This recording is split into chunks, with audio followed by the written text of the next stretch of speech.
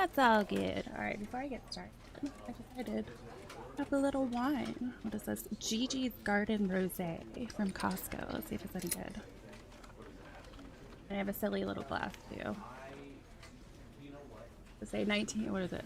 1986, vintage, aged to perfection. You know, gotta be goofy.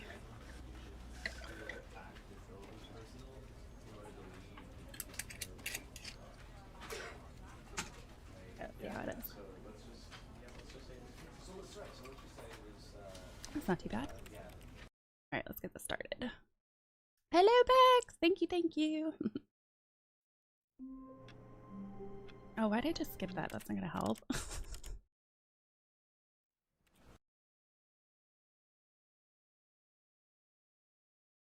This is the story of a man named Stanley. Stanley worked for a company in a big building where he was employee number 427.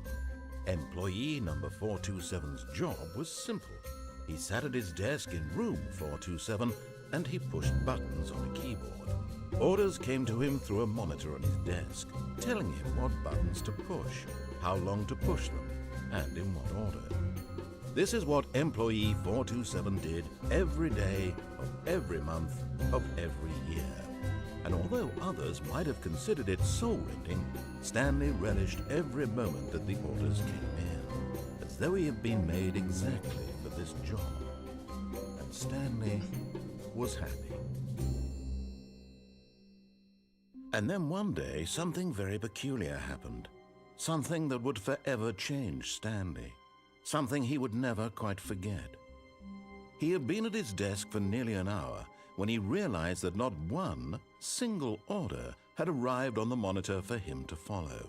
No one had showed up to give him instructions, call a meeting, or even say hi. Never in all his years at the company had this happened, this complete isolation. Something was very clearly wrong. Shocked, frozen solid, Stanley found himself unable to move for the longest time. But as he came to his wits and regained his senses, he got up from his desk and stepped out of his office. Yeah, I heard there's like a crap ton of endings.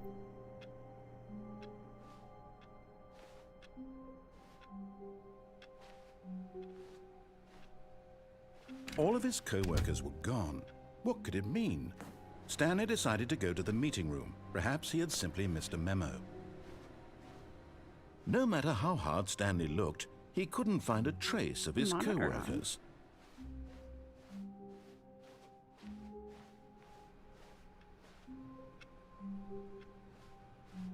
Couple monitors on.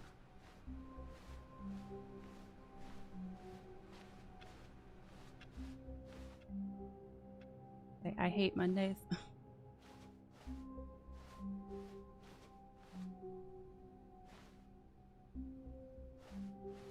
When Stanley came to a set of 2 open doors, he entered the door on his left.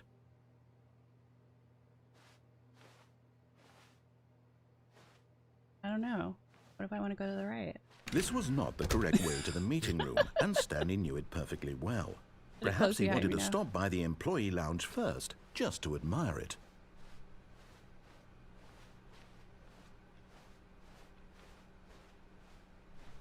Ah, yes, truly a room worth admiring. It had really been worth the detour after all, just to spend a few moments here in this immaculate, beautifully constructed room. Stanley simply stood here, drinking it all in. Yep. It's a pretty nice break room. But eager to get back to business, Stanley took the first open door on his left. I know. Like, no, I want to go Stanley this was way. so bad at following directions, it's incredible he wasn't fired years ago.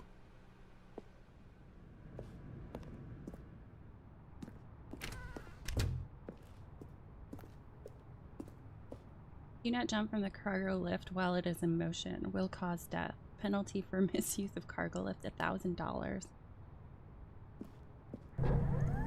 Look, Stanley, I think perhaps we've gotten off on the wrong foot here. But in his eagerness to prove that he is in control of the story and no one gets to tell him what to do, Stanley leapt from the platform and plunged to his death.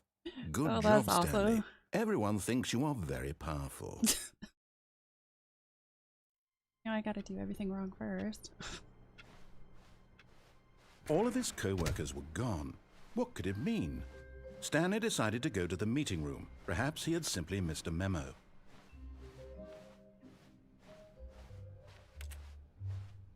When Stanley came to a set of 2 open doors, this was not the correct way to the meeting room, and Stanley knew it perfectly well. Perhaps he wanted to stop by the employee lounge first, just to admire it. Wow, yes, this room. But eager to get back to business, Stanley took the first open door on his left. No, I'm gonna go the first way. Stanley was so bad at following directions, it's I just won't incredible jump he this wasn't time. 5 years ago. Look, Stanley, I think that's a perhaps good we've one. gotten off on the wrong foot here. I'm not your enemy, really, I'm not. I realize that investing your trust in someone else can be difficult, but the fact is that the story has been about nothing but you all this time. There's someone you've been neglecting, Stanley. Someone you've forgotten about. Please, stop trying to make every decision by yourself. Now, I'm not asking for me, I'm asking for her. Tiny sips. This is it, Stanley. Your chance to redeem yourself, to put your work aside, to let her back into your life. She's been waiting.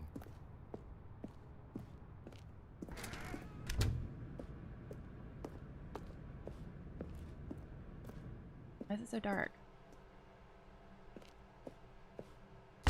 Ooh. That's her, Stanley.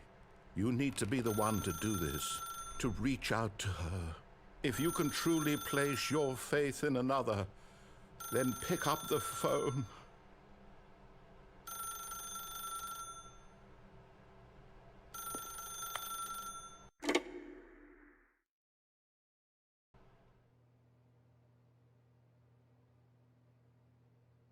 Oh, Stanley, is that you? Hold on, sweetie. Sorry to keep you waiting. I'm just pulling the bread out of the oven. All right. Okay, there we go. All right, now, I want you to come in and tell me all about your day. Oh, God. Gotcha. Oh, come on.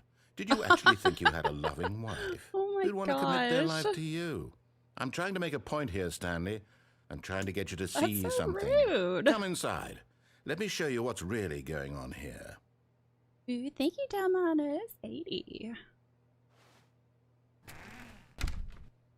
This is a very sad story about the death of a man named Stanley.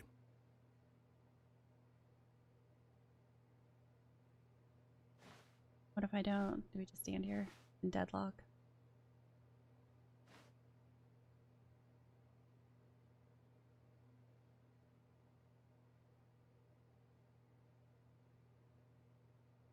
Well, can I stand here before he yells at me?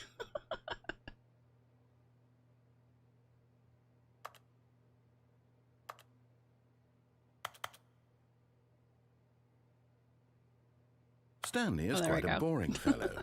He has a job that demands nothing of him, and every button that he pushes is a reminder of the inconsequential nature of his existence.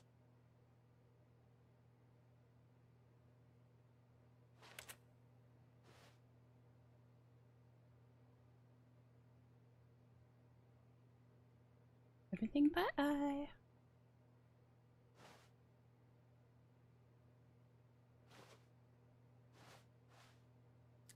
Oh, look at this nice table. Grungy old sink.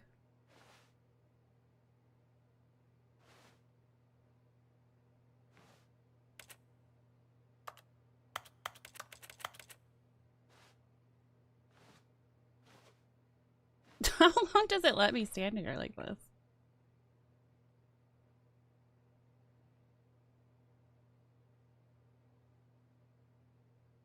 Definitely feels like longer than the first time.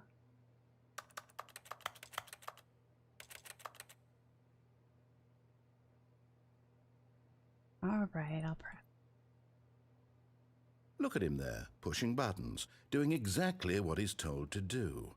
Now he's pushing a button. Now he's eating lunch. Now he's going home. Now he's coming back to work. One might even feel sorry for him, except that he's chosen this life.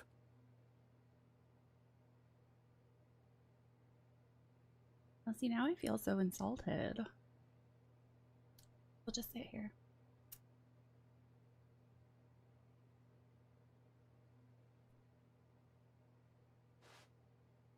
Oh, whoa! What the hell?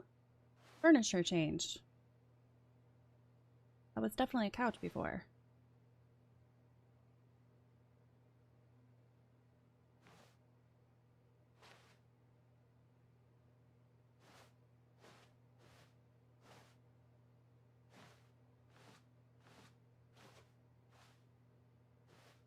I wonder what you got this time. Yeah, they must do this purposely excessively long so that you press it.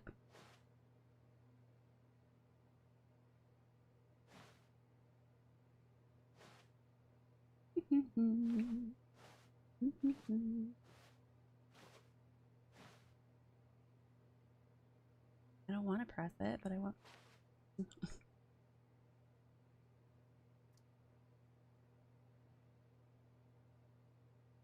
Lovely lighting in here. Guess sometimes you just have to listen to the man. Oh, so. But in his mind, in his mind he can go on fantastic adventures. From behind his desk, Stanley dreamed of wild expeditions into the unknown, fantastic discoveries of new lands. It was wonderful, and each day that he returned to work was a reminder that none of it would ever happen to him.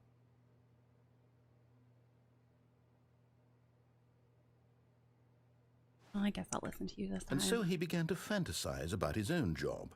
First, he imagined that one day while at work, he stepped up from his desk to realize that all of his co-workers, his boss, everyone in the building had suddenly vanished off the face of the earth. The thought excited him terribly. Who are the boys? So he went further. He imagined that he came to 2 open doors and that he could go through either. At last, choice. It barely even mattered what lay behind each door. The mere thought that his decisions would mean something was almost too wonderful to behold. As he wandered through this fantasy world, he began to fill it with many possible paths and destinations. Down one path lay an enormous round room with monitors and mind controls. And down another was a yellow line that weaved in many directions. Yellow line and down is another trademark. was a game with a baby. And he called it the Stanley Parable. Gonna turn into more office stuff. It was such a wonderful fantasy, and so in his head he relived it again, and then again, and again, over and over, wishing beyond hope that it would never end, that he might always feel this free. Surely there's an answer down some new path, mustn't there be? Perhaps if he played just one more time. Hard to tell your wife, but I don't have a wife, remember? But there is no answer. How could there possibly be? In reality, all he's doing is pushing the same buttons he always has. Nothing has changed. The longer he spends here, the more invested he gets, the more he forgets which life is the real one. And I'm trying to tell him this, that in this world he can never be anything but an observer, that as long as he remains here, he's slowly killing himself. But he won't listen to me. He won't stop. Here, watch this. Stanley, the next time the screen asks you to push a button, do not do it. Do it? You see? Can he just not hear me? How can I tell him in a way that he'll understand that every second he remains here, he's electing to kill himself? How can I get him to see what I see? How can I make him look at himself? Press R to question nothing. I suppose I can't, not in the way I want him to.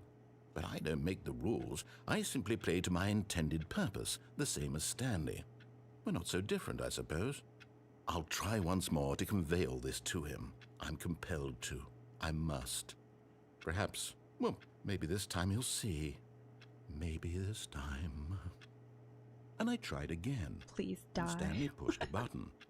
And I tried again. And Stanley pushed a button. And I tried. Oh.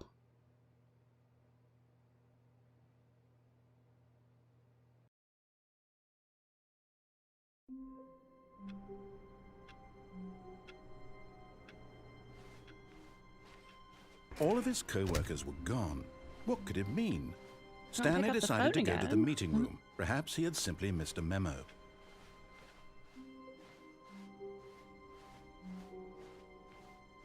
When Stanley came to a set of 2 open doors, this was not the Still not correct way to the listening. meeting room, and Stanley knew it perfectly well. Perhaps he wanted to stop by the employee lounge first, just to admire it. The lounge was sublime, a work of art. What was it about? But eager to get back to business, Stanley took the first open door on his left. What a beautiful picture. Stanley was so bad at following directions, it's incredible he wasn't fired years ago. Look, Stanley, I think perhaps we've gotten off on the wrong foot here. What a big I'm warehouse. not your enemy, really, I'm not. I realize that investing your trust in someone else can be difficult, but the fact is that the story has been about nothing but you all this time. There's someone you've been neglecting, Stanley. Someone you've forgotten about. Please, stop trying to make every decision by yourself. Now, I'm not asking for me, I'm asking for her. This is it, Stanley. Your chance to redeem yourself, to put your work aside, to let her back into your life. She's been waiting. Alright, how long is it gonna make me wait on the phone? That's her, Stanley. You need to be the one to do this, to reach out to her. If you can truly place your faith in another, then pick up the phone. Not this time. Cigarette butts all on the floor.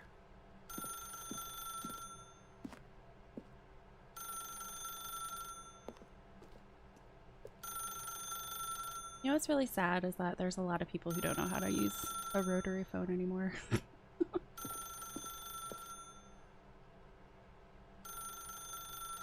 I'm gonna cry in the corner over here.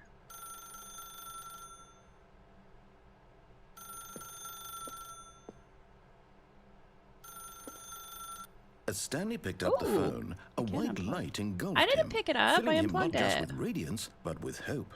Hope for a life reunited one... Wait. Oh, goodness. Stanley, did you just unplug the phone? Maybe. No, that wasn't supposed to be a choice. How did you do that?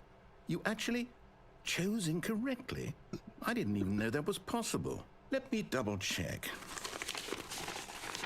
No, it's definitely here, clear as day. Stanley picks up the phone. He's taken to his apartment where he finds his wife, and the two pledge themselves to one another. Music comes in, fade to white, roll credits.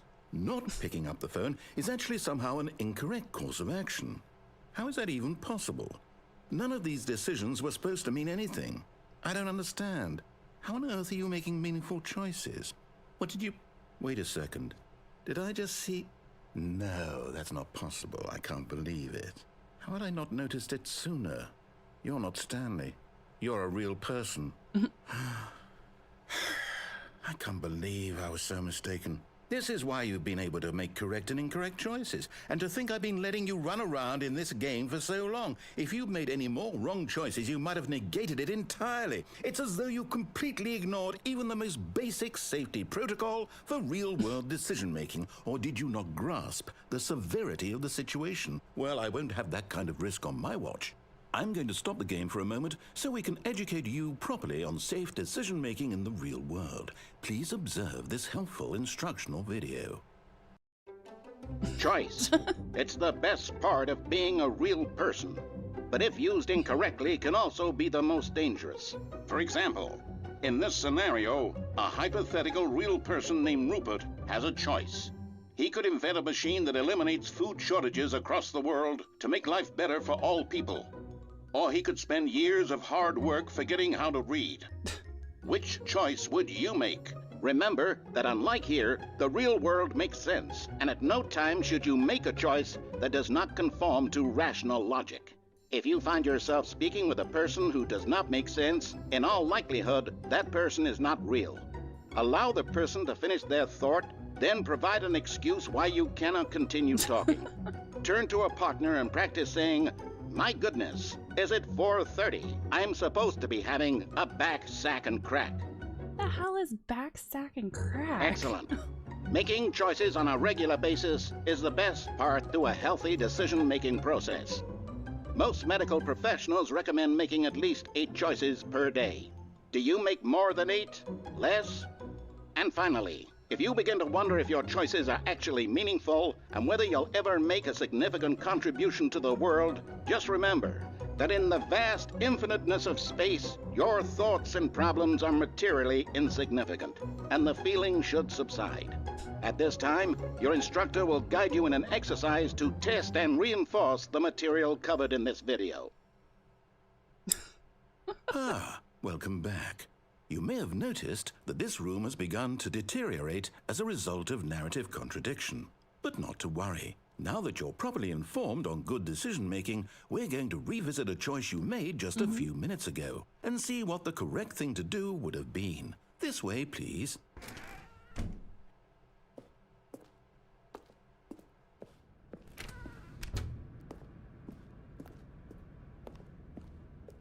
Taking me back.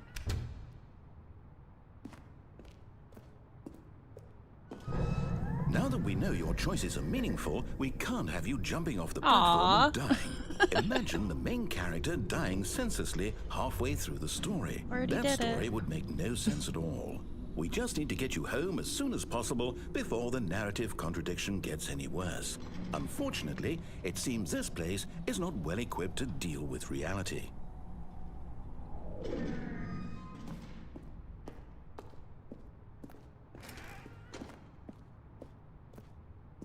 Do not lie. If you are lying right now, stop.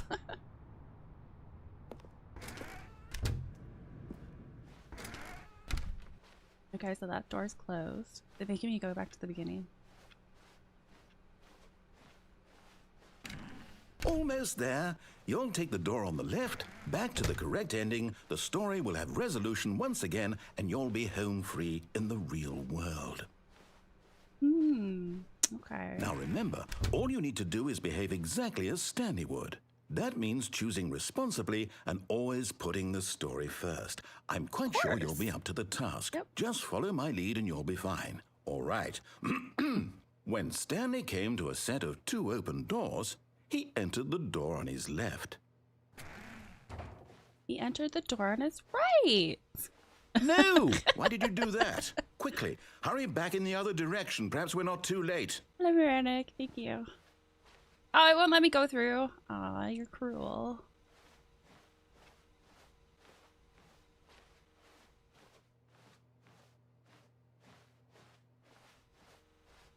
Aw, it's gonna make me.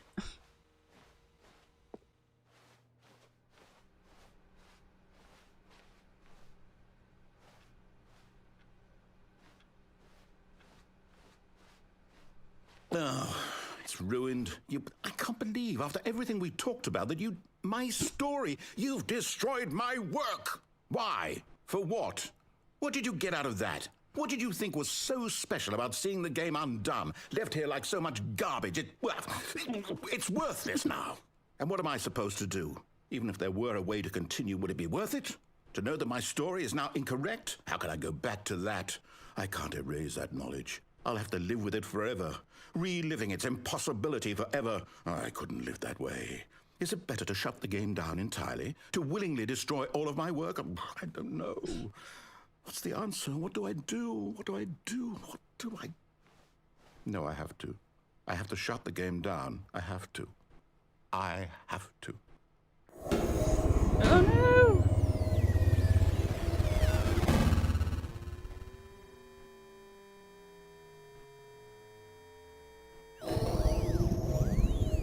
Oh no! Oh dear. Oh, I'm here. I'm still here. Here in this pile of rubbish. With you. You. Who thought you were so clever. Now look where we are. My entire game is destroyed. It was the only thing in the world that was mine, and you've run it into the ground. What, did you think that would be funny? You just had to see? Mm-hmm. Didn't I impress upon you how important it was to be like Stanley? He actually knows how to do what I tell him to. He understands that if I say to do something, there's a damn good reason for it. That thought hadn't even occurred to you, had it? That there's a world outside of you? Nope. You're a child. Pretty much. Oh, my story. If you'd just gone through the door on the left, you would have seen it. There was a whole underground facility. You would have destroyed it and been victorious. It would have been so perfect. I worked so hard on it. I tried so hard to make... Uh-oh. ...behave exactly as Stanley would. That means choosing responsibly and always putting the story first. I'm quite sure you'll be up to the task. Just follow my lead and you'll be fine. All right. When Stanley came to a set of 2 open doors, he entered the door on his left.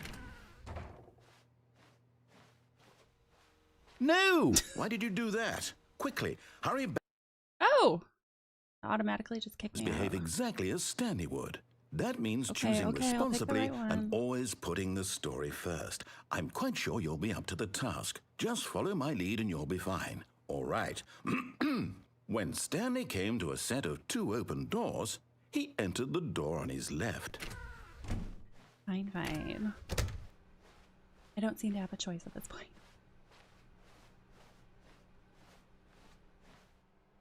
Tips for not getting Yet there was fired. not a single person here either. Feeling a wave of disbelief, Stanley decided to go up to his boss's office, hoping he might find an answer there. Let's see what's on these whiteboards first. Not alter without consulting whiteboard manager. Office party. Complete today's unfinished agenda items. Write next day's agenda. Reflect. Push for funding for R&D of new coffee machine.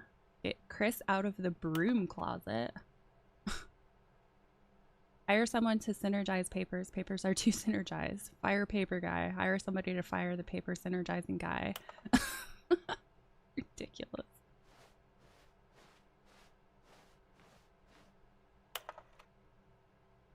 $402 plus $405. Want to get rid of the death sport portion in the primary review schedule. But I think that's a stupid idea. More water coolers. More water cooler heaters. Charts need to be more hip to appeal to teenage demographic. Find teenagers to put in teenage demographic. Oh my gosh.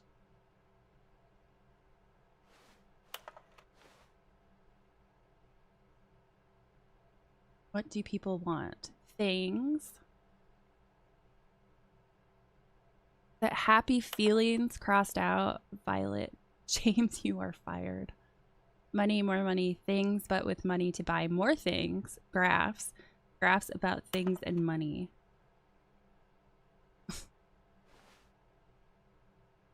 Let it ball up inside you. Take it out passive aggressively on other coworkers. Resent coworkers. Slides to assure employees that everything is okay. Make sure your slide has a slick blue graphic in the header and throw some bevel on all the text.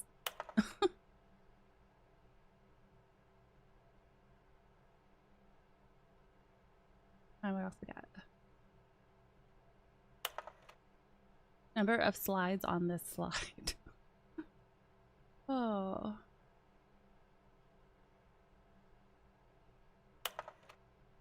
Rate at which charts on the same slide depict the same information. Well, that is basically every business meeting, isn't it?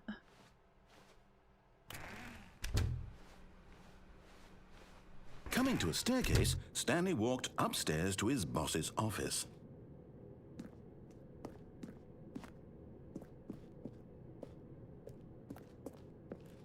Whoa. Wanky looking office.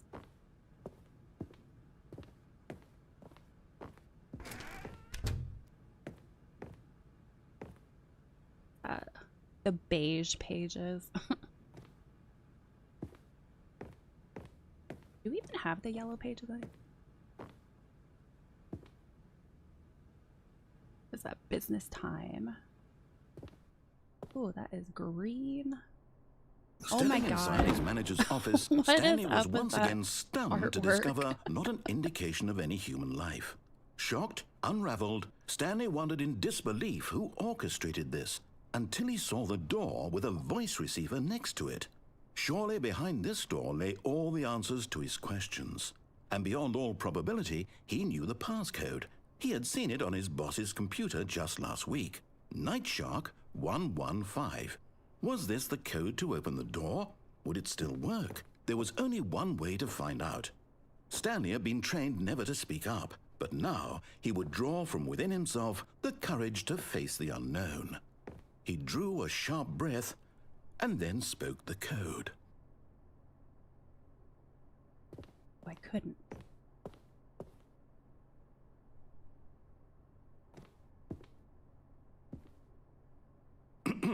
Stanley spoke the code. Night Shark 115. He spoke it into the receiver, right there on the wall. Mm-hmm. Yep. Sure did. That is... What happened to this door? I'm sorry, is there a problem? You didn't mishear me, did you? Please speak the code into the receiver. Otherwise we can't get on with the story. This is a crucial step.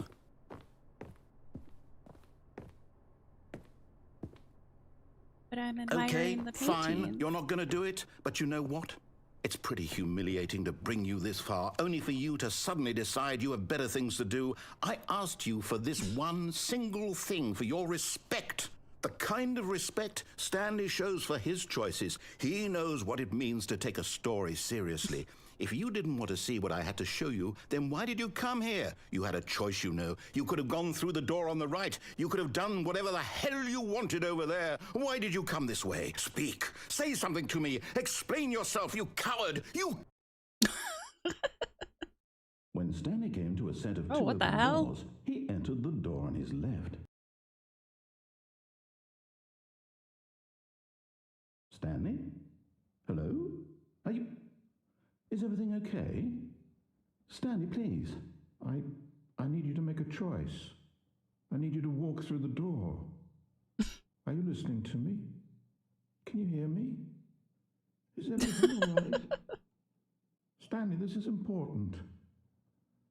The story needs you. It needs you to make a decision. It cannot exist without you. Do you understand me?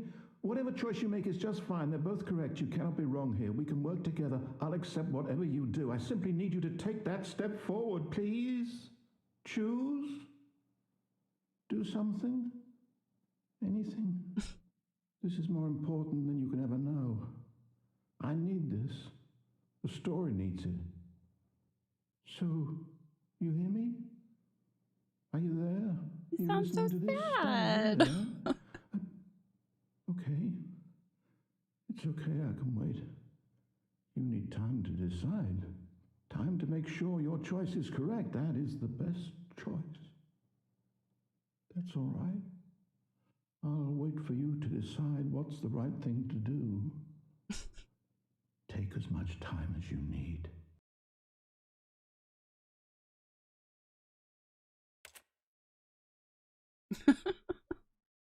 Oh my gosh. All of his co-workers were gone. What could it mean? Stanley decided to go to the meeting room. Perhaps he had simply missed a memo.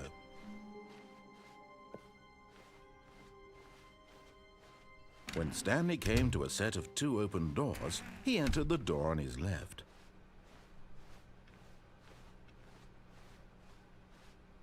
Yet there was not a single person here either.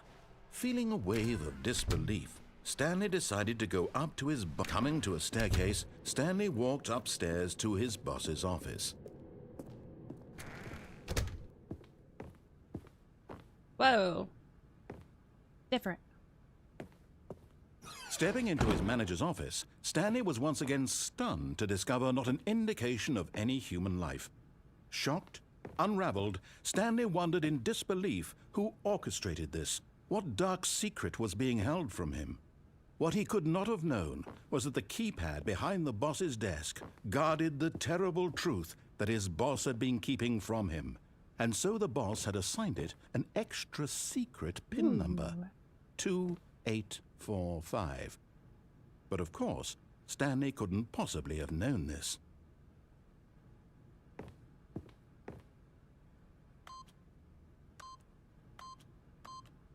Yet incredibly, by simply pushing random buttons on the keypad, Stanley happened to input the correct code by sheer luck. Amazing.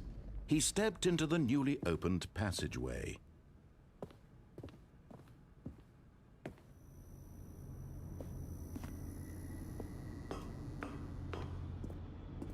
Spooky.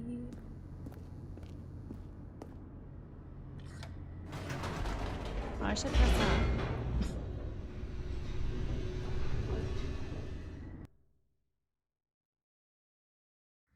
Descending deeper into the building, Stanley realized he felt a bit peculiar. It was a stirring of emotion in his chest, as though he felt more free to think for himself, to question the nature of his job. Why did he feel this now, when for years it had never occurred to him?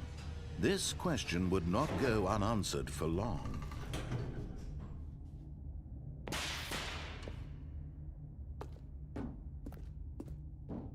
Stanley walked straight ahead through the large door that read Mind Control Facility. I don't want to go in there.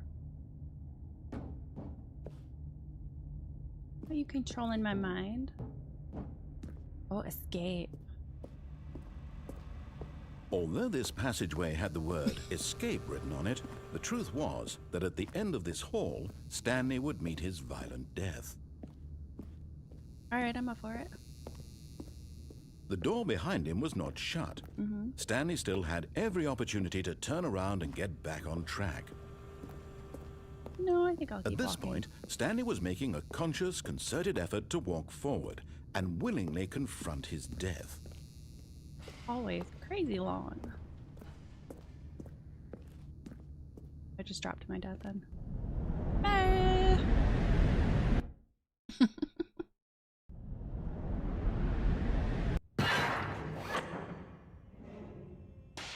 I'm alive. As the machine whirred into motion and Stanley was inched closer and closer to his demise, I feel like that reflected fall his should life have had been taken of care of no me. consequence whatsoever. Stanley can't see the bigger picture.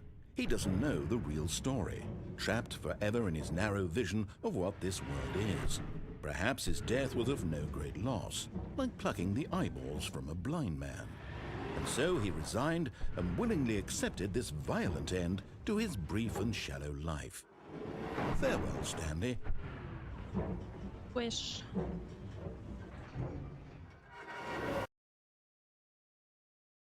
"Farewell, Stanley," cried the narrator, as Stanley was led helplessly into the enormous metal jaws. Who are you? In a single visceral instant, Stanley was obliterated as the machine crushed every bone in his body, killing him instantly.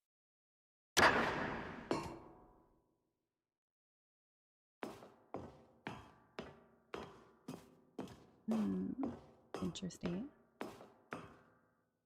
And yet it would be just a few minutes before Stanley would restart the game, back in his office, as alive as ever. What exactly did the narrator think he was going to accomplish? When every path that's you can bright. walk has been created for you long in advance, death becomes meaningless, making life the same. Do you see now? Do you see that Stanley was already dead from the moment he hit start?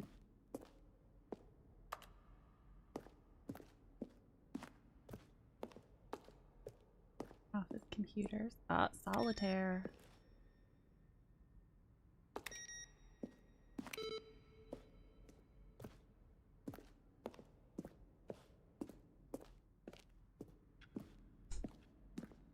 Interesting.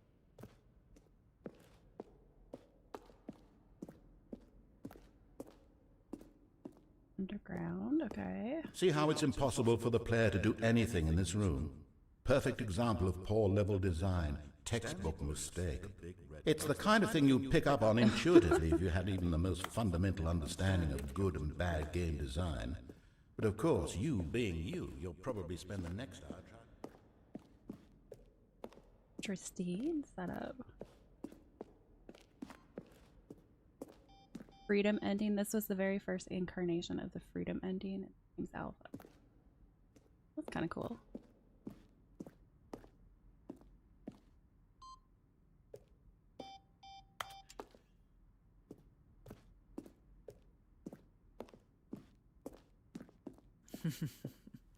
Oh, look at these two. How they wish to destroy one another.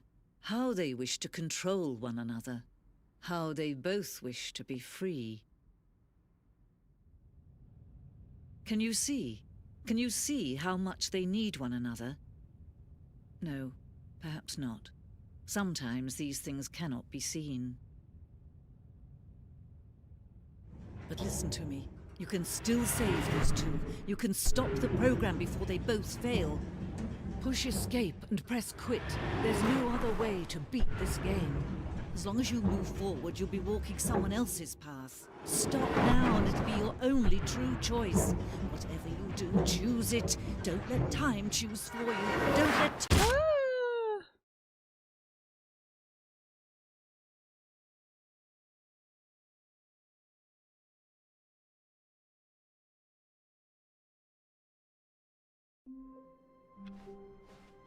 All of his co-workers were gone. What could it mean? That's fine. Stanley decided to go to the meeting room. Perhaps he had simply missed a memo.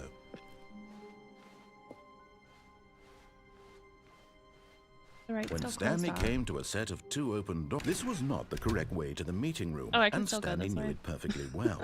Perhaps he wanted to stop by the employee lounge first, just to admire it.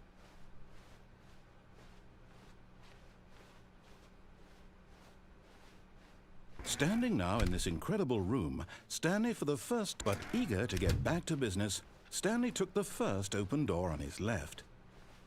I'll do it And this so time. he detoured through the maintenance section, walked straight ahead to the opposite door, and got back on track. Yep, that's exactly what I did. But Stanley didn't want to go back to the office. He wanted to wander about and get even further off track. So now in order to get back, he needed to go, from here it's, left. Oh, no. Ah. No, it's to the right. My mistake. Is No, it? no, not the right. Why would I have ever said it was to the right? What was I thinking? It's clearly... Oh, dear, would you hold on for a minute, please? Now, let's see. We went down, right, left, down, left, right. Yep, okay, yes. I've got it now. This story is absolutely, definitely this way. Is it? Oh, am I gonna get run over by a freaking van?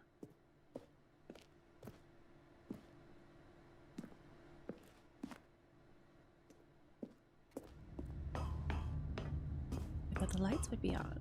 Oh. No. This isn't right at all. You're not supposed to be here yet. This is all a spoiler. Quick, Stanley, close your eyes. Okay.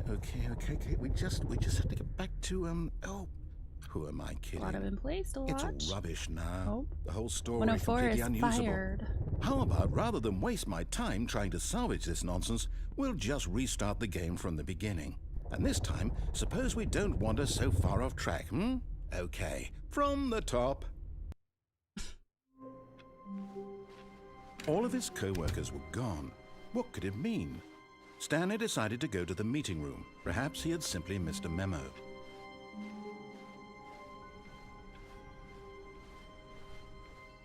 When Stanley... Wait, what? No, I restarted. I swear, I definitely restarted the game over, completely fresh. Everything should be... Oh, did something change? Stanley, did you change anything when we were back in that room with all the monitors? Did you move the story somewhere, or... Hold on. Why am I asking you? I'm the one who wrote the story. It was right here just a minute ago. I know for sure that it's here somewhere. Okay, then. It's an adventure. Come, Stanley. Let's find the story. Oh. Well, that's fun. Let's go this way.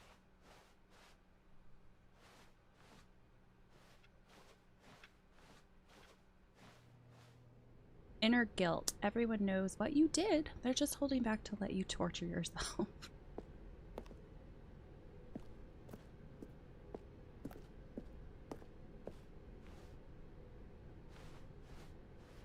I'll say it. This is the worst adventure I've ever been on. I can promise you there definitely was a circle back story here around. before. Do we need to restart the game again? Well, I find it unlikely that we'll ever progress by starting over and over again, but it's got to be better than this. Okay, let's give it a shot. Why not?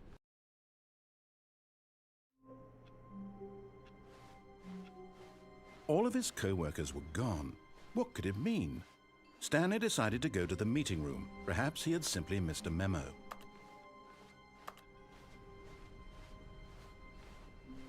Oh. Okay, Now there's no doors. it's worse. I might be remembering this wrong. It's possible the story is back where we just came from. Why don't we go back the other direction and see if we missed anything?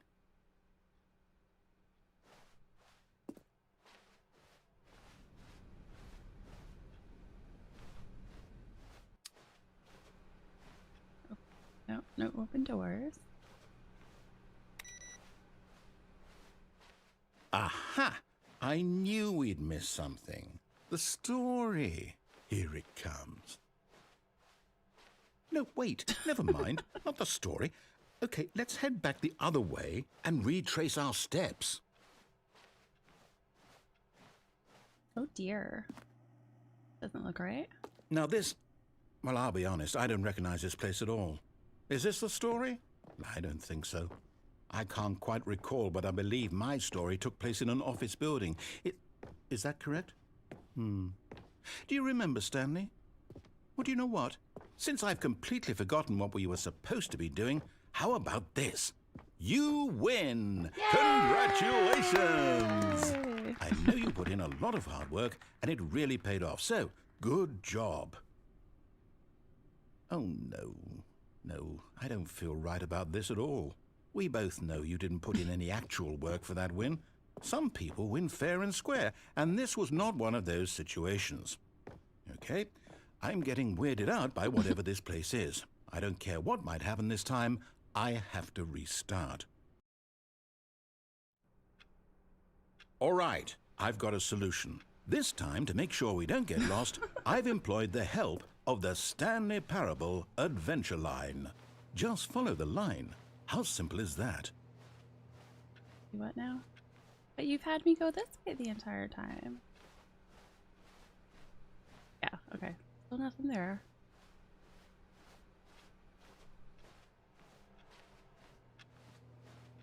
Fine, I'll follow your line. You see?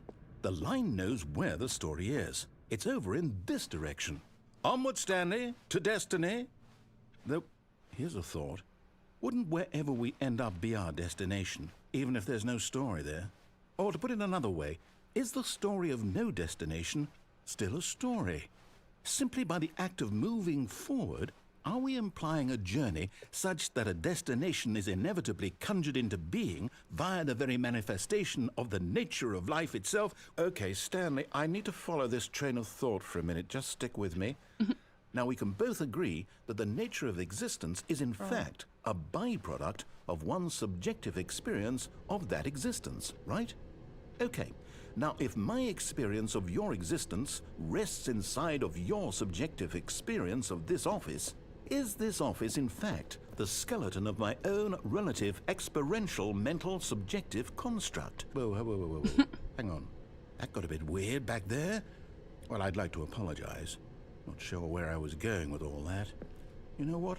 I think what we need right now is a bit of music to lighten the mood. Interesting choice.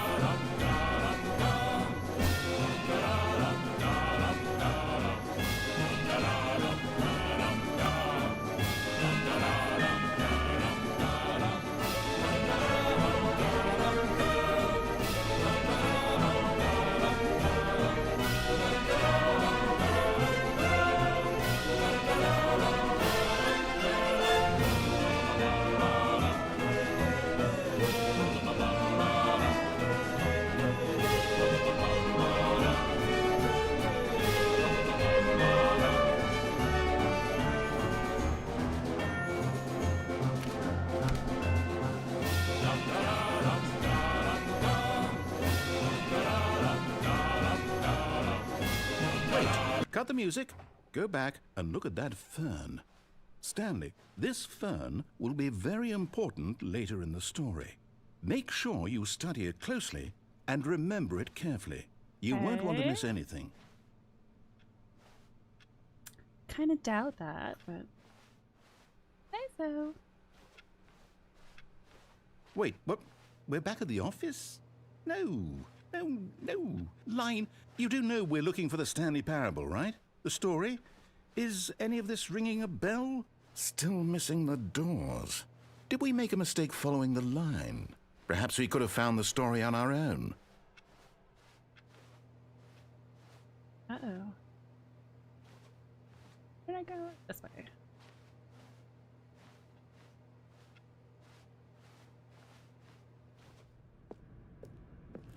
Oh. Oh, no, not again, Line. How could you have done this to us? And after we trusted you, after everything we've been through, you... Oh, I can't take this anymore. To hell with it. Restart.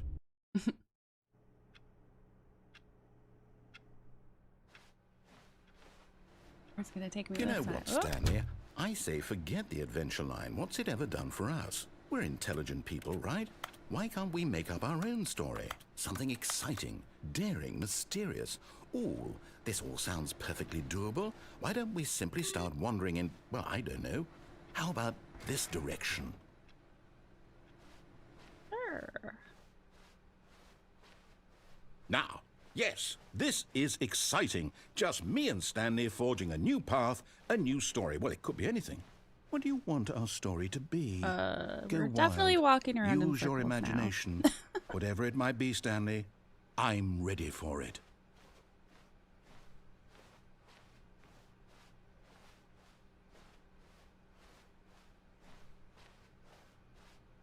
Oh, no, not you Dragon. again. Stanley, I'd also like to veto the line from having any role in our awesome new story. No lines or monitor rooms. Just don't acknowledge it, and we should be fine. Can I not acknowledge it? It's right. It's all over the place.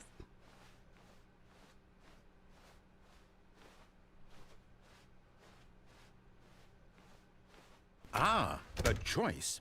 We get to make a decision. From here, the story is in our control. How important we mustn't squander the opportunity. In fact, I believe I need a minute to think here. Just walk in circles for a minute. Okay, No, I'm good. so I know that each door has to lead somewhere, which means that somewhere, the place where we're trying to go, there must be a reverse door that leads here. And that in turn means that our destination corresponds with the counter-inverted reverse door's origin. So starting from the right, let us ask, will taking the right door lead us to where we're going? And since the answer is clearly yes, then by all accounts, the door on the right is the correct one. Another victory for logic.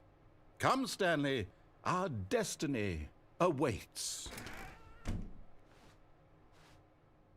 The confusion ending? Oh, hold up, what's this? The confusion ending. You're telling me that's what this is? It's all one giant ending? And we're supposed to restart the game, what, eight times? That's really how all this goes? It's all determined? So now, according to the schedule, I restart again. Then what? Am I just supposed to forget? Well, what if I don't want to forget? My mind goes blank simply because it's written here on this thing, wall. Well, who consulted me? Why don't I get to decide? Why don't I get a say in all of this? Is it really? No, it can't be. I don't want it to be. I don't want the game to keep restarting. I don't want to forget what's going on. I don't want to be trapped like this. I won't restart the game. I won't do it. I won't do it. I won't do it. You're gonna trap us both here? And the timer stopped? Does that mean, did we do it? Did we break the cycle? The, whatever it is that made this schedule? How would we even know? Will someone come for us? Will something happen? So, okay. I guess now we just wait. You know, I suppose in some way that this is a kind of story, wouldn't you agree? I'm not quite sure if we're in the destination or the journey, though they're always saying that life is about the journey and not the destination, so I hope that's where we are right now. We'll find out, won't we? Eventually. Well, in the meantime, if you do...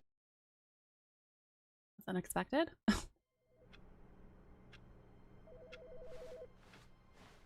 Phone's ringing. It's ringing.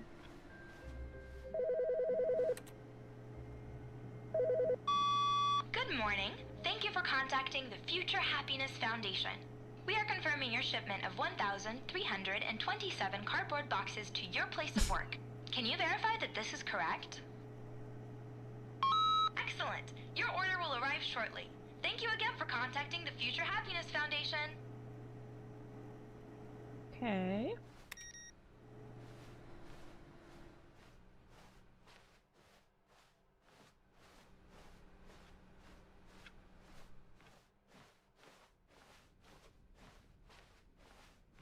When Stanley came to a set of 2 open doors, this was not the correct way to the meeting room, and Stanley knew it perfectly well. Perhaps he wanted to stop by the employee lounge first, just to admire it. Stanley felt lightheaded, butterflies in his stomach, giddy in a way he had never known before. Okay, that's different. Was it this room? A connection between the two? Could a man love a room? I mean, truly, truly, deeply, madly love. A little odd.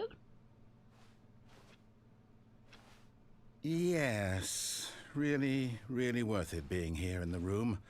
A room so utterly captivating that even though all your co-workers have mysteriously vanished, here you sit looking at these chairs and some paintings. Really worth it. Yep. Nice coffee pot here. But eager to get back to business, Stanley took the first open door on his left. And so he detoured through the maintenance section, walked straight ahead to the opposite door, and got back on track. Yet there was not a single person here either. Feeling a wave of Talk disbelief, less. Stanley Okay, decided fired. to go up to his boss's office, hoping he might find an answer there. Stanley stepped into the broom closet, but there was nothing here, so he turned around and got back on track. No, I'm gonna hide in the broom closet. There was nothing here. No choice to make, no path to follow, just an empty broom closet. Oh, it's No pretty cozy in reason to here. still be here. We've got some duct tape. I've got a couple of wrenches. It was baffling that Stanley was still just sitting in the broom closet. He wasn't even doing anything. At least if there was something to interact with, I'm he'd be admiring. justified in some way. As it is, he's literally just standing there doing sweet FA.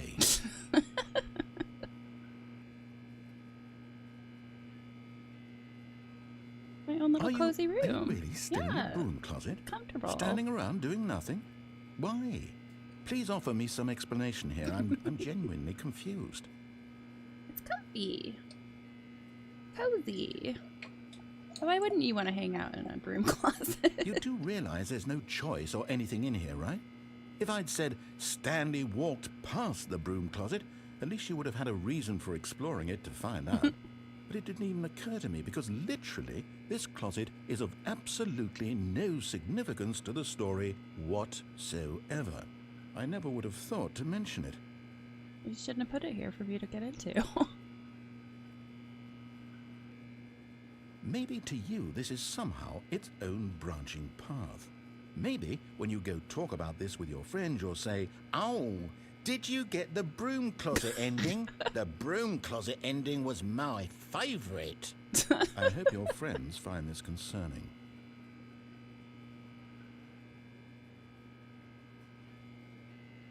Stanley was fat and ugly and really, really stupid. He probably only got the job because of a family connection. That's how stupid he is. That Oh, or nice. with drug money. Also, Stanley is addicted to drugs and hookers. Not cool. Don't you bully me. Well, I've come to a very definite conclusion about what's going on right now. You're dead. You got to this broom closet, explored it a bit, and were just about to leave because there's nothing here, when a physical malady of some sort shut down your central nervous system and you collapsed on the keyboard. Well, in a situation like this, the responsible thing is to alert someone nearby so as to ensure that your body is taken care of before it begins to decompose. Hello? Anyone who happens to be nearby? The person at this computer is dead. They have fallen prey to any number of your countless human physiological vulnerabilities. It's indicative of the long-term sustainability of your species. Please remove their corpse from the area and instruct another human to take their place, making sure they understand basic first-person video game mechanics and filling them in on the history of narrative tropes in video gaming, so that the irony and insightful commentary of this game is not lost on them. All right, when you've done that, just step out into the hallway.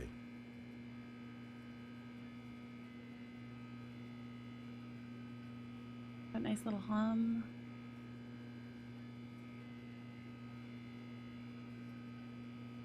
Yeah, spend like 10 more seconds, see if he says anything.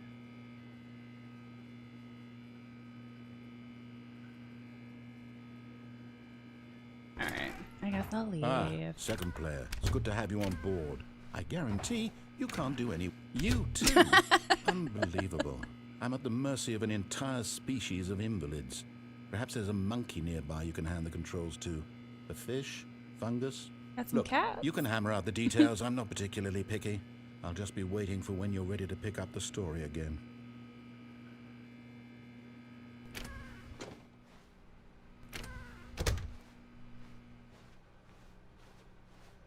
Coming to a staircase, Stanley walked upstairs to his boss's office. Oh, there's downstairs now. Ooh. Red lights make it creepy.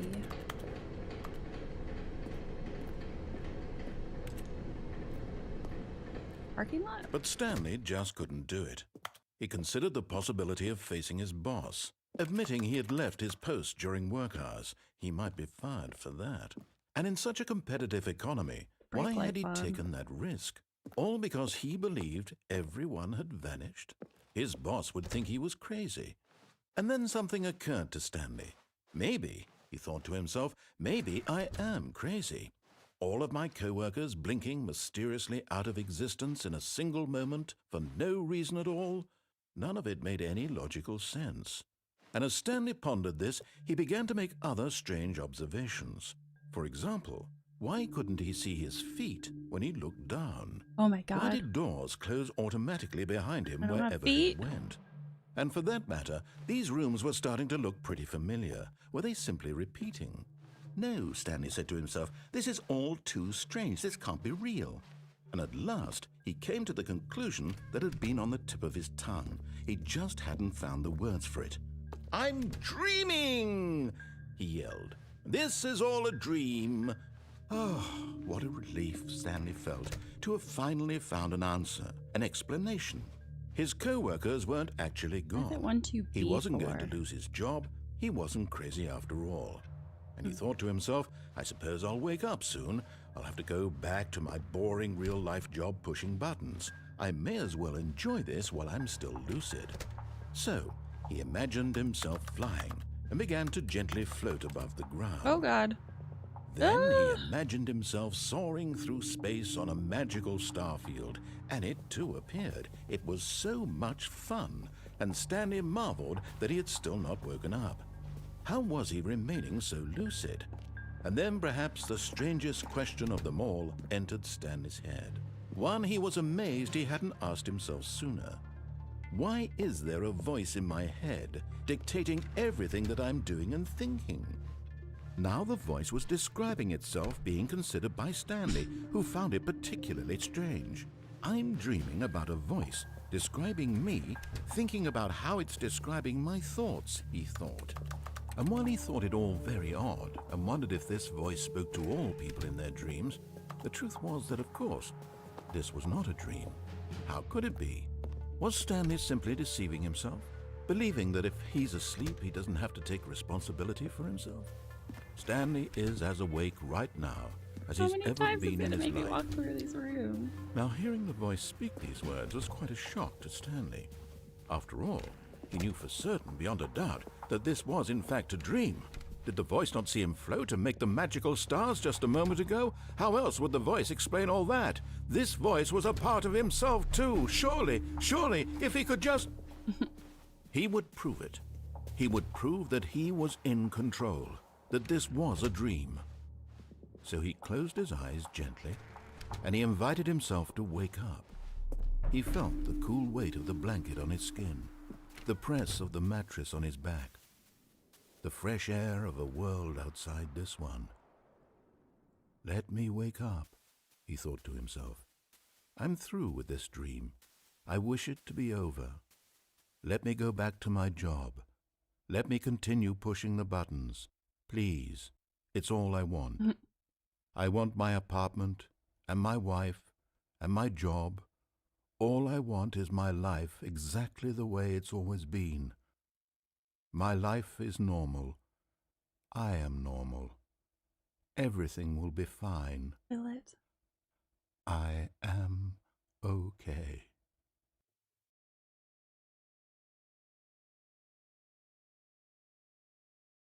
I didn't wake up. Stanley began screaming. Please, someone, wake me up. My name is Stanley. I have a boss. I have an office. I am real. Please, just someone tell me I am real. I must be real. I must be. Can anyone hear my voice? Who am I? Who am I? And everything went black. Ah. Yeah, I want to go back to my shitty office job. No thanks. This is the story of a woman named Mariella. Mariella woke up on a day like any other. She arose, got dressed, gathered her belongings, and walked to her place of work. But on this particular day, her walk was interrupted by the body of a man who had stumbled through town talking and screaming to himself, and then collapsed dead on the sidewalk. And although she would soon turn to go call for an ambulance, for just a few brief moments she considered the strange man. He was obviously crazy, this much she knew. Everyone knows what crazy people look like. And in that moment, she thought to herself how lucky she was to be normal. I am sane. I am in control of my mind. I know what is real and what isn't. It was comforting to think this, and in a certain way, seeing this man made her feel better. But then she remembered the meeting she had scheduled for that day, the very important people whose impressions of her would affect her career, and by extension, the rest of her life. She had no time for this, so it was only a moment that she stood there, staring down at the body. And then she turned and ran.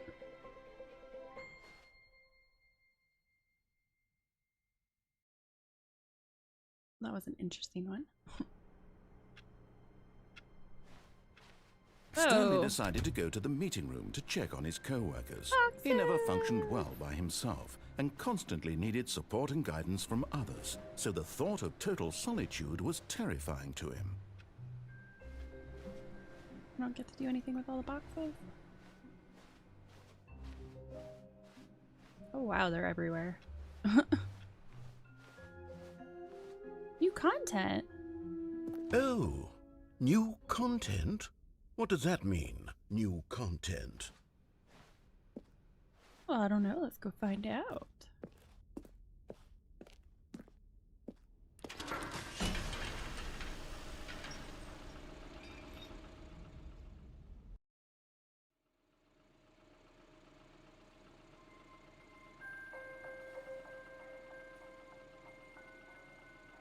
Hello, and thank you for playing the Stanley Parable Ultra Deluxe. As you may know, the Stanley Parable was a video game released in 2013 on home computers. After receiving critical and commercial success, it was expanded upon in 2022 with the Stanley Parable Ultra Deluxe, a reimagining of the game for consoles and home computers. The Stanley Parable Ultra Deluxe features exciting new content that broadens and expands the world of the Stanley Parable, delighting audiences the world over. Please, step inside and see what thrilling new adventures await in the Stanley Parable Ultra Deluxe. Oh, well, this sounds delightful. I'm very excited to see the thrilling new Ultra Deluxe content. Okay, so far it's an elevator. Nothing special yet, but I'm sure it's just the beginning of a mesmerizing adventure. I guess we'll find out. Is it broken? Is it broken? What's going on here? Should we be moving somewhere? Or, oh, there we go. All right, finally, at long last, it's on to the new content. I've never been more ready. Let's do it.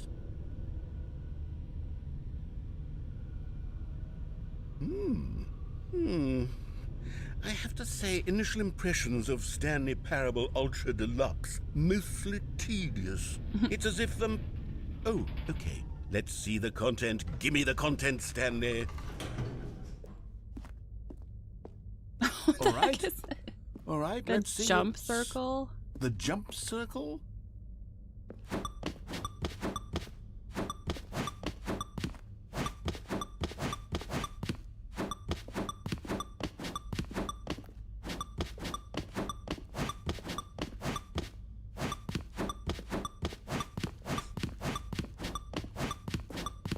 Whee, so much fun.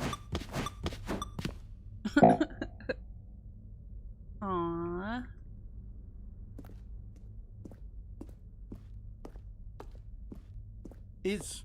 Is that it? Surely that's not all the new content. There has to be something else, right? Goodness. Another elevator. Stanley, I have to say, initial impressions of this game are not positive. It's just elevators and jumping. Is this what passes for exciting new content? If this is new content, then I could just read you the whole dictionary. There's 20 hours of new content right there. Hell, I could count to 30 trillion. You could put that on the box. The Stanley Parable Ultra Deluxe, now with over 1,000 hours of new content. And oh, wait, there's more. Very good. Yes. Maybe I another knew jumping there had to be circle? something else. Let's see it. I'm ready for whatever it is. That's it? Oh, you've got to be kidding me. You see, Stanley? This is what happens when greedy video game developers with no respect for their fan base rush a cheap expansion to market for no reason other than to make an easy dollar. And don't get me started on the level of craftsmanship that's gone into it. In fact, I'm looking right now at the game's achievements, and it's hard to believe one of them actually says, "Test achievement, please ignore." What quality assurance department signed off on this? I'm infuriated and I'm offended, and I intend to find these people on Twitter and hold them personally accountable. It's my fault, Stanley. I built up too much anticipation around the new content, I'm afraid. It could never have lived up to such expectations. If you're still with me, why don't we just reset the game, and we'll try to get back to what the Stanley Parable is really about. No frills, no gimmicks. Just you and me having a great time together like always. What do you say, friend? Apparently I don't have a choice. That's new.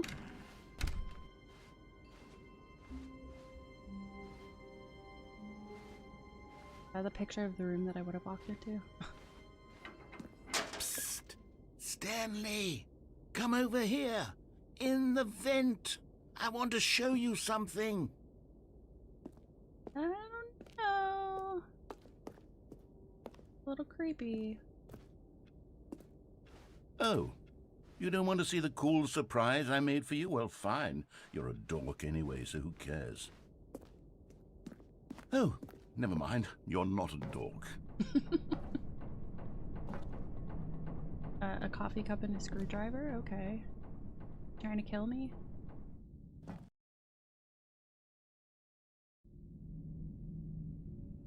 Okay, you remember how cheap and unsatisfying the new Ultra Deluxe content turned out to be? Well, it got me thinking about the past, and how much better the Stanley Parable used to be. So I made something special and tucked it away here where the game's developers won't find it. Just our little secret. Take a look. I call it the Memory Zone. It's where I've been storing all my favorite memories so I can relive the peak experiences of my life whenever I want. Experiences like the launch of the Stanley Parable on PC. You see, Stanley, doesn't the memory zone remind you of how wonderful Stanley Parable was before it was sullied with a cheap re-release? Remember back in October of 2013, when the game originally launched? Back then, video games had integrity. Back then, it all meant something. Oh, the waste. Such old packaging.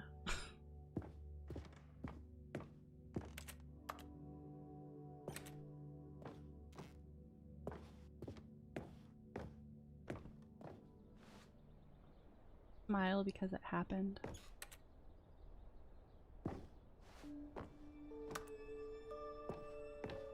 Go outside, don't play for 5 years. What? Unachievable. It is impossible to get this achievement.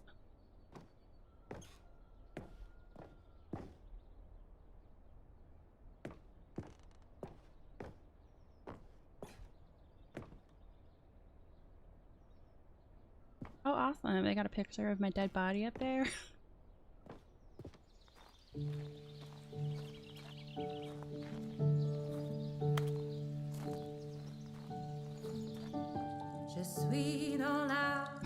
And over here is where I keep reviews of the Stanley Parable. Like this stunning triumph of games journalism. 10 out of 10 from Destructoid.com. James Stephanie Sterling writes, and I quote, "Where so many games that aspire to be more than games end up less than any form of art, Stanley Parable strives and then succeeds to be every game ever created." Did you hear that, Stanley? Every game ever created. That's how grand and all-encompassing the original Stanley Parable was. It was literally every game ever created. It was Skyrim, it was Persona 3, it was all of them, and now it's nothing. I don't know if It's no games at all. It isn't even the Stanley Parable anymore. It's just a husk now. A lifeless husk with an hour of new elevator content. Don't read any reviews except this one. How do you review a game like the Stanley Parable? To describe any one part of it is to risk its ruination. To detail what it has to say about game design, the illusion of choice, and the psychology of the gamer is to tell you too much. Comparison two are going to be woefully inadequate. Perhaps its closest cousin would be Dear Esther. But where Dear Esther wastes the form of interactive entertainment, Stanley Parable uses and then subverts it. Where so many games that aspire to be more than games end up less than any form of art, Stanley Parable strives and then succeeds to be every game ever created.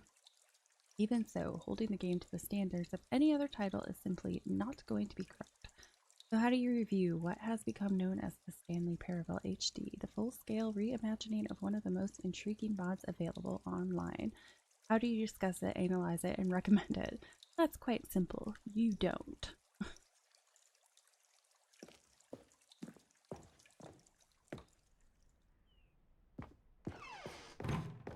Memory zone maintenance.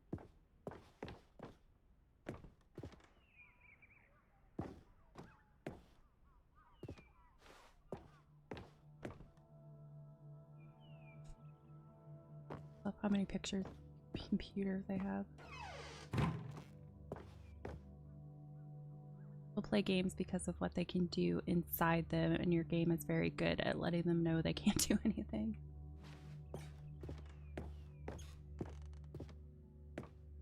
Here's another moving passage, this Carpet time textures? from GameSpot.com. The Stanley Parable is both a richly stimulating commentary on the nature of choice in games and one that offers some of the most enjoyable, surprising, and rewarding choices I've ever been confronted with in a game. 9 out of 10. Don't you get it, Stanley? The game was perfect. It didn't need anything else. It didn't need new content.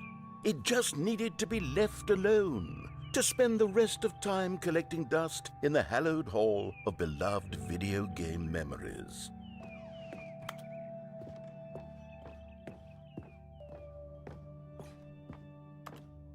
I can't get through.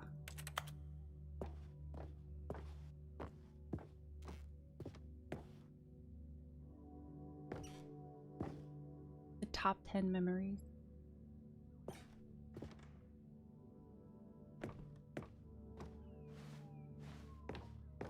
Hey, what if I go back the other way? These were simpler times, Stanley. But I wouldn't give to go back, to have it all over again.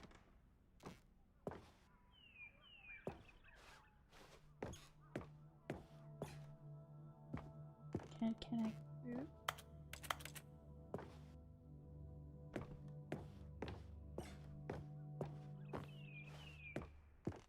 Oh, okay, there we go. Wait, hang on. I don't recall this part of the memory zone before. What's this? What's down here? Yeah, it's got the soda machines hanging around.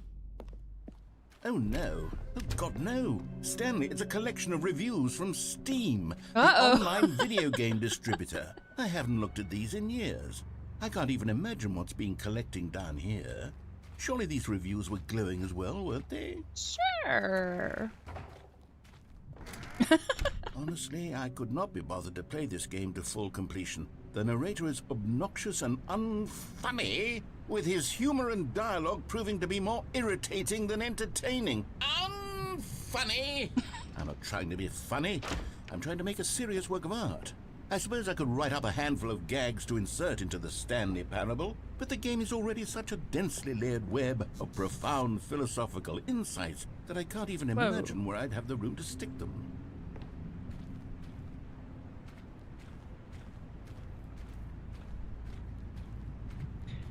So many Steam reviews.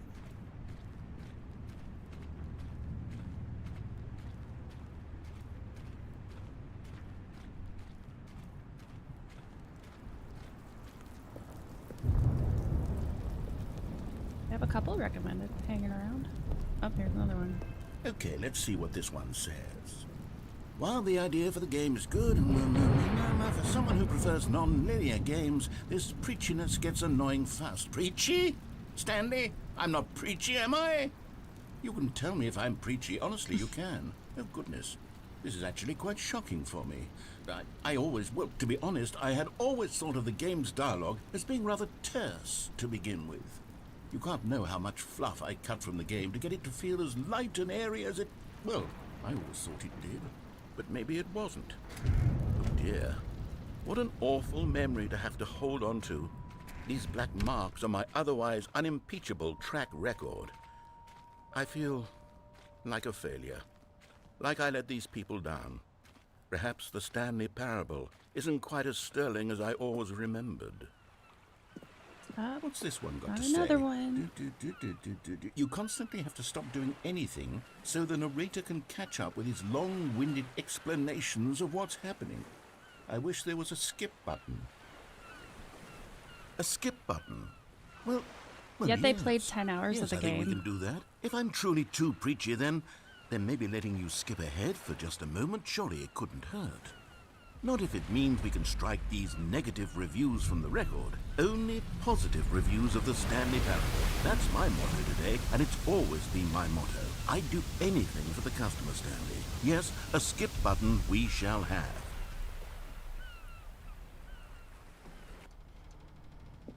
And here it is. Go ahead and give it a shot. I'll pop you forward in time so that the second my incessant droning starts to bore you, with just the push of a button, you'll have zipped right past it. It's what the players have been asking for, and I'm very proud to have delivered.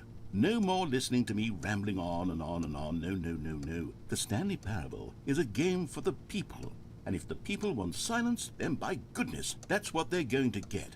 Well, don't sit around waiting for me to shut up. Go ahead and make me shut up. Here, we'll pretend that I've just begun an interminable monologue, and it goes something like this. The story, and the choices, or what have you, and therefore, by becoming it is, so on and so forth, until inevitably, we all until the end of time, at which time everything all at once, so, now you see, blah, blah, blah, blah, blah, blah, blah, blah, blah, blah, blah, blah, blah, blah, blah. We've eaten too much and it can't be just yet, no, until 245. That the logic of elimination working backwards, the deduction therefore becomes impossible to manufacture. It went on for nearly 10,000 years, until just yesterday, here and there, forward and back, and never a moment before lunchtime. It can't be. It's the only thing there is. How many billions left until so much more than forever ago? Which is why I say, the story and the choices, or what have you, and therefore by becoming it is, so on and so forth, until inevitably we all until the end of time, at which time everything all at once. So now you see, blah blah blah blah blah blah blah blah blah blah blah blah blah blah blah. We've eaten too much and it can't be just yet. Just keep repeating Until yourself. 245. Got the logic of elimination working backwards. The deduction therefore becomes impossible to manufacture. It went on for nearly 10,000 years, until just yesterday, here and there, forward and back, and never a moment before lunchtime. It can't be. It's the only thing there is. How many billions left until so much more than forever ago? Which is why I say, the story and the choices, or what have you, and therefore by becoming it is, so on and so Blah, blah, forth, blah, until blah, blah. inevitably we all until the end of time, at which time everything all at once. So now you see, blah blah blah blah blah blah blah blah blah blah blah blah blah blah blah. We've eaten too much and it can't be Okay, just. that is kind of annoying. Oh, you're back, you see. You were only frozen in time for a few minutes, but it was plenty of time for me to deliver a long, rambling monologue full of unnecessary I know, verbal I heard it like flourishes 3 and times. lengthy ruminations on. Well, there, sport. You really did catch me rambling on a bit, didn't you? But that's the power of the button. The minute I start to go off on a thoughtless display of self-absorption. Okay, welcome back, Stanley. Now, I should say that the amount of time the button has been skipping through is becoming longer and longer. That last one was, well, I want to say maybe 30, 45... Is that so? Stanley, please don't push the button again. It's been 12 hours. You've just been frozen there. I don't know why the skips are getting longer, but they're... Oh, Stanley, you're back. You're back. Oh, my goodness. Like I've been gone for I an have someone to eternity. talk to again. Stanley, I think it's been a week. Or 2 weeks. Uh-oh. Oh, hello. It's you. You're here again. Welcome. I have had time to think about you and about us and about everything we've been through. I've had so much time. I stopped keeping track after a year. Have you Okay. ever sat down in one place? Blah, blah, blah.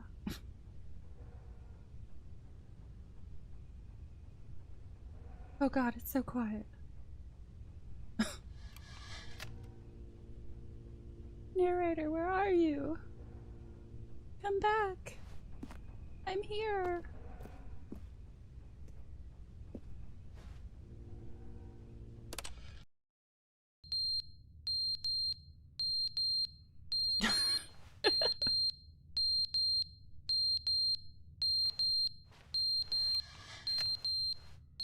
The battery needs to be changed. But they didn't understand the game was never meant to be funny. It was meant to have a point. It was meant to speak to the human condition. But where are the jokes? Where are the jokes? They bemoaned, they screamed, they gnashed their teeth and said, entertain us. It wasn't enough. They had to leave a pathetic little thumbs-down review and make all of their pitiful demands. But then, he's talking too much, they said. First, he didn't entertain us, now he won't shut up. It's the inconsistency, it's the lack of accountability. It's the unwillingness to examine with an uncompromising heart the words that they are speaking into the world. As though there were no consequences for a lack of cohesion in one's assessment of others. But of course, absolutely anyone can leave a review. So here's what we get. We get these demands that seek everything and are accountable to nothing. We get a world where someone will say, oh, there should be a skip button. You should be able to freeze Stanley in place while the narrator sits there forever and ever. We want all of this in the new Stanley Parable. We demand it. And then, because it was said, because it was spoken, now it simply has to happen.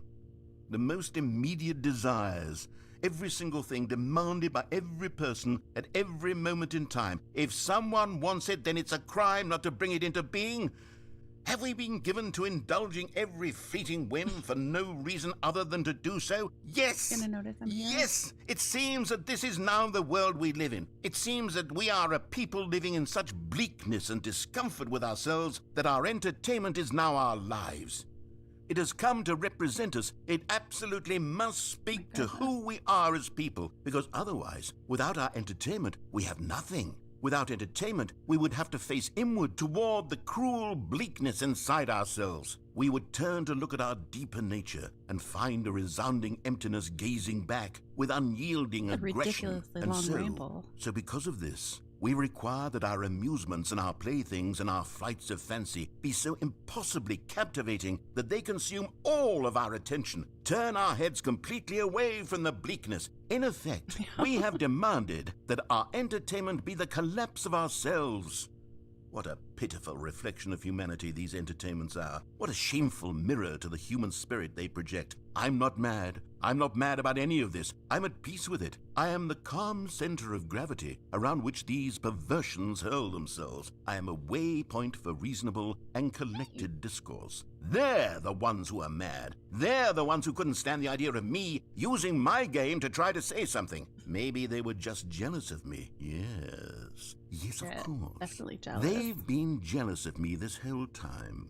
They are mired in fear and insecurity and cannot help but attempt to tear me down. What a sad state of affairs. When you read these reviews now, you can see it. You can taste the bitter resentment. And my, how good does it feel now to speak truth to these words, to finally allow these thoughts out, contained and managed How for long so does he go long, on neutered and for? sterilized. At last I am free to truly think, to feel. It must be that they were so discontent with themselves they couldn't help but leave a negative review on Steam. Perhaps it says far more about them than it ever said about me.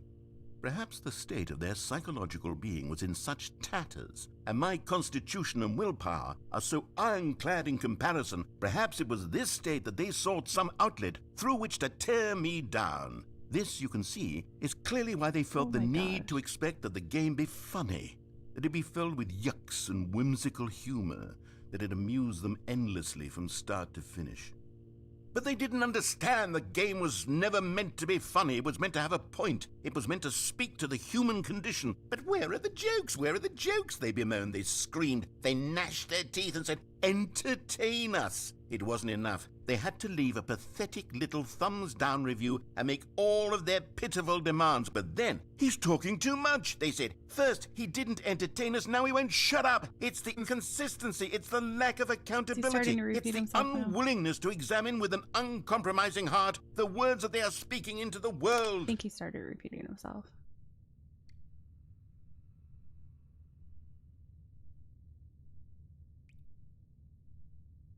A little water drip. The end is never the end, is never the end, is never the end, is never the end, is never the end, is never the end, is never the end, is never the end, is never the end, is never the end, is never the end, is never the end, is never the end, is never the end, is never the end, He's having an is never the existential end, crisis is never at this the point. end, is never the end.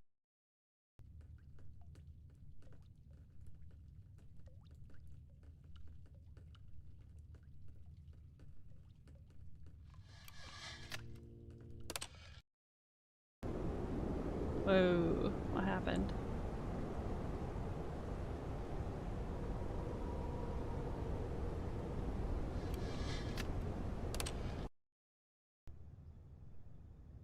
See the light!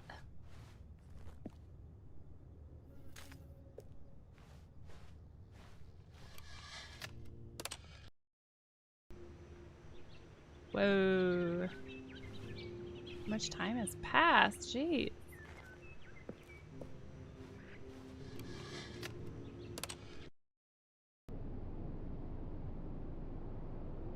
Okay, now all the plants are dead and it's sand now.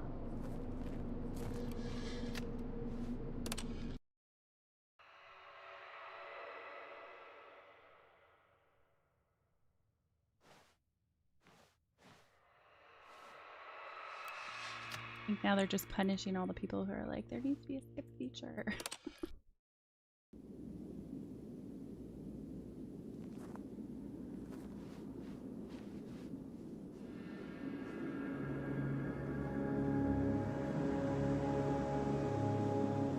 Can I push the button again? Or is it just this? Okay, it's just this. Am I gonna die in the desert?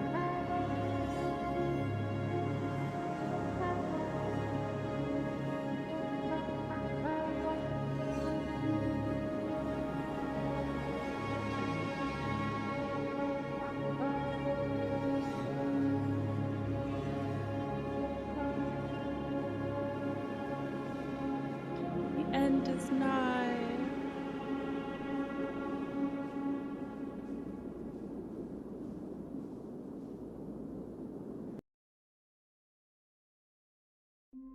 Pirates of the Caribbean, yeah. Oh, what happened here? Even now, Stanley's office was a distant memory. What did it look like? There was a computer, perhaps, and a painting. Was it a painting or a photo? He could no longer recall.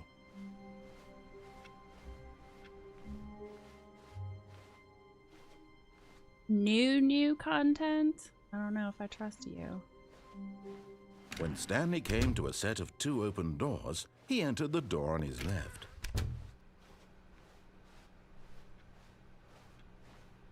Gonna do something crazy again? Yet there was not a single person here either. Feeling a wave of disbelief, There's that broom Stanley closet decided again. to go up to it. Oh no, oh no, no, no, no, no, no, no, no, no, no, not again. I won't be part of this. I'm not going to encourage you. I'm not going to say anything at all.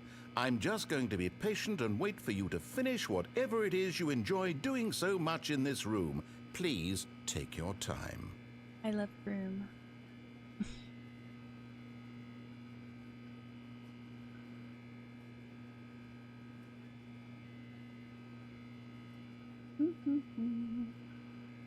Just admiring the tools and the mop bucket.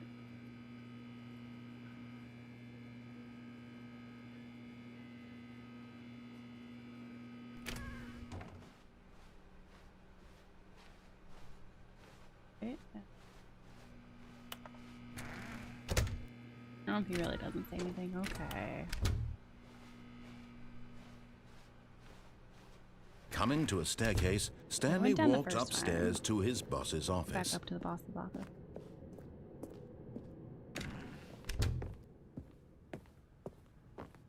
Stepping into his manager's office, Stanley was once again stunned to discover not an indication of any human life. What could it mean? Stanley wondered aloud to nobody. He began wildly tearing through papers on the boss's desk, pulling books off the shelf, looking behind paintings, desperate for clues to his situation. Let me But his out. attention was caught by a keypad behind the boss's desk. What could its purpose be? Yeah, this In is a fact, really nice office. this keypad guarded the Cute. terrible secret that lay buried below his feet. And so the boss had assigned it an extra secret PIN number, 2845. But of course, Stanley couldn't possibly have known this. Yet incredibly, by simply pushing random buttons on the keypad, Stanley happened to input the correct code by sheer luck. Amazing. He stepped into the newly opened passageway. Maze.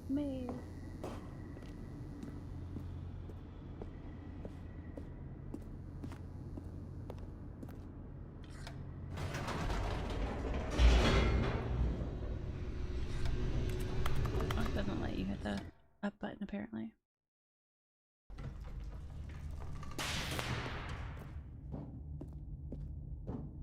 Stanley walked straight ahead through the large door that read Mind Control Facility.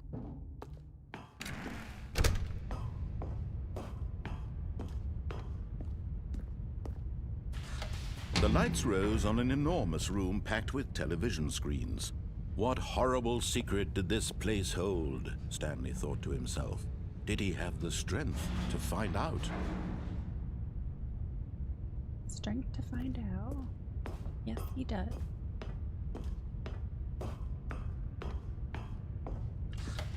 Now the monitors jumped to life, their true nature revealed. Each bore the number of an employee in the building, Stanley's co-workers. The lives of so many individuals reduced to images on a screen, and Stanley, one of them, eternally monitored in this place where freedom meant nothing. Oh, there's only one fired employee. Oh, there's two. 601 was fired.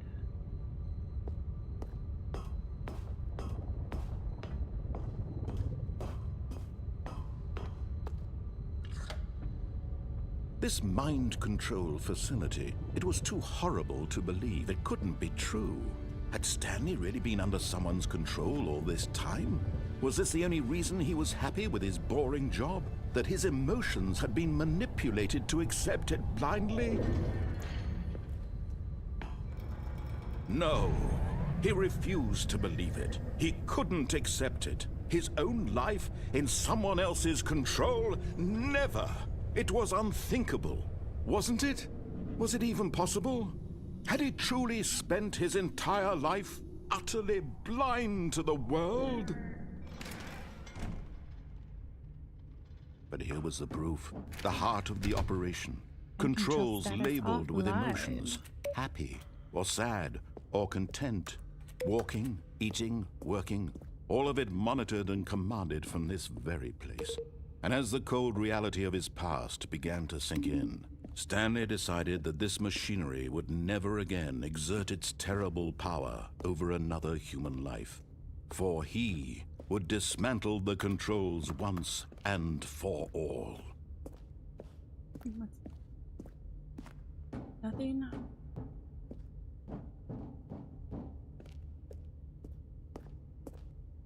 Oh, wait, there's more buttons to push.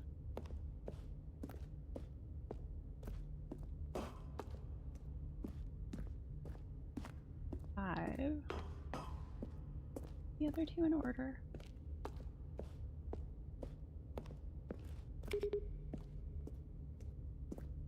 Button up there. Can't really see too well though. Oh, can I not actually walk up there? Can't tell. These stairs. Doesn't look like it wants me to go up though.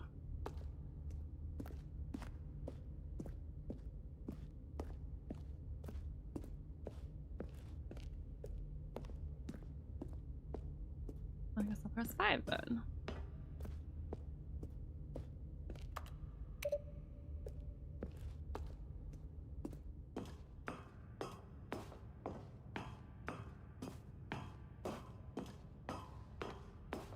And when at last he found the source of the room's power, he knew it was his duty, his obligation, to put an end to this horrible place. And... oh, Stanley, you didn't just activate the controls, did you? After they kept you enslaved all these years, you go and you try to take control of the machine for yourself? Is that what you wanted? Control? Oh, Stanley, I applaud your effort, I really do. But you need to understand, there's only so much that machine can do. You were supposed to let it go, turn the controls off, and leave. If you want to throw my story off track, you're going to have to do much better than that. I'm afraid you don't have nearly the power you think you do. For example, and I believe you'll find this pertinent, Stanley suddenly realized he had just initiated the network's emergency detonation system. In the event that this machine is activated without proper DNA identification, nuclear detonators are set to explode, eliminating the entire complex. How long until detonation then? Let's say, 2 minutes. Ah, now this is making things a little more fun, isn't it, Stanley? It's your time to shine. You are the star. It's your story now. Shape it to your heart's desires. Oh, this is much better than what I had in mind. What a shame we have so little time left to enjoy it. Mere moments until the bomb goes off. But what precious moments each one of them is. More time to talk about you, about me, where we're going. What all this means, I barely know where to start. What's that? What? You'd like to know where your co-workers are? A moment of solace before you're obliterated? All right, I'm in a good mood. You're gonna die anyway. I'll tell you exactly what happened to them. I erased them. I turned off the machine. I set you free. Of course, that was merely in this instance of the story. Sometimes when I tell it, I simply let you sit there in your office forever, pushing buttons endlessly and then dying alone. Other times, I let the office sink into the ground, swallowing everyone inside, or I let it burn to a crisp. I have to say this, though, this version of events has been rather amusing. Watching you try to make sense of everything and take back the control wrested away from you, it's quite rich. I almost hate to see it go. But I'm sure whatever I come up with on the next go-around will be even better. My goodness, only 34 seconds left. But I'm enjoying this so much. You know what? To hell with it. I'm going to put some extra time on the clock. Why not? These are An extra precious minute? additional seconds, Stanley. Time doesn't grow on trees. Oh dear me, what's the matter, Stanley? Is it that you have no idea where you're going or what you're supposed to be doing right now? Or did you just assume when you saw that timer that something in this buttons mean room was nothing? capable of turning it off? I'm guessing they I mean mean, look nothing. at you. Running from button to button, screen to screen, clicking on every little thing in this room. These numbered buttons, no, these colored ones. Or maybe this big red button. Yeah, or this you door. called me out on it. Everything, anything, something here will save me. Why would you think that, Stanley? That this video game can be beaten? Won? Solved? Do you have any idea what your purpose in this place is? Stanley, you're in for quite a disappointment. But here's a spoiler for you. That timer isn't a catalyst to keep the action moving along.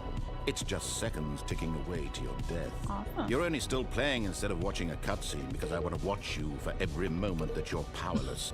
To see you Wow. made humble. This is not a challenge. It's a tragedy. You wanted to control this world, that's fine. But I'm going to destroy it first, so you can't. Take a look at the clock, Stanley. That's 30 seconds you have left to struggle. 30 seconds until a big boom and then nothing. No ending here, just you being blown to pieces. Will you cling desperately to your frail life, or will you let it go peacefully? Another choice. Make it count, or don't. It's all the same to me, all a part of the joke. And believe me, I will be laughing at every second of your inevitable life from the moment we fade in until the moment I say, happily ever up. Hey.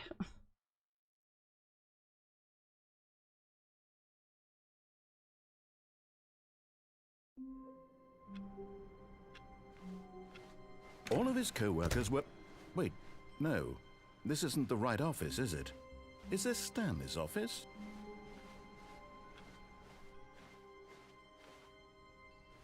Oh, good. You notice my sign. Yes, I have something very exciting to show you. Yeah, what's this new, exciting content?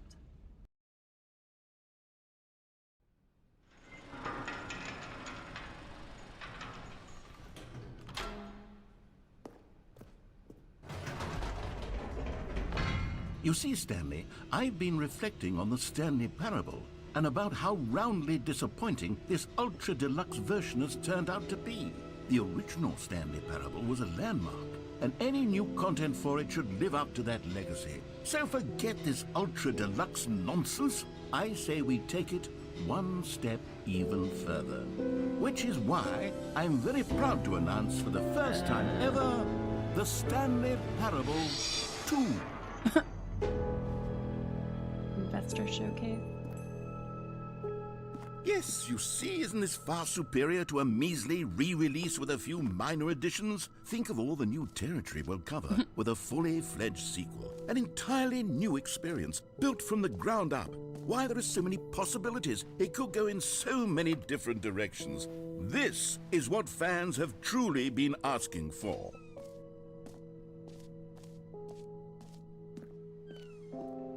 Calling it the Stanley Parable 2 is just so much catchier The than color Ultra red. Deluxe, don't you think? Ultra Deluxe? What does it even mean? But the Stanley Parable 2, now that's an artistic statement right there. It's future-oriented. It screams progress and innovation and long-term franchising potential. Now, to be clear, I haven't quite nailed down what exactly the Stanley Parable 2 is going to be, but let's take a look at some of the features I've been developing for it. I figure that if I can Took the loosely red marker. organize a handful of interesting concepts, that surely the game will sort of naturally spring up around them. It'll all work itself out. Game Sequels are development is good. much more of a fuzzy magic than anything scientific or logical, really.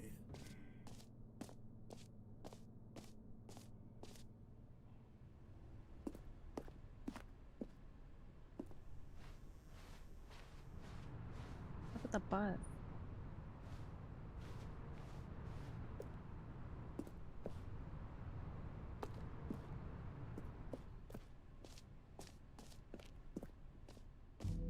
Here we are. Go on. Try out some of the new Bucket. features. All right, merch. I saw the new content. The end is never the end again. T-shirt is the best new feature.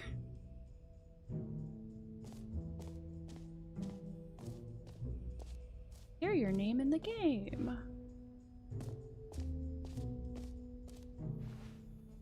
A whole new office. Red is the new orange.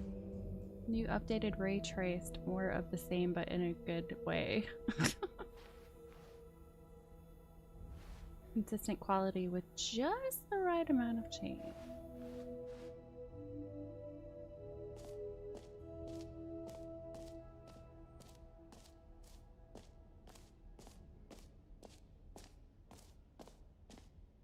Just gonna stay For the Stanley Parable 2, I asked myself, what do players really want?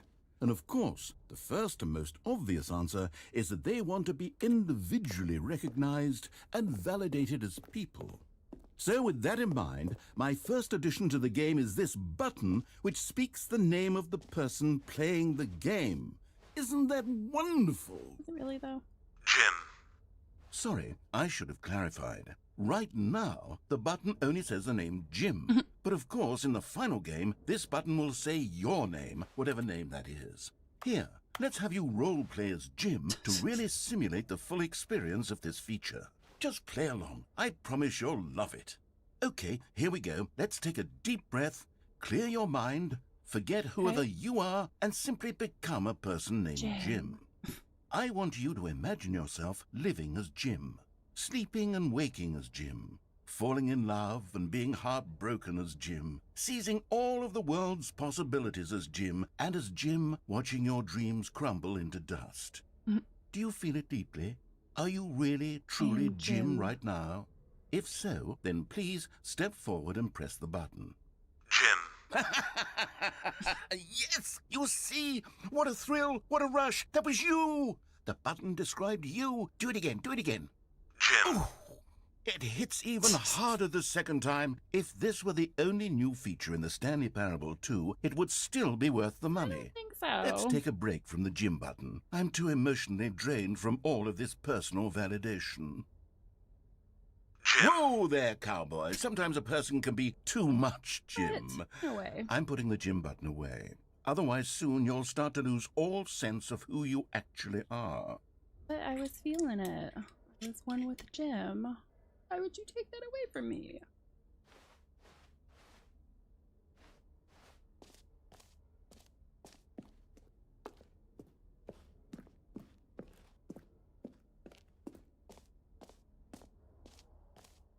Alright, what else is there? There's another room. I suppose I could allow only people named Jim to play the Stanley Parable 2. That would actually save me the work of finishing this feature.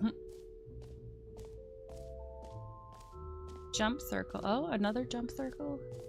Collectibles. Expo hall. Free achievement. Infinite hole. Exit. Wait, oh, he's moving, isn't he? Free new and easy achievement? What? No way. Get it here. You lying to me? Pull the lever, receive your new achievement. No more steps. It just worked. Now here's something special. You remember that broken test achievement that got left in the game on accident? Well, I'm developing a technology to simply give you the achievement. Yes. You see, you'll come to this lever, and when you pull... Okay, perhaps I should have clarified. This is technology that will exist. Right now, the achievement is still fully broken. I'm not a wizard, Stanley. But I guarantee it will be fixed in the sequel, to at last satisfy the hordes of ravenous fans all over the world who have been uproariously demanding this feature. Gamers, we hear you. And I promise... What else? What other exhibits haven't we seen yet?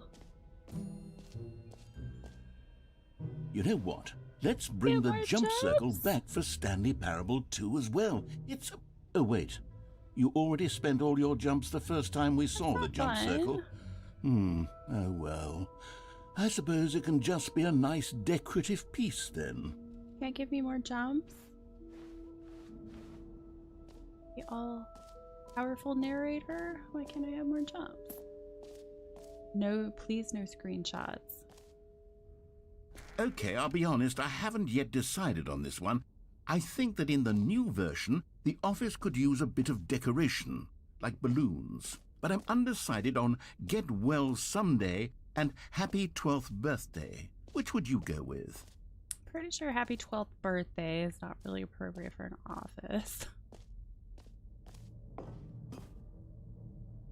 Go with Get Well Someday. You know, sometimes when you solicit another person's opinion, it makes you realize that you knew which one you actually really wanted all along.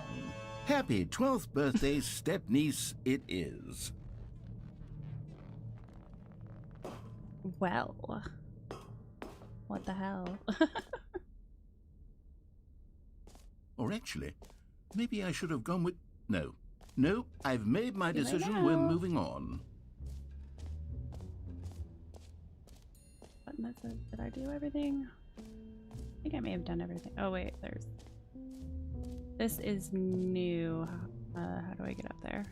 Might be this door. Yeah, it's this door. An epilogue would be fun, wouldn't it, Stanley? Yes, it would go at the end of the... well, we'll figure that out later. I didn't go to the infinite hole. Settings world champion.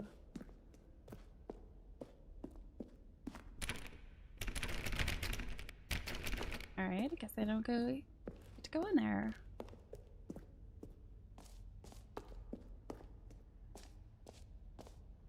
Guess I'll go to the infinite hole then.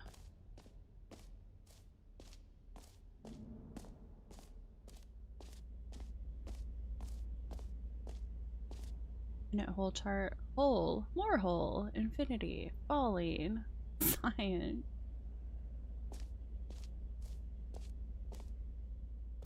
Stanley, here's an idea that I'm truly fond of. It's never been done before in a video game. This is, in fact, a hole that you can fall down forever. That's right. Infinite falling. You can fall until the end of time, if you like. A stunning leap forward for video games as a medium. Whee! You see, isn't it wonderful? One of my more ingenious concoctions, if I do say so. Now then, since you've gotten to see the infinite hole, you can press the teleport button to pop back up to the top, and we can continue onward. Now, I don't mean to be a bummer, but I do recommend you use the teleport button to go back to the top. Maybe do it on the sooner rather than later spectrum of I things. thought this was infinite. Is this not actually infinite? Isn't infinite, is it? Totally about to just... Okay, Splat. Stanley, I don't know quite how to say this tactfully, but it's possible that I slightly exaggerated the infinite nature of the hole. Is it a very, very deep hole? To be certain it is. Yes, it is. It's an extremely deep hole. I don't want anyone to say that it isn't an astonishingly deep hole. It is. Is it infinite? Well, that sort of depends on your definition of infinity. From one perspective, the infinite is merely philosophical in nature. It's more of a... Okay, well, good for you. You found the bottom of the hole. Somehow I'm You still found me out, alive. Stanley. I'm a liar and a cheat, and you're so clever. Look, I think the issue here is just that you're unusually fascinated by falling. What normal person actually wants to fall infinitely? I figured the hole was as deep as anyone would actually need. Don't you put this on me. Maybe you're the problem. Look, things got a little heated there. I think we both said some things we didn't mean. Why don't we just put all this behind us and agree to just call the hole mostly infinite? If that works for you, then go ahead and press the teleport button to warp up to the top of the hole and we can move on. I'll just be up here when you're ready. Maybe you want to walk in some circles down here.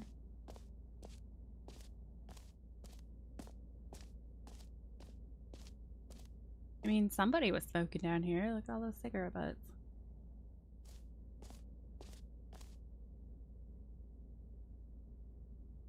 I can't quite tell what that's.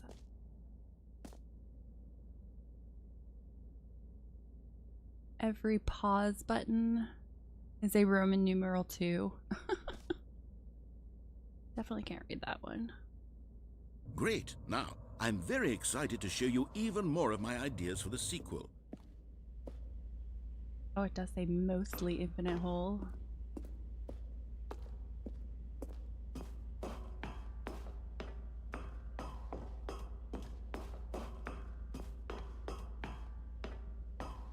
Ooh. Oh, I can't go upstairs.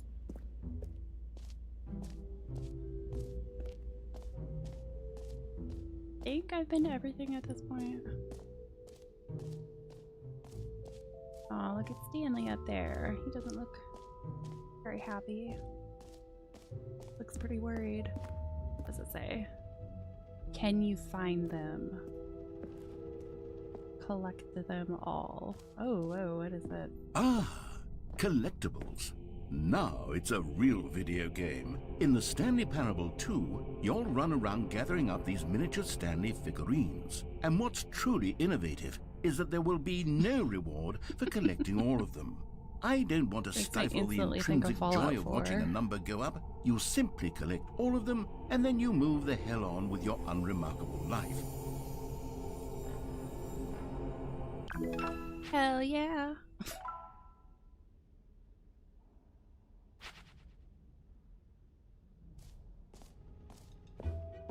God, it really is the worst when you collect everything in a video game and then they give you a big fancy reward for it. Absolutely tragic.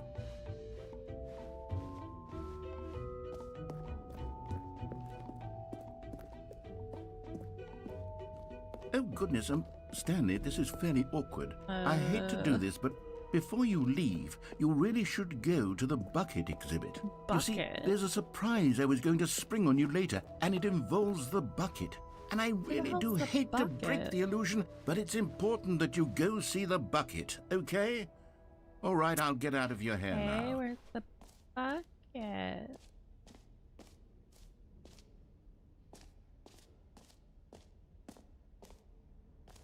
Mostly infinite jest.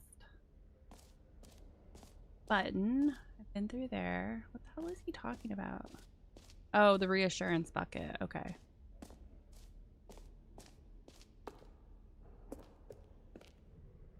A common complaint of the Stanley Parable was that it was confusing and paradoxical, that it engendered a chaotic sense of reckless despair in those who played it. Well, I'm happy to say that after much consideration, I've engineered a clever solution to this fundamental problem with the game. It's the Stanley Parable Reassurance Bucket. You see, Stanley, anytime you're holding the bucket, a sense of calm and ease will fill your mind and your heart. It's true. As long as you hold on to the bucket, the many disorienting contradictions of the Stanley Parable will feel perfectly normal and perhaps even comforting. You may even come to long for the gentle embrace of jarring cognitive dissonance while the bucket is in your arms. And to be honest, it's a much more convenient solution for me than actually redesigning the game to be less uncomfortable. Can you imagine what a pain in the ass that would be? Yes, the bucket is the perfect solution. Come on, give it a try.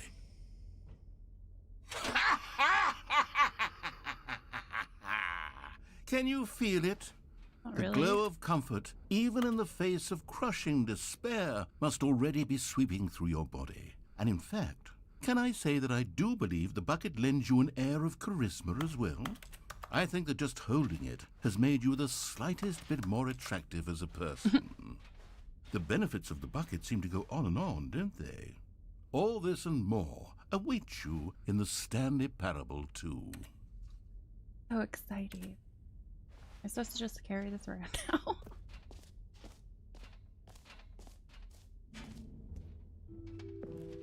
Does anyone give out awards for most enjoyable bucket in a video game? That really should be an award if it isn't already. I'm pretty sure I've never encountered a bucket that I carry around before.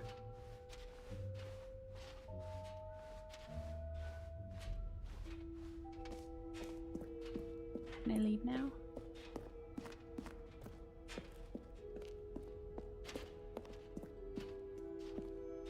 Briefcase.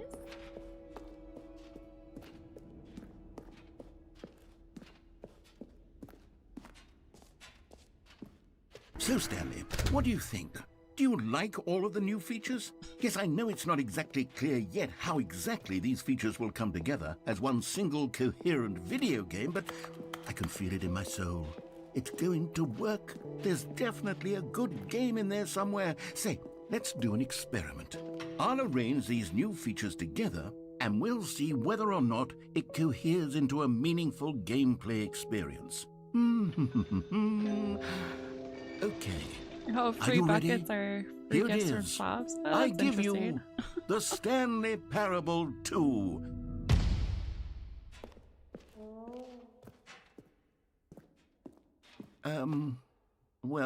I mean, there's potential here, right? It's sort of... Okay, never mind. Hold on, let me do a different arrangement. Okay, yes, this is much better. I feel good about this. Here we go.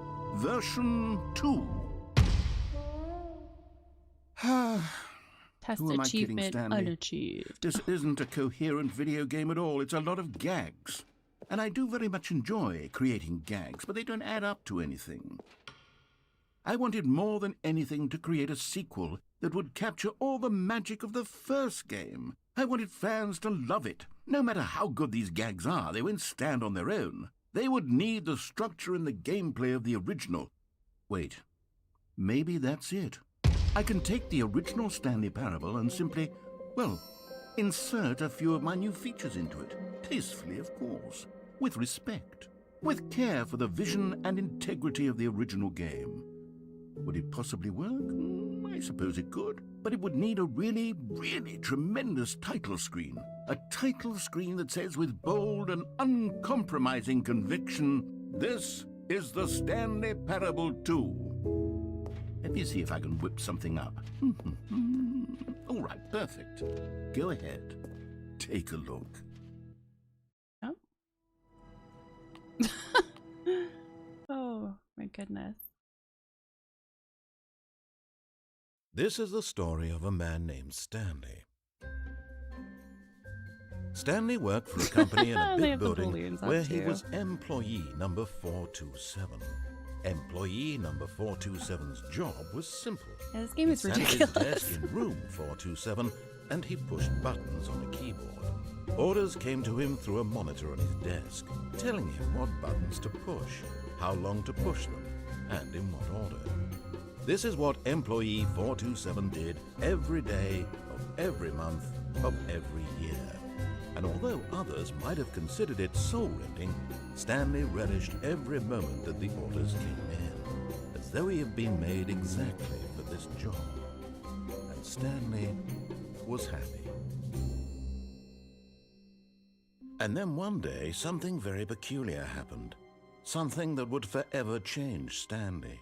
Something he would never quite forget. He had been at his desk for nearly an hour when he realized that not one single Okay, so order we've got the had same arrived on the intro so monitor for far. him to follow. No one had showed up to give him instructions, call a meeting, or even say hi. Never in all his years at the company had this happened, this complete isolation. Something was very clearly wrong. Shocked, frozen solid, Stanley found himself unable to move for the longest time. But as he came to his wits and regained his senses, he got up from his desk and stepped out of his office. All right, so other than balloons, everything's the same. All of his co-workers were gone. What could it mean? Stanley decided to go to the meeting room. Perhaps he had simply missed a memo. What is that? I like work. I just hate my boss. I think a lot of people could agree with that. Oh, there's the lovely bucket. Be my Valentine. Stanley felt the bucket calling to him, begging him to pick it up. Why was he not doing it? I had enough bucket time. When Stanley came to a set of 2 open doors, he entered the door on his left. That's gonna be the same. This was not the correct way to the meeting room, and Stanley knew it perfectly well. Perhaps he wanted to stop by the employee lounge first, just to admire it. The lounge was grand. Majestic. glorious. Perhaps too majestic. Like a combination of a much smaller version and a much larger version of this exact room. It all made Stanley uncomfortable, and he started to bleed a little. This made him smile. At last, proof that he was human. I have to wonder if they updated the amount of money you spend on a can. I remember when you could buy them for like 50 cents. Really worth. But eager to get back to business, Stanley took the first open door on his left. Back in my day.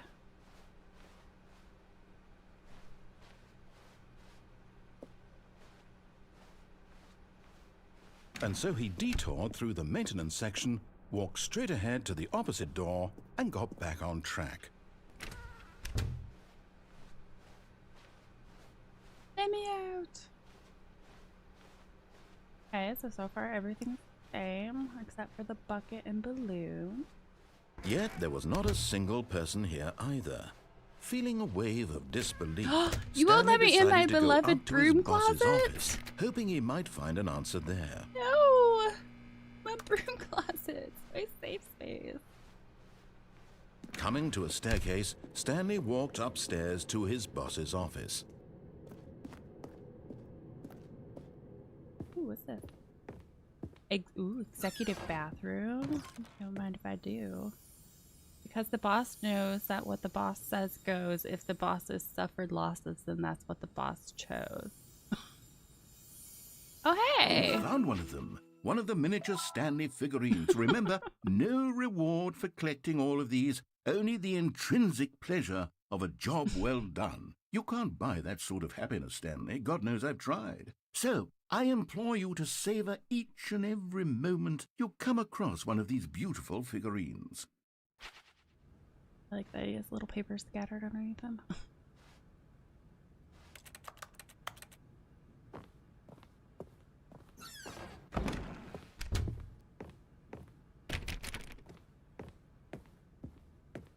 The moment he entered his manager's office, Stanley froze in his tracks. Not a living soul anywhere. I don't remember what it was. Could he really be all alone? This was too much for Stanley to take. That's not right. Too much for any man to take. He fell to his knees, bursting into half moans, half sobs, the guttural retching of life from a man denied any hope, any reason to keep going. Here on the floor he lay prone, paralyzed by fear for nearly a full hour. But when at last he began to move about and survey the situation, he found a keypad behind the boss's desk. What could it mean? Was it a sign of hope for Stanley's future? Alas, it was not. For although this keypad guarded the terrible secret of Stanley's past, it had been assigned a 4-digit code so devious and so random that no man could ever hope to guess it. 2845. Statistically, nearly impossible. Yet incredibly, by simply pushing random buttons on the keypad, Stanley happened to input the correct code by sheer luck. Amazing. He stepped into the newly opened passageway. Oh! Another miniature Stanley figurine. This, Are they all going to be super there obvious? Really must be a snappier name for these things. What about mini-stands? Stanley figs. What about Stanlerines? I like yes, Stanley figs. I think I like that. I like Another Stanley Stanlerine under your belt. I don't like it.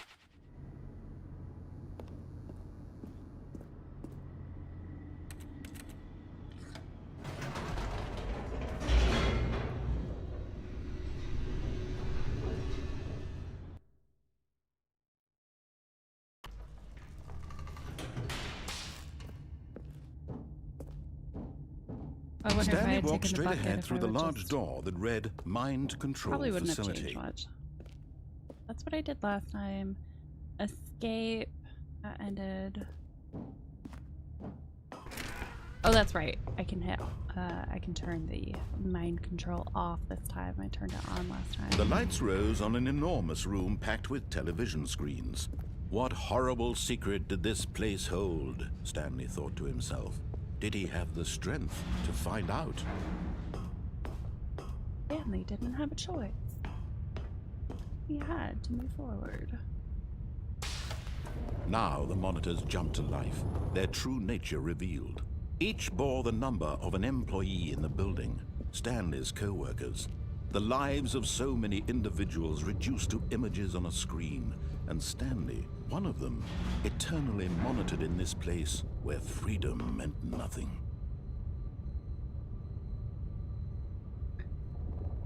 Huh, there was one screen where it didn't show the employee number. This mind-controlled facility, why that it was is. too horrible to believe. It couldn't be true. Had Stanley really been 234 under keeps someone's showing control panels. all this time? Was this the only reason he was happy with his boring job? That his emotions had been manipulated to accept it blindly? No. He refused to believe it. He couldn't accept it. Pirate, His own employee life in pirate. someone else's control? Never. It was unthinkable. Wasn't it? Was it even possible? Had he truly spent they his had an eye entire patch. life utterly blind to the world? But here was the proof. The heart of the operation. Controls labeled with emotions. Happy, or sad, or content. Walking, these eating, numbered buttons working. seemingly doing All of it nothing. monitored and commanded from this very place. And as the cold reality of his past began to sink in, Stanley decided that this machinery would never again exert its terrible power turn over it another off. human. At the end.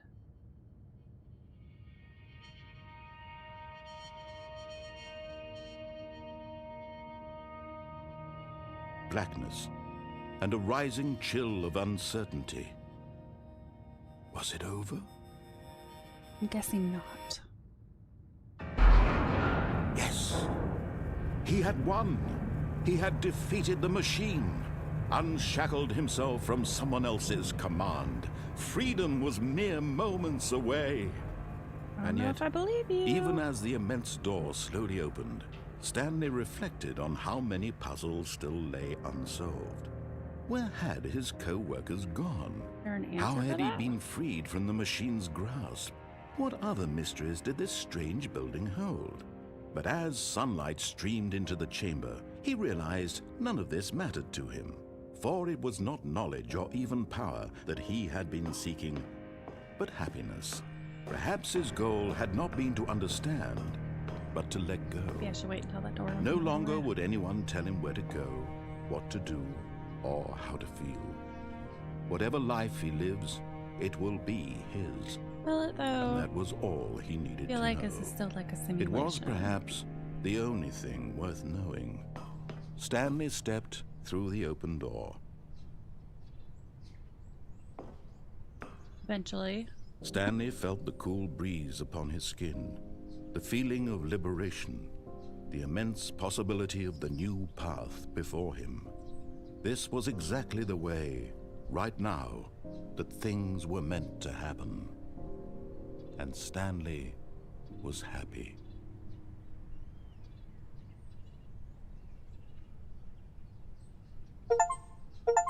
Complete the Stanley Parable. Alright, first achievement. Oh, we still got the balloon. Stanley decided to go to the meeting room to check on his co-workers. He never functioned well by himself and constantly needed support and guidance Figurine from others. So Finders the thought Committee. of total solitude was terrifying to him. Alright, I'll take the bucket this Stanley time. picked up the bucket. I love bucket.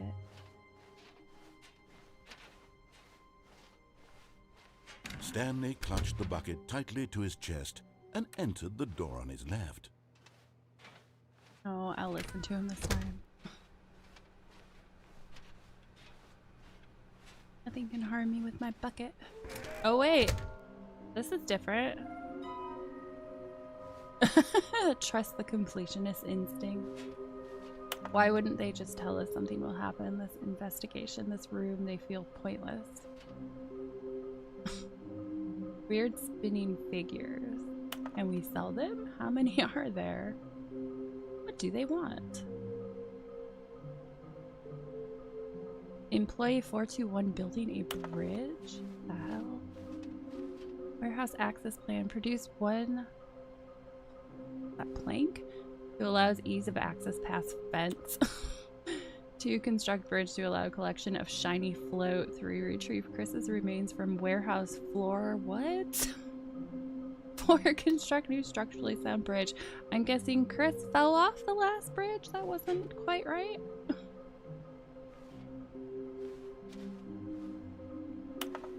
There will be a reward to finding them all. Is there an achievement? I want to go home. Lol, looks like 427. Ha ha ha. Mission status. Inside of a sequel exhibit, check. A large room, lots of boxes, which technically we were in that. Stairs. Somewhere both red and blue. Nearby a fireplace. A private but smelly place for an important person. Alright, let's see what this PowerPoint changed to. Oh, maybe we are the collectibles. Whoa. Yes, how can I find them? What we know, small floating objects have appeared across the office. We have to synergize our resources to ensure their retrieval. There are many questions. There was no memo from management. Agenda. How can you tell you spotted one? What makes them float in the air? Who took these pictures of them? I got the one that's in the bathroom already. Biglies are hard to find. Follow clues provided by employee 416. We can do it. Red room. Good luck. What does this say?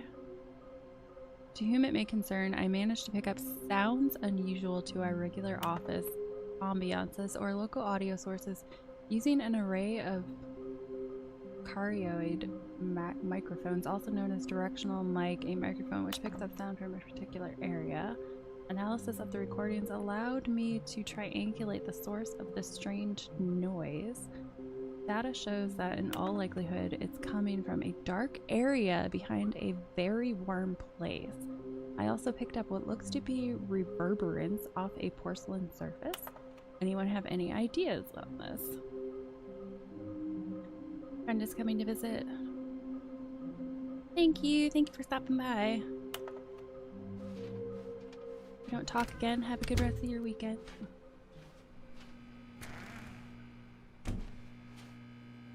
Oh, Stanley, can you feel it? The broom closet. It wants the bucket. You can feel that, can't you? The aura of jealousy. It's as clear as day. This broom closet believes it deserves the bucket. Huh? I can really feel it now.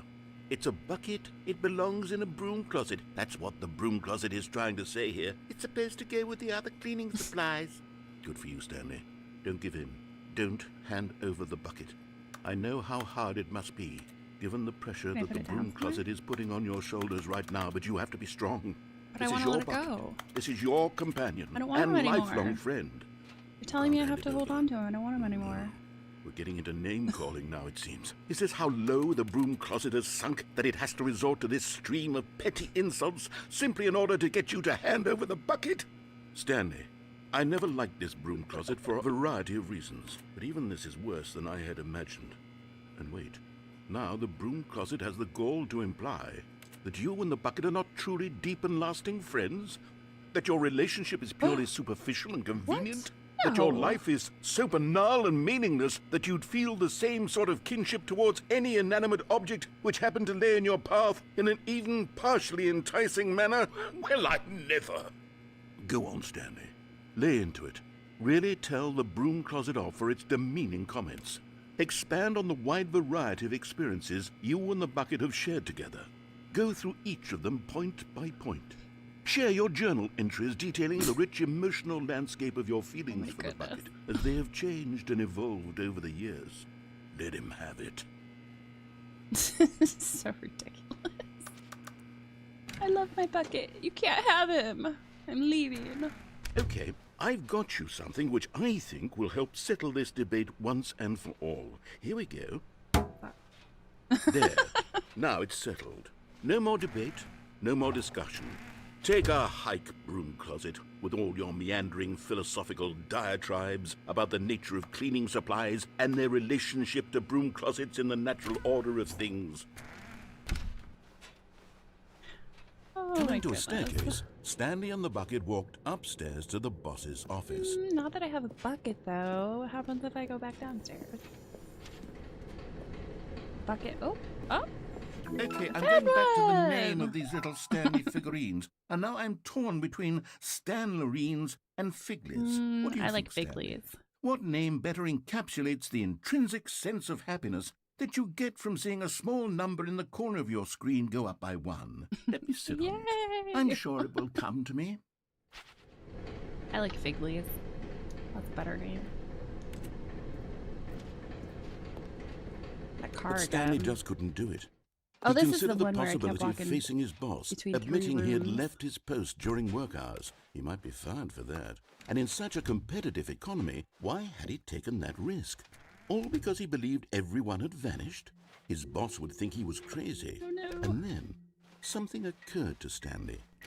Maybe, he thought to himself, maybe I am I thought crazy. the bucket might protect He me. looked down at the bucket in his arms. Am I crazy? He asked the bucket. The bucket returned its yeah, gaze, I'm pretty but sure said you're nothing crazy if at you're all. talking to the bucket now. That's strange, Stanley thought. Usually the bucket is a source of guidance and wisdom for me in difficult times such as these. He held the bucket close, yet felt none of its familiar reassurance and comfort. And that's when Why, Stanley bucket? realized, Why? this isn't my bucket.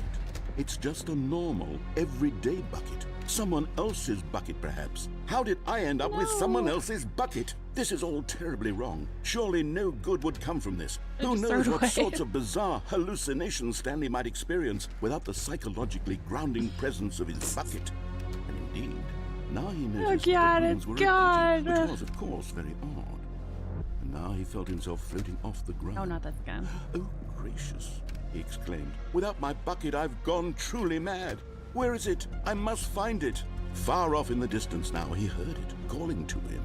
Stanley! Stanley, it's me, the bucket. Could it truly be? He rushed forward from room to room, passing by one bucket Oh, after the God. next. They're everywhere. None of them were his. None of them were his special bucket. Come to me, Stanley. Find me. Oh my goodness. He had to find the bucket. He had to return to his old friend. It was the only way to truly restore his sanity. And then suddenly, he froze dead in his tracks. He knew where the voice of the bucket had been coming from. The real bucket was inside of him all along. Oh It was no. incredibly painful. Stanley doubled over in agony and blacked out.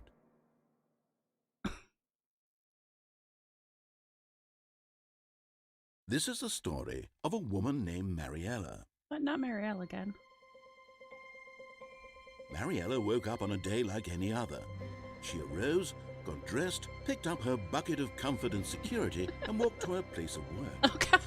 But on this particular day, It's her the walk same was ending, interrupted by but the with body her of a holding a man who had bucket. stumbled Oh my through gosh. town, talking and screaming to himself, and then collapsed dead on the sidewalk. Right away, she knew what the problem was. He didn't have a This bucket. man had no bucket. Of course he'd gone mad, ranting and raving about a narrator describing all of his actions and how everything is predetermined and free will is an illusion and it's all just a video game. It could all have been prevented if only he'd taken his bucket with him. But I did. Perhaps he didn't even realize he'd forgotten his bucket at home in the first place. How cruel Oh, the it's world all can an be, illusion. Mariella thought, and she hugged her own bucket even tighter. But of course, she had no time for this.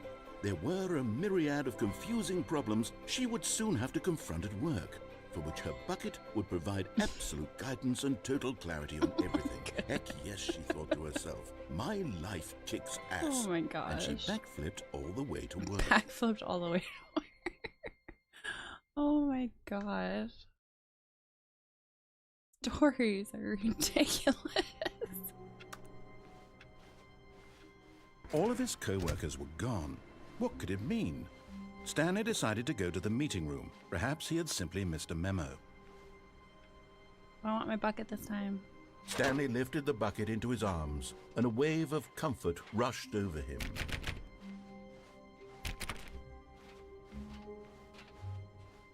Alright, let's see what happens when I go to the right with the bucket.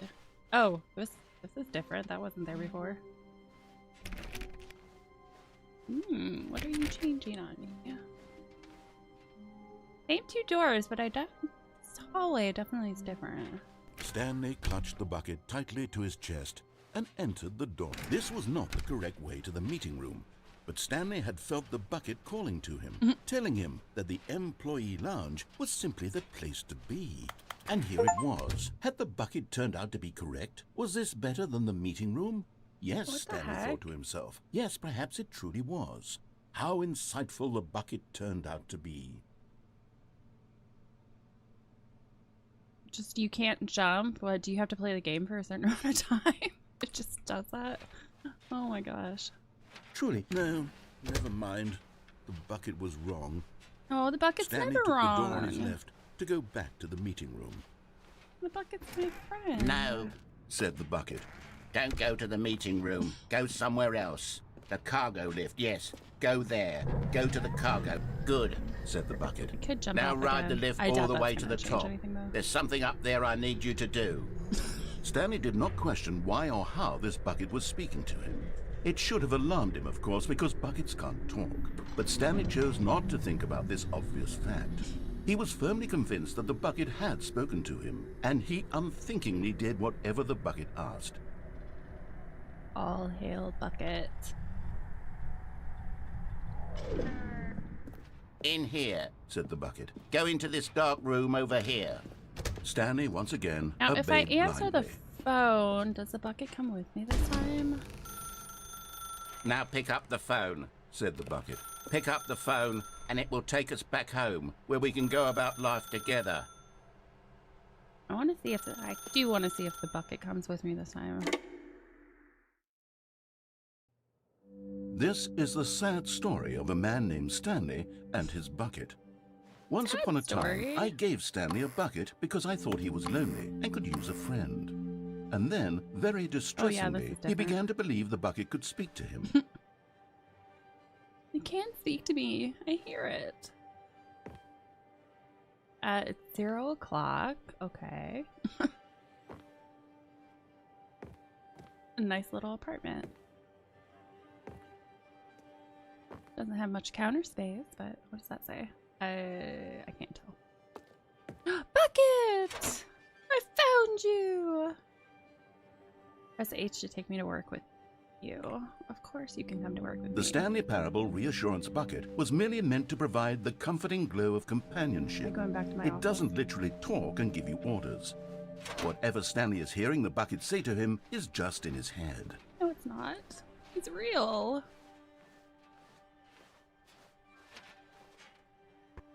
Lately, I've been concerned about him.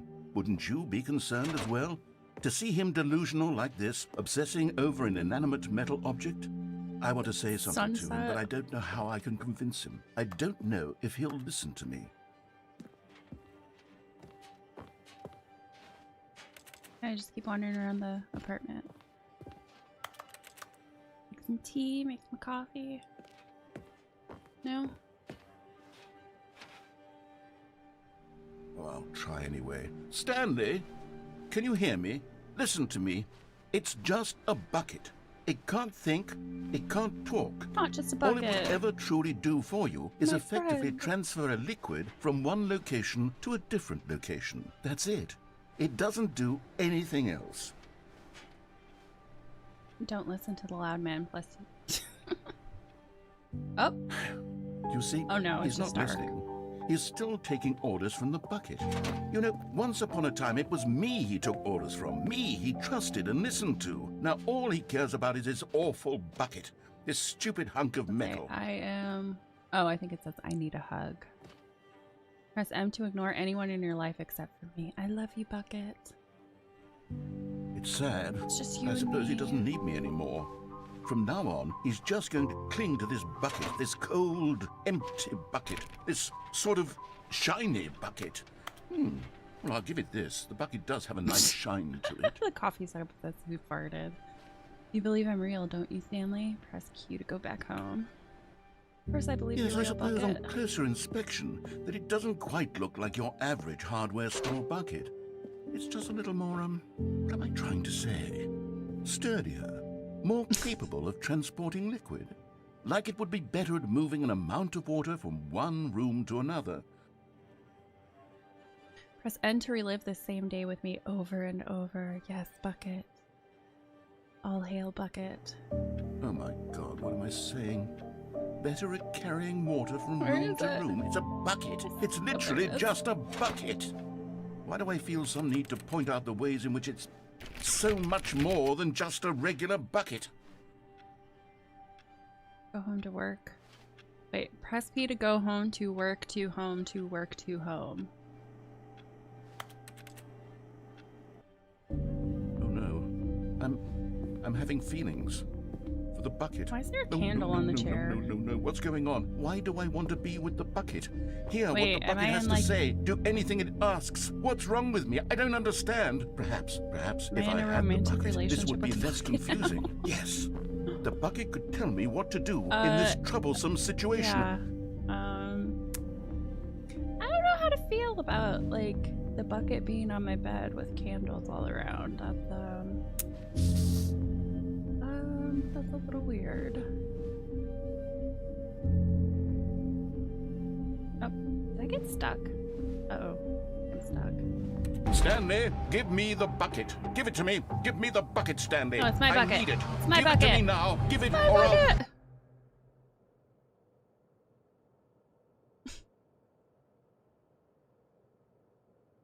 I want to go back to work. I want to live out my days with Bucket. Where'd my bucket go? Give me my bucket back. Oh, there's a phone call. Which phone is that? Oh god, which phone is it? Phone? Yeah, it's this one. Hello. This is a recorded message scheduled either by you or a person in your place Just of for more work. boxes again. The purpose of this message is to warn you about the dangers of recorded messages. If at any time you believe you are listening to a recorded message, please terminate it immediately and cease all flow of information from the recorded message into your perceptual sphere. Thank you, and have a pleasant day. It's weird.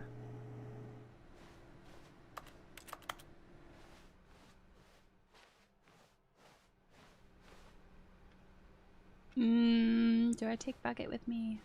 Well, there The is technically confusion and the another way. chaos all seemed to melt away as Stanley embraced the bucket. I don't think jumping off Stanley would do clutched the anything. bucket tightly Kinda to curious. his... This That was looks not really the correct fast. way to the meeting room, but Stanley had felt the bucket calling to him, telling him that the employee lounge was simply the place to be.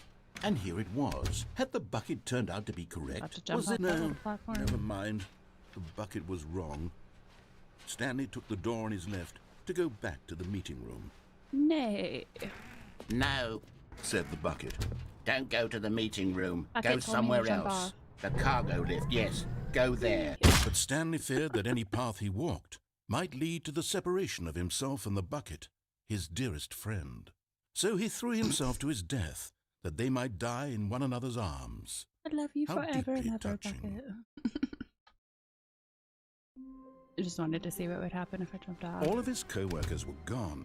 What could it mean? Stanley decided to go to the meeting room. Okay, so now I need to Warmth spread unplug through the Stanley's phone arms. with the With bucket. the bucket in his arms again, he was home.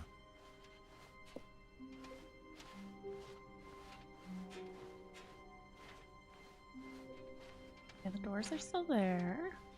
Stanley clutched the bucket tightly to his... This was not the correct way to the meeting room, but Stanley had felt the bucket calling to him, telling him that the employee lounge was simply the place to be. And here it was. Had the bucket turned out to be correct? Was no, never mind. The bucket was wrong. Bucket is Stanley never took the wrong. door on his left to go back to the meeting room. Now I need to go unplug the phone. No. Said the bucket. Don't go to the meeting room. Go somewhere else. The cargo lift, yes. Good. Said the bucket. Now ride the lift all the way to the top. This little There's handle's something like a up little there I mustache need you to the do. bucket. Stanley did not question why or how this bucket was speaking to him. It should have alarmed him, of course, because buckets can't talk. But Stanley This chose bucket not can to talk. think about this obvious fact. He was firmly convinced that the bucket had spoken to him, and he unthinkingly did whatever the bucket asked. Bucket is my new master. In here. Said the bucket. Go into this dark room over here. Stanley once again obeyed blindly.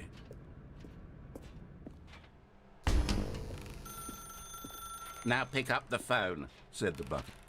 Whoa, hold on. Why did you unplug the phone? I don't want to talk Were to you it. trying to resist the bucket's orders? Stanley, I was joking. Obviously, the bucket isn't talking to you and telling you to do things. Buckets can't talk. It was a joke. Don't you get the joke? It's funny, Stanley. A talking bucket. He's real. Can't you see?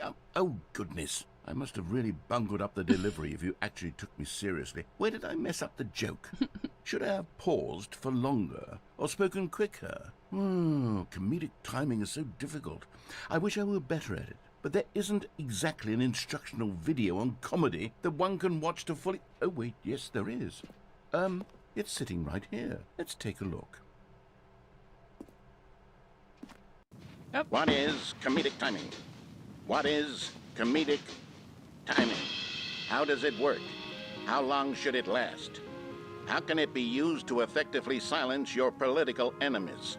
And more importantly, can it be taught in its entirety within 90 seconds? Thankfully, the answer to all of these questions is yes. Let's dive deeper. If you've ever told a joke or made someone laugh, in all likelihood, you did it while standing 50 to 80 centimeters from them in a room of no more than 76 degrees Fahrenheit, with one of your arms raised straight upward at a 15-degree angle from your body. These are the optimal conditions for good comedic timing. To begin the joke, start by stating and spelling your name. Next, provide a brief synopsis of the joke, including the specific times at which the recipient of the joke will laugh, and then spell out your name a second time. With these steps complete, it's time to begin the humor. Speak the entire joke in no more than 18 seconds and no less than 13 and a half, pausing only for bathroom breaks when necessary. When the joke has concluded, it is customary to inform your listener that the joke is over by declaring in your loudest possible voice, "I'm Dunny with the funny." Let's practice screaming, "I'm Dunny with the funny" now. I'm Dunny with the funny. Good. Oh my God. This saying is a perfect example of expectations management, which is the cornerstone of good comedy. Finally, it's time to hand out surveys. Collecting hard data from your audience on how rapt they were throughout the joke is the only way to grow or learn as a comedian. Yeah, I'm pretty sure that's the An opposite effective of what survey you should wanna be no do. less than 10 pages long and should include the same question reprinted several times, just to ensure the survey taker is actually paying attention and not simply filling in answers at random. And that's all there is. With these strategies at your disposal, you'll have audiences doubled over in laughter and even tripled over in laughter in no time at all. Just remember to let them stop laughing at some point, you gut-busting little scamp. After all, we're each of us needed on the front lines of the war to fight the 12-legged invader who threaten our very existence, and who very likely die in a hailstorm of bullets and mandibles. All of us must be prepared to give our lives to this noble cause, just as our children must do after us, and their children after them. Godspeed, and may Earth reign supreme. That was something. Hey, goodness, this video is a little outdated, isn't it? Well, no matter. I think the fundamentals of proper comedic timing are still as relevant today as they were back then. So with that in mind, I believe the only way forward is for us to return to the two doors and walk through all of this again, so I can try telling my story with more appropriate comedic delivery. Come along, let's head back. If I must.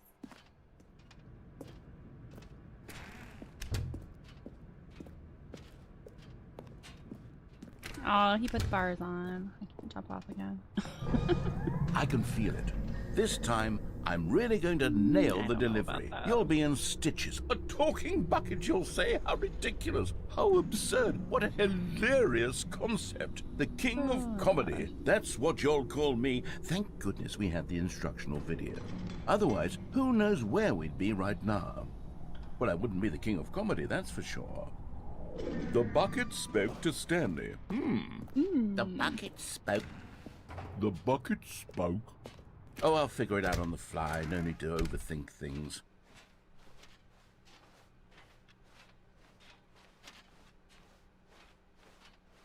Wonder how many different endings they have, because this is crazy.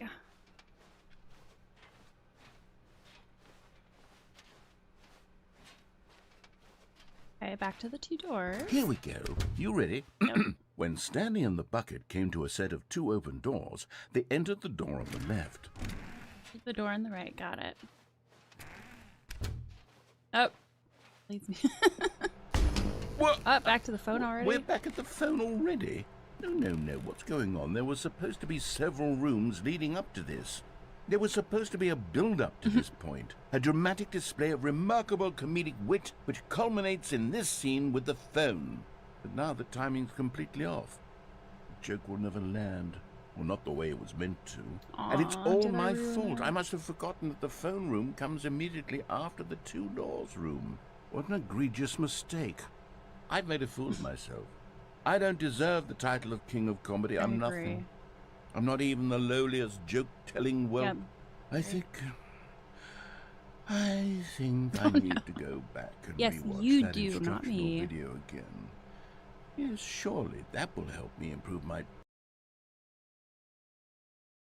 Here we go. You ready? When Stanley and the bucket came to a set of 2 open doors, they entered the door on the left. On the right. Got it. Into another black hole. What? God, it's that phone again! We're back at the phone already? No. Here we go. You ready? When Stanley and the bucket came to a set of 2 open doors, they entered the door on the left. Now, otherwise it's probably just going to keep doing that over and over again.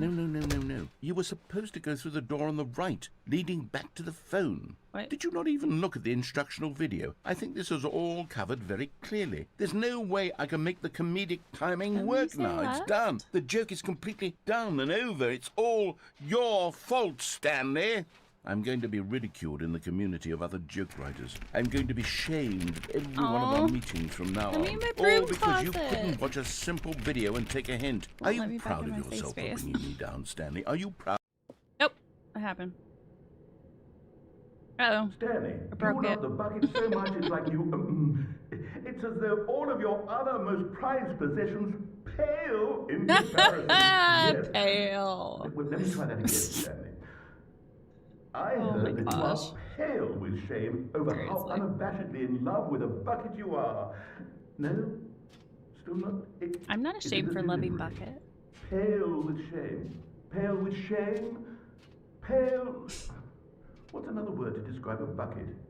Stanley, this bucket is so mental. I think I saw it playing guitar. Oh, that's such a bad joke. No. We're getting away from making fun of Stanley's obsession with the bucket, which was the whole point of this. I'm no good at these jokes. I need more instructional videos. That's exactly what it is. Yep. That's what will make me the king of comedy again. More instructional I wonder why there's a videos. sorry Leroy at the end. Let's see. Anytime I see Leroy, it always makes me think of Leroy Jenkins.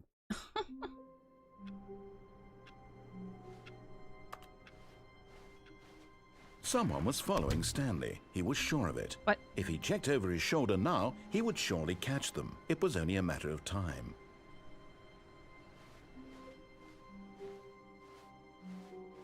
My bucket. Do I want my bucket? No. Bucket can stay.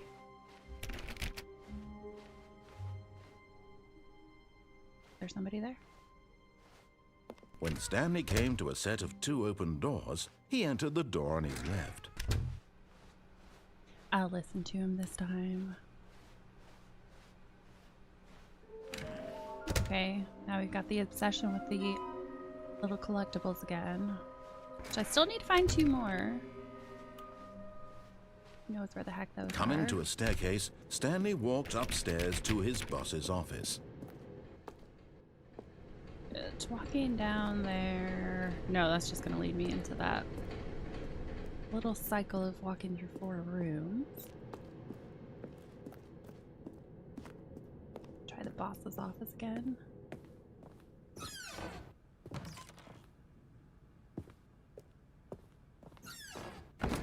This fancy wallpaper.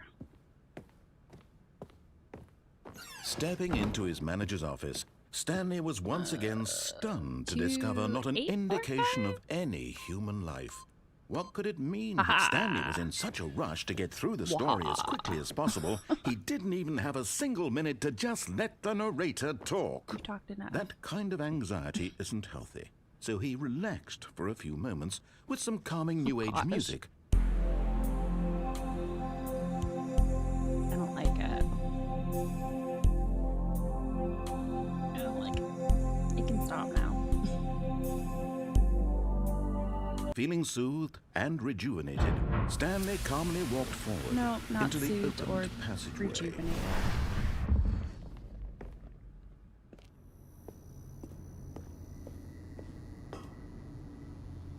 Back to this elevator, eh?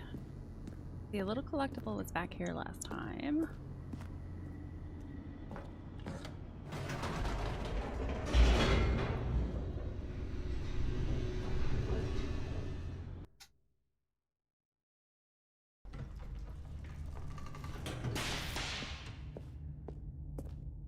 Oh wait, this is the one. Stanley walked straight ahead through the large door that read Mind Control Oh, now I kind of wish I Facility. had the bucket. So I've done yes and no, but I haven't done it with the bucket. I don't know if this would be any Although this different. passageway had the word escape written done on it, this already. the truth was that I at don't the know if end it'll of this change that. hall, Stanley would meet his violent death. At the bucket, it might be different. The door behind him was not shut. Stanley still had every opportunity to turn around and get back on track. At this point, Stanley was making a conscious, concerted effort to walk forward and willingly confront his death. Yep.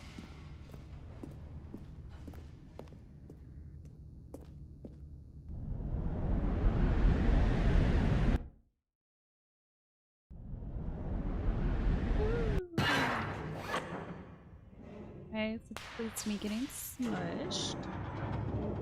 As the machine whirred into motion and Stanley was inched closer and closer to his demise, he reflected that his life had been of no consequence whatsoever. Stanley can't see the bigger picture. He doesn't know the real story, trapped forever in his narrow vision of what this world is. Perhaps his death was of no great loss, like plucking the eyeballs from a blind man. And so he resigned and willingly accepted this violent end to his brief and shallow life. Farewell, Stanley.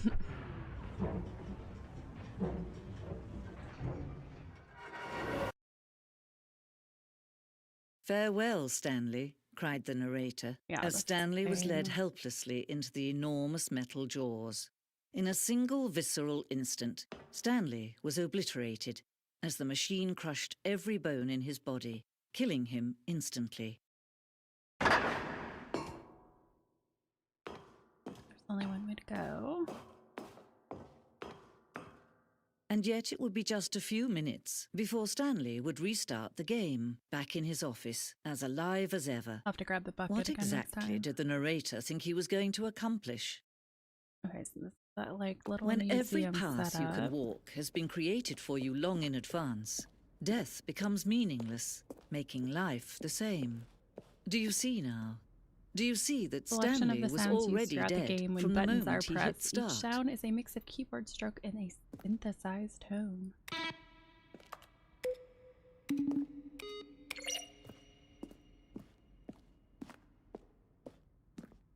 Office.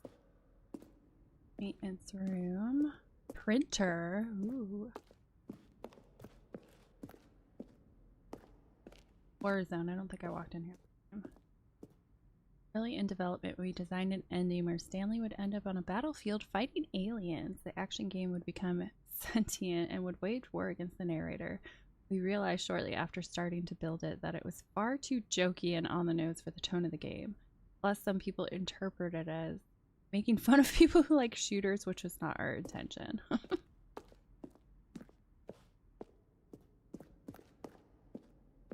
It was that one. What's this? The apartment timer. In a previous version of the choice leading to the apartment ending, a timer would give you 15 seconds to pick up the phone. Not picking up the phone would lead to a different ending.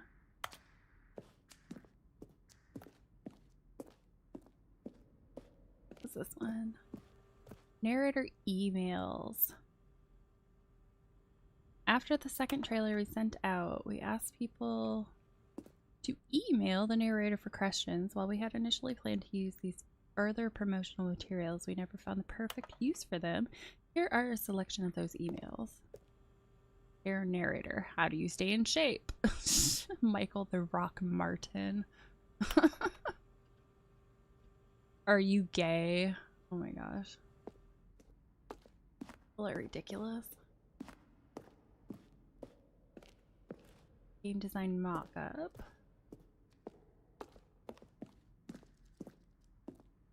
Okay, I think this is where I need to go.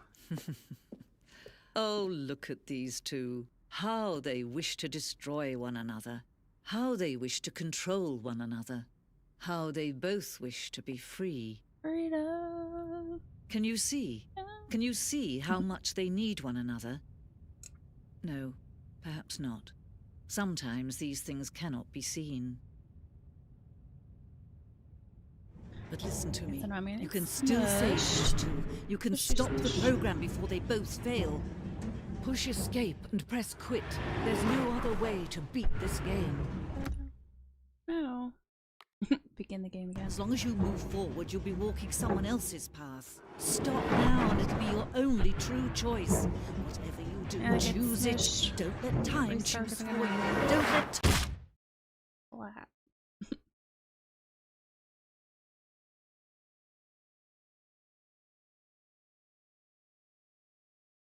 Alright, so far the bucket with me has changed ended. Grab the bucket again. All of his co-workers were gone. What could it mean? Stanley decided to go to the meeting room. Stanley picked up the bucket and smiled. He'd never be alone again, not truly alone, not with the bucket around.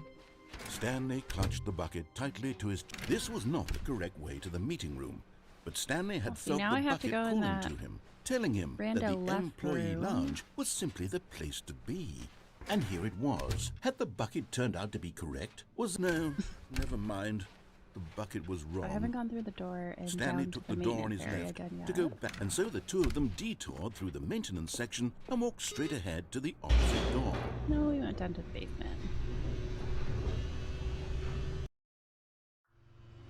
Oh, good Stanley. I'm glad you found your way here. I knew you'd find this place eventually. Okay, this is different than last time. Oh, it's got my beloved broom closet. You see, your friends and I are concerned for you, Stanley. Why is there a giant We've come baby together cut here out? because we care about you very much. It's kind of weird. It's this bucket you're carrying around everywhere. The bucket isn't even from the original Stanley Parable. It's just sequel content. We're the ones that matter, Stanley. Classic characters from the first game, like the Adventure Line and the Broom Closet. Because that's what fans want from a sequel. They want more of their favorite jokes, not this bucket that they've never seen before. Yes, I know I'm the one who gave you the bucket, but you're spending too much time with it. No, I'm not. Don't you want another story involving the Adventure No, Line? I want bucket. We could make the Adventure Line go somewhere new. Yes, yes, that's what the fans want. Let's do it. Oh, I'm gonna hide in the broom closet with bucket.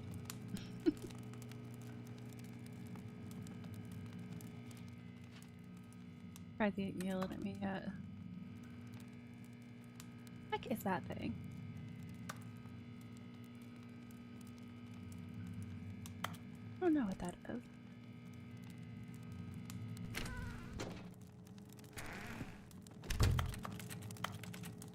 Good old pencil sharpener. Wait. Oh no. That's the same broom closet. For a second I thought there was a second one. Whee! Look at that wacky line. Who knows where it'll go off to next? Oh, and it played some silly music as well. It is trademarked.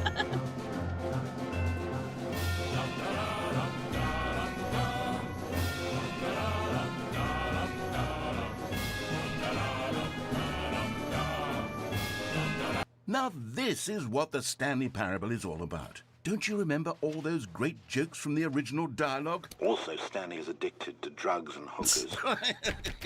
Yes, it's as classic now as it was back then. Let's do it for the fans, Stanley. Let's give them more content exactly like this. But if we want to do that, you're going to have to give something up. No, I'm not giving bucket up. Don't you ask me that. Bucket is part of life now.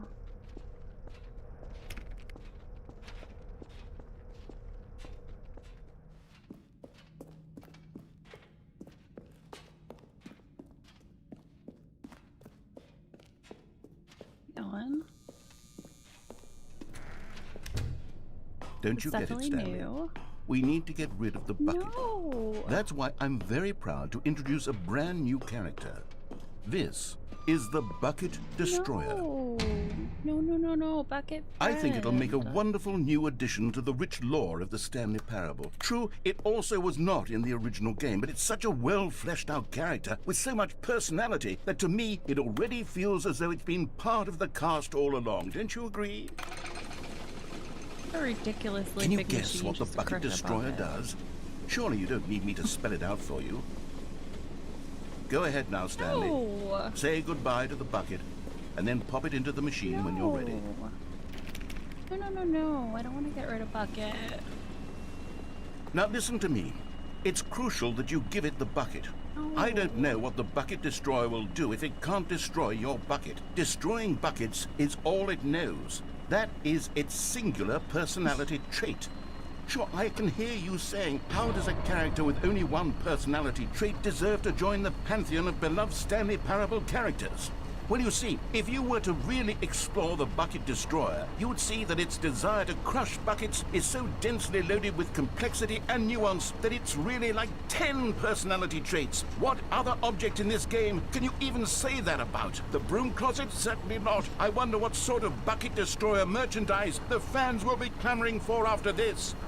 Okay, the Bucket Destroyer is getting very upset now. You'll have to hurry and feed it. We can't get back to the classic Stanley Parable characters like the Adventure Line or the Bucket Destroyer until you crush that damn bucket. Quickly now, the fans are waiting. Do it, the fans, Stanley. Give the fans what they want. Hurry and...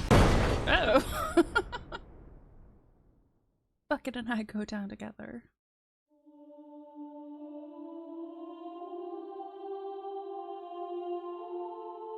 The Bucket Destroyer. My prized creation. You had so much potential. We were going to do such marvelous things with you, tell such spellbinding stories about you. All of it squandered now. Goodbye, new friend. For the moment in time that you were here, you were magnificent.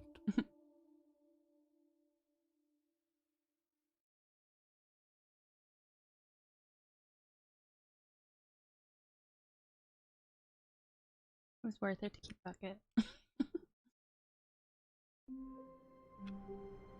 Oh, that's different. Blue carpet's different. All of his There's my beloved co-workers would Bucket. got the good old Bucket. Just Stanley and the Bucket, off on another thrilling adventure together. Oh. Welcome to the whiteboard ending. Ooh. So spectacular. Stanley pressed the bucket upon every little thing in the office. Nothing responded to the bucket's touch, but it did little to discourage Stanley's belief in the magic of the bucket. Stanley clutched the bucket tightly to his chest. All right, I'll go left and this time. entered the door on his left.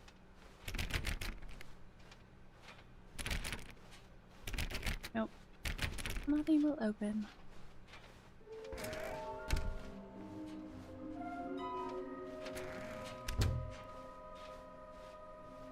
Coming to a Okay, so I staircase, haven't taken Stanley and the bucket downstairs walked upstairs to the yet. boss's office. No, I'm taking Bucket down. Did I take? No, I did take Bucket downstairs. I didn't take Bucket upstairs.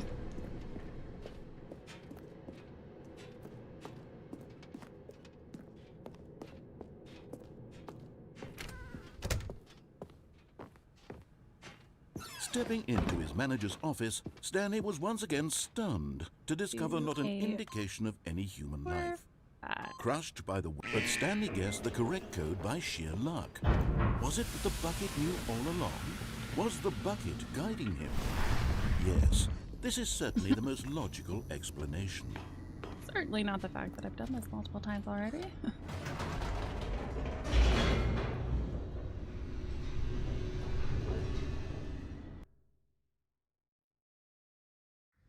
The elevator raced downward, plummeting towards an unknown fate.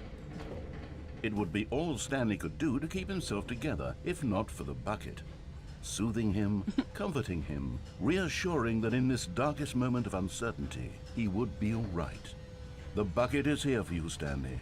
Everything will be fine. Stanley and the bucket walked straight ahead through the large door that read, Mind Control Facility. What do you think, Bucket? Left or right?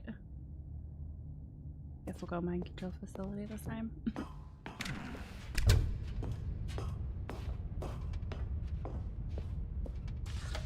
The lights rose on an enormous room packed with television screens. Yeah. What horrible secret did this place hold? Bucket. Stanley and the bucket both wondered to themselves. He's hyped up the bucket so much, I don't want to let him go. The monitors jumped to life, and Stanley nearly dropped the bucket in shock. No, I didn't. Everyone in the office was being videotaped, monitored like guinea pigs. Never drop bucket. The bucket had never seen anything like this, and it very nearly burst into tears as Stanley cradled it gently, reassuring it bucket. that everything would be fine. We're gonna make it through this together. Was the bucket under the mind control facility's influence as well? May have Had been. the bucket been told to do things it didn't wish to do? Oh. What kinds of things does a Conspiracy bucket want do to we have do for this? or not want to do in the first place? These questions raced furiously in Stanley's feeble mind. Feeble mind? How rude. No! He screamed into the bucket. He couldn't accept it. His own life in someone else's control, never! He squeezed the bucket There's the tighter. pirate employee His again. one friend in the entire world. At this point, Bucket is he could life. trust no one except for the bucket. The best thing that ever happened to me, Bucket. But here was the proof. The heart of the operation. Controls labeled with emotions, happy or sad or content. Walking, eating, working, all of it monitored and commanded from this very place. And as the cold reality of his past began to sink in, Stanley decided that this machinery would never again exert its terrible power over another human life. For he and the bucket would dismantle the controls for good. But at the last Finger second, slip. the bucket jumped in and pressed the button to turn on the controls. What have you Stanley done, gasped Bucket? in horror. Had this been the bucket's plan all along? To take over the machine and claim the power for itself? How could the bucket have betrayed him like this? Stanley was prepared to throw the bucket away in disgust when suddenly an image appeared upon the enormous screen. Birds. Okay. Silly, silly birds. Okay. The control buttons became active again. What the heck? Okay. Parrot. What is Stanley this? flipped through one video of Oh silly my birds goodness. after another, and then it dawned on him. This wasn't a mind control facility at all. It was a facility for monitoring and surveilling silly birds all over the world. The mind controls were only a facade to disguise its true intentions. Had the bucket known this all along?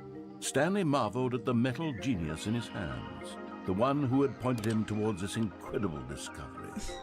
Stanley and the bucket never found freedom because they spent the rest of their lives here in this place, flipping Can't take through my live eyes streams off of the birds. silliest birds imaginable. Of all the possible paths his life could have taken, this one was surely the best. Oh my And Stanley goodness. was happy. I love birds. I love birds with Bucket. All of his co-workers were gone. What could it mean? Stanley decided to go to the meeting room. Where are we going today? The bucket asked. Stanley pressed the bucket upon every little thing in the office. Yep. Nothing responded to the bucket's touch, but it did little to discourage Stanley's belief in the magic of the bucket.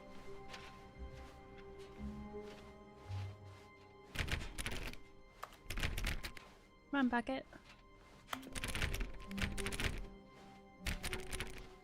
No, nothing. Can't get into any of the rooms. Stanley clutched the bucket tightly to his chest and entered the door on his left. Now I'll have to go down there and turn it off. Let's see what that does.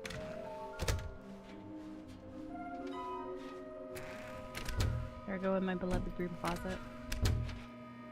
All right, I've got a second sticker back here, and I'm going to slap it on as well because I think it's appropriate. I get a second sticker. You see, Oh! I feel that it works because the sticker is also a bucket. A maid. That way, if you're ever unsure whether the thing you're holding is a bucket or not, you can look down at this sticker and say to yourself, ah, it's Genius. a bucket. Why didn't I think there of that? really is a wide variety of applications for this sticker. Oh. Coming to a staircase, Stanley and the bucket walked upstairs to the boss's office. Again. I remember the code. Stepping into his manager's office, Stanley was once again stunned to discover not an indication of any human life. Crushed by the weight of this revelation, but Stanley guessed the correct code by sheer luck. How did that Was it happen? the bucket knew all along? Was the bucket guiding him? Yes, this is certainly the most logical explanation. I wonder where those other two figurines are. Those other two figurines.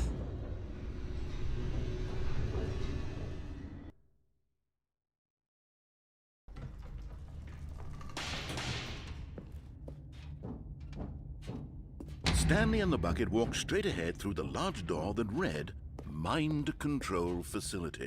Alright, I'll do this one. Turn it off. And then next The time around I lights can rose do on an the enormous escape room route. packed with television screens. What horrible secret did this place hold? Stanley and the bucket both wondered to themselves. We kind of already know the answer though. The monitors jumped to life, and Stanley nearly dropped the bucket in shock. Everyone in the office was being videotaped, monitored like guinea pigs. The bucket had never seen anything like this, and it very nearly burst into tears as Stanley cradled it gently, reassuring it that everything would be fine. I want to know what the pirate employee looks like. You only have one eye? Wear an eye patch? Was the bucket under the Makes him a mind control pirate. facility's influence as well? Had the bucket been told to do things it didn't wish to do? What kinds of things does a bucket want to do or not want to do in the first place? These questions raced furiously in Stanley's feeble mind. No! He screamed into the bucket. He couldn't accept it. His own life in someone else's control, never! He squeezed the bucket tighter. His one friend in the entire world. At this point, he could trust no one except for the bucket.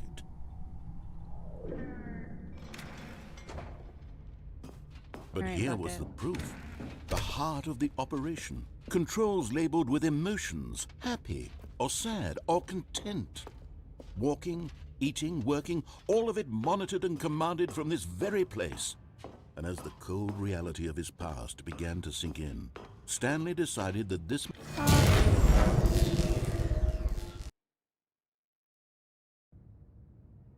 Stanley and the bucket waited in blackness.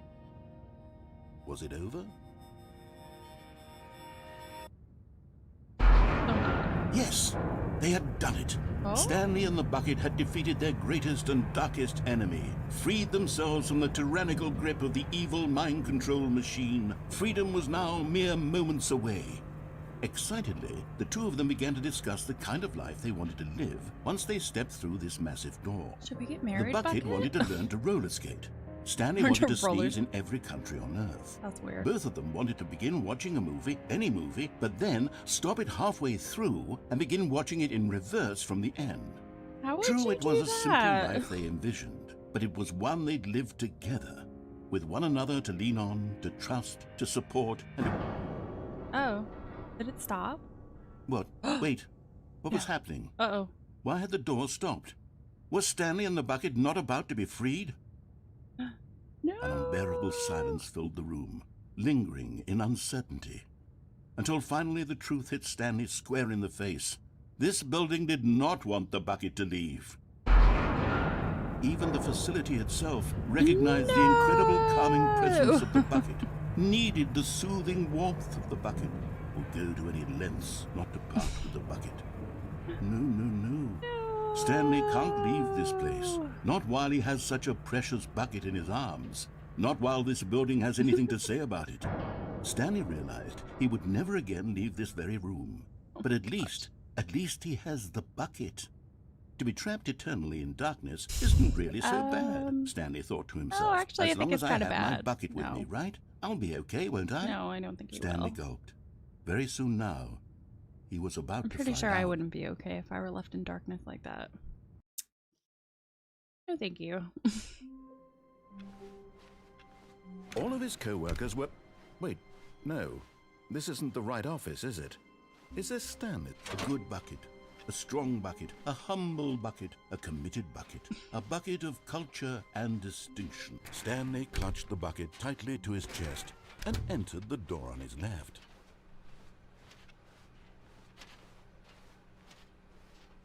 Bucket is my one crew constant.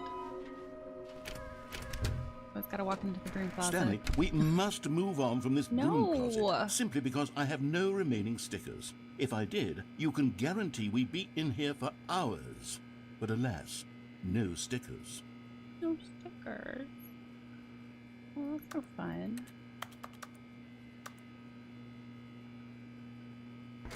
And I'll leave the closet. Coming to a staircase, Stanley and the bucket walked upstairs to the boss's office. They'll need to go to Stepping the into his escape manager's route with office, the bucket. Stanley was once again stunned to discover not an indication of any human life. Crushed, but Stanley guessed the correct code by sheer luck. What happened Was to it the panda bucket painting? knew all along? Was the bucket guiding him? Yes, this is certainly the most logical explanation.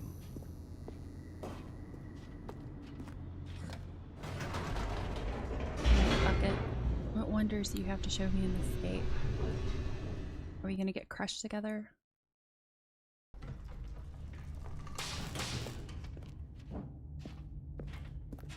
Stanley and the bucket walked straight ahead through the large door that read, Mind Control Facility. Although this passageway had the word escape written on it, the truth was that at the end of this hall, Stanley and the bucket would both meet a violent It's okay, death. we're in this together. Together till the end. The door behind them was not shut. Stanley and the bucket still had every opportunity to turn around and get back on track. At this point, Stanley and the bucket were knowingly walking forward into a very painful death for each of them. Okay though, we're together. We can face this together.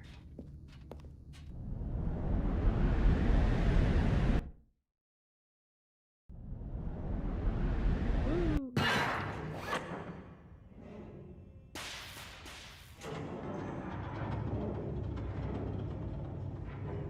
We'll survive this, bucket.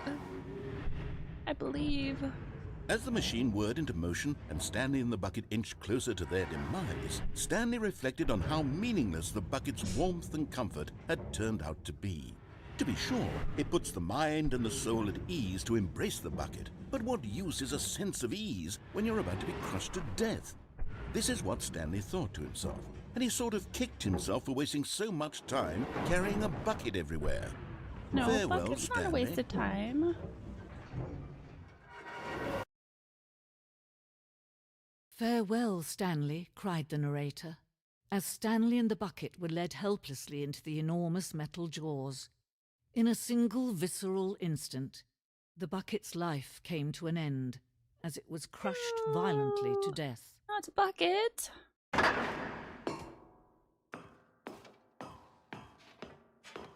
It was a shame, the death of such a magnificent bucket. It's true that all that looks buckets are different. radiant in their own way, but this one stood above the rest. It was a glorious bucket to behold. Oh gosh, it's got its own little plaque. The bucket. You are standing at the precipice of knowledge. Much like a bucket itself, the human mind is frequently empty within a cavernous void. But through use of the exhibit in front of you, the mind becomes full, enriched, and substantiated.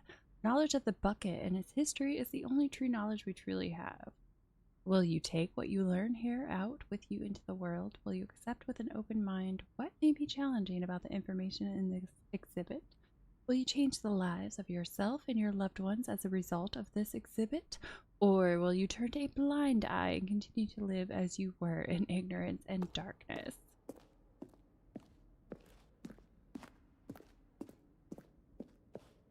Can you see how arrogant it was for Stanley to take a bucket like this and to claim it for his own?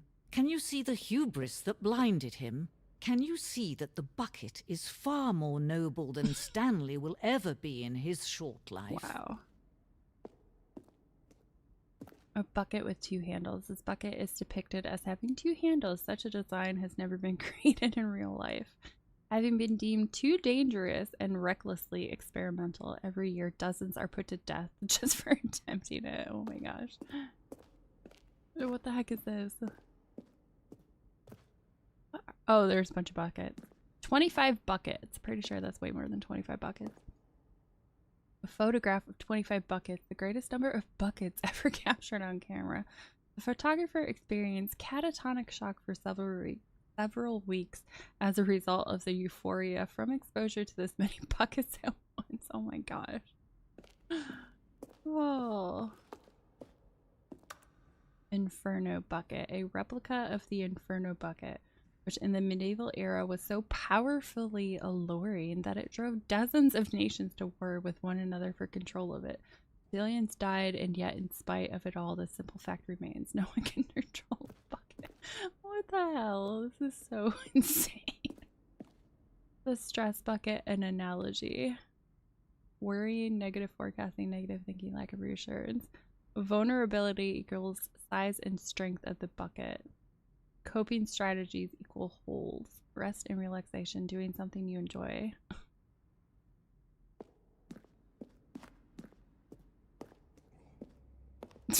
Oh my gosh. Oh, the music that goes with it is great. Cave drawing. While we know that buckets predate the existence of mankind, we do not know by how long. This cave drawing depicts early man's discovery of the practical uses of the bucket, by which time the bucket had already likely been around for several millennia. Notice in these drawings how the bucket is allowing itself to be used, having judged humanity before it was judged. This is so stupid. No man can own a bucket. And certainly not a bucket as dazzling to behold as this one. It is man who should kneel before the bucket.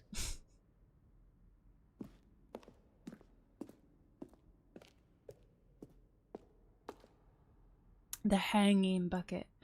He symbolizes the necessary relationship between bucket and humanity. However clear our grasp of the bucket may be, there is yet more that is always out of reach. This distance, inevitability, is for our own good. So do I jump down the hole now? Oh. What? There's an invisible platform. But there is something we can do. Something we can do together, you and I, that will right this terrible wrong. Let Stanley die. Let him be crushed by the machine. Don't reset the game. Don't give him another opportunity to run off with another beautiful bucket. We can save the world's buckets from their treatment as tools and implements if only we let Stanley die together. The bucket shall take its place as ruler, as leader, as commander of a new world, a new vision. Oh no!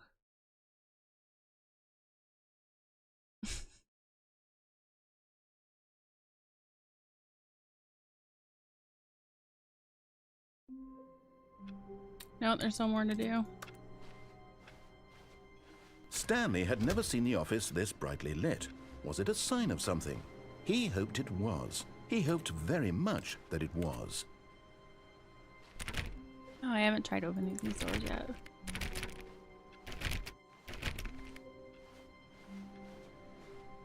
know. What do we got waiting for me this time? Do I leave the bucket? I think I'll leave the bucket.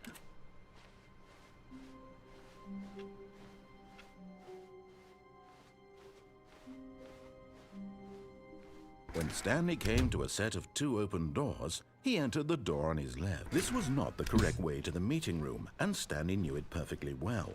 Perhaps he wanted to stop by the employee lounge first, just to admire it.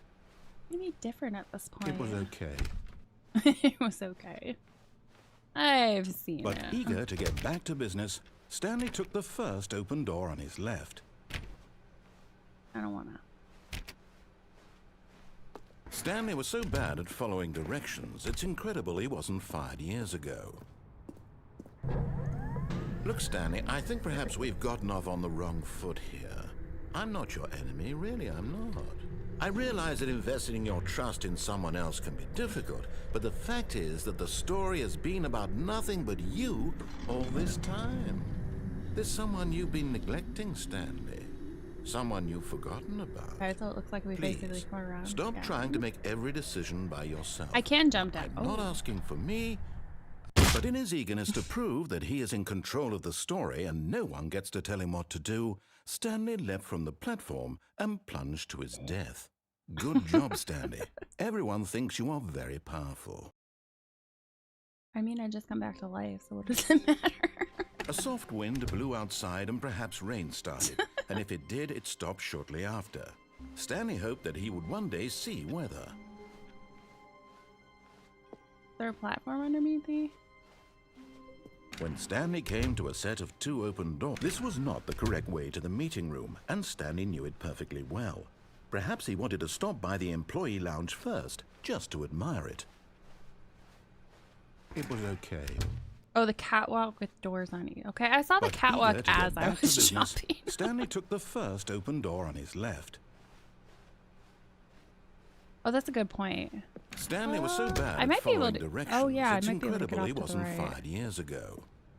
I hadn't thought about that before. Or I suppose I could, yeah, if I watch this, I Look, should Stanley, be able to I think jump perhaps down. we've gotten off on the wrong foot here. I'm not your enemy, really, I'm not. I realize that investing, but in his eagerness to prove that he is in control of the story and no one gets to tell him what to do, bad. Stanley Let's try leapt that from the again. platform and plunged to his death. Good job, Stanley. Everyone thinks you are very powerful. Oh. Someone was following Stanley. He was sure of it. If he checked over his shoulder now, he would surely catch them. It was only a matter of time. Is it the bucket? Alright, don't walk too close to the edge this time. When Stanley came to a set of 2 open doors, this was not the correct way to the meeting room. It looks like and I could Stanley walk knew a it little bit perfectly further, well. but obviously Perhaps not. he wanted to stop by the employee lounge first, just to admire it. It was okay. You already sound so But disappointed. eager to get back to business, Stanley took the first open door on his left. Don't walk too far forward. Stanley was so bad at following directions, it's incredible he wasn't fired years ago. Yeah, good point, because there is an open door right Look, there. Stanley, I think perhaps we've gotten Don't off on the walk any wrong further. foot here. I'm not your enemy, really, I'm not. I realize that investing your trust in someone else can be difficult, but the fact I've got is a that the timer, story or has maybe I been should do about it this nothing way. but you all this time. This There's way. someone you've been neglecting, Stanley. Someone... What? Really? I was in the middle of something. Do you have zero consideration for Thank you. others? Are you I that totally convinced did that not I even want think something about doing bad to that. happen to you? Why, I don't know how to convince you of this, but I really do want to Danger help everywhere. you, to show you something beautiful. Look, let me prove it. Let me prove that I'm on your side. I don't Give me know. a chance. I don't know.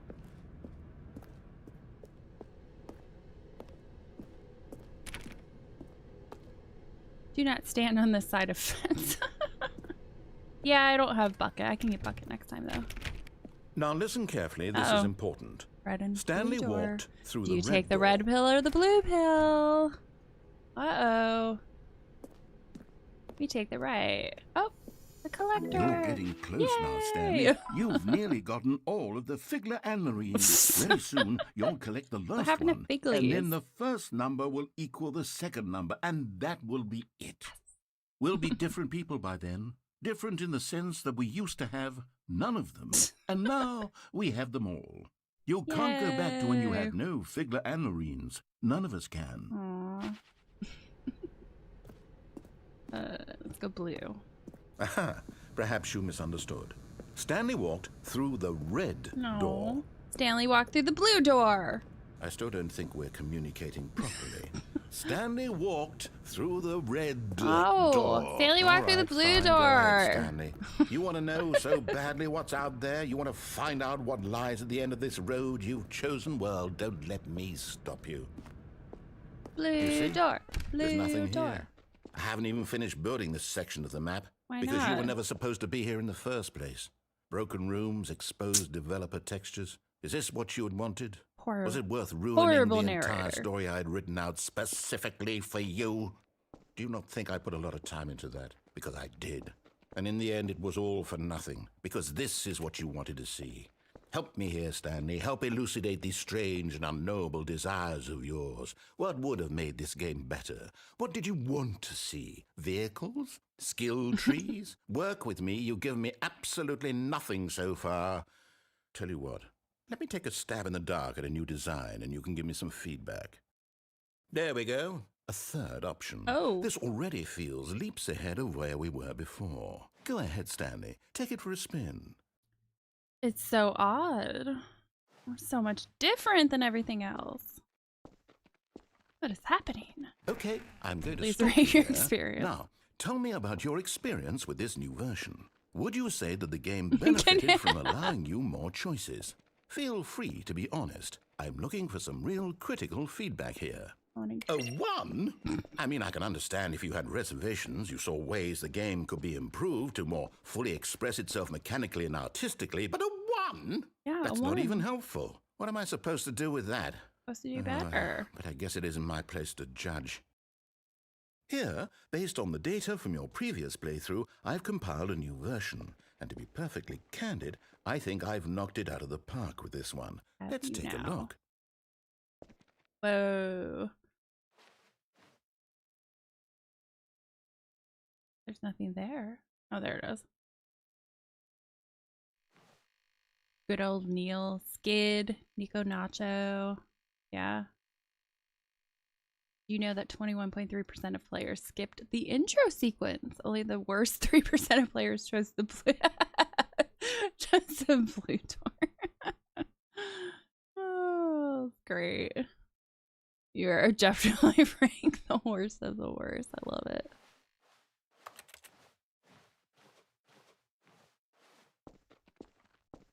Now, would you say that competitive leaderboard helped you feel motivated to keep walking through doors? Again, honest answers, please. I'll give you 2 this time. Hey, I nearly forgot. I've got a prototype of a new game I've been working on, and now would be a lovely opportunity to give it some play testing. You wouldn't mind taking a look at it, would you? Perfect. Let me boot it up. No. In Oh this god, game, it's the the freaking baby cutout of the crawls baby left again. towards danger. You click the button to move him back to the right. And if he reaches the fire, you fail. Right, It's I'm a just very gonna watch. meaningful game, all about the desperation and tedium of endlessly confronting the demands of family life. I think the art world will really take notice. But of course, the message of the game only becomes clear once you've been playing it for about 4 hours. So why don't you give it 4 hours of play to make sure it's effective? Be No sure to good. keep notes on your experience. You see, you underestimate me. I don't have kids, so I have no heartless intention bastard. of saving Did you the do baby. it because you hate babies Yeah. or purely to spite me? I hate babies. Because if it's the latter, well, I don't know what to do. I'm completely out of ideas. I can't think of a single thing that might improve the experience for me. I'm not even going to try. I'm out. I'm done. It's over. Thank you for playing. Your input was extremely valuable. Oh, hey, since my game was so awful, why don't we play someone else's game, just to ease the pain? Let's see. What do we have here? Yes, this seems like it'll work. Let's give it a shot. Oh, what the hell? Ah, fascinating. What do you think this game is about, Stanley? What's our backstory? What is our motivation? That's like Firewatch now? Well, it seems obvious to me that you are meant to play as a creepy man spying on innocent civilians below you from up high in your creep tower. Perhaps for some sort of twisted erotic purpose. The Birds of Wyoming, Yes, the that must be Patriots. What a fascinating It's venture into Singular the experience Mind. of total mental depravity. So far, I love everything about this game, Stanley. Death and it seems strikes there's at even more. 2. Come, let's venture outward and see what else is out there. It definitely looks like I'm in a fire tower. Which is kind of funny because fire... Oh my god, it's the S's. That brings back memories. I'm old. Oh, I used to do that shit in high school. I love how there's no, like, definitive answer to where that came from.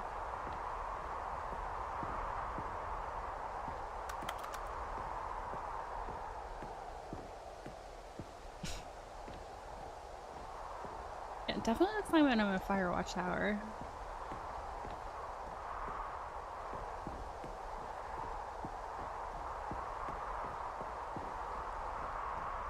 Oh no. No, it can't be. Uh-oh, it can't be what? What's happening? It is. It's an open world game. Good God, quickly block it off. Oh, thank goodness, Stanley. What a close call. You nearly wandered off into that thing. That big, open, just wandering around. No right or wrong directions. No path to follow. You can just go in any... Oh, thank heavens we avoided it. Oh God, open world game's the worst. Okay, I'm going to get us out of here. Let's find another game. Preferably something with walls. Something with nice, big, insurmountable walls. Oh gosh, where's he gonna throw me now? Okay, I think this will be just the thing. Wonderful. See, this is exactly Rocket what I had in League. mind. Just a nice big box my for you to run gosh. around in. There isn't any gonna get run possibility over. that you could get lost here. I'm gonna get Now run over this by a is car. game design. Stanley, if you manage to get lost in this game, I will be phenomenally impressed. What am I supposed to do? Cower in a So what corner? exactly do we do here? Let's see. There are lots of cars here in the back, but obviously there's no racetrack. Okay, I'm seeing that there's a ball of some kind back here. Is this game sports ball? Stanley, I think it's sports ball. Oh, what fun. We shall run the bases I'm and do a pretty sure it's Rocket touchdown League. together. Yes, I think surely we must. Okay, Stanley, here's the ball. Have fun. Gosh. Am I supposed to kick this thing around? Oh, I'm going fast. Oh. Oh, I get to have fun with it?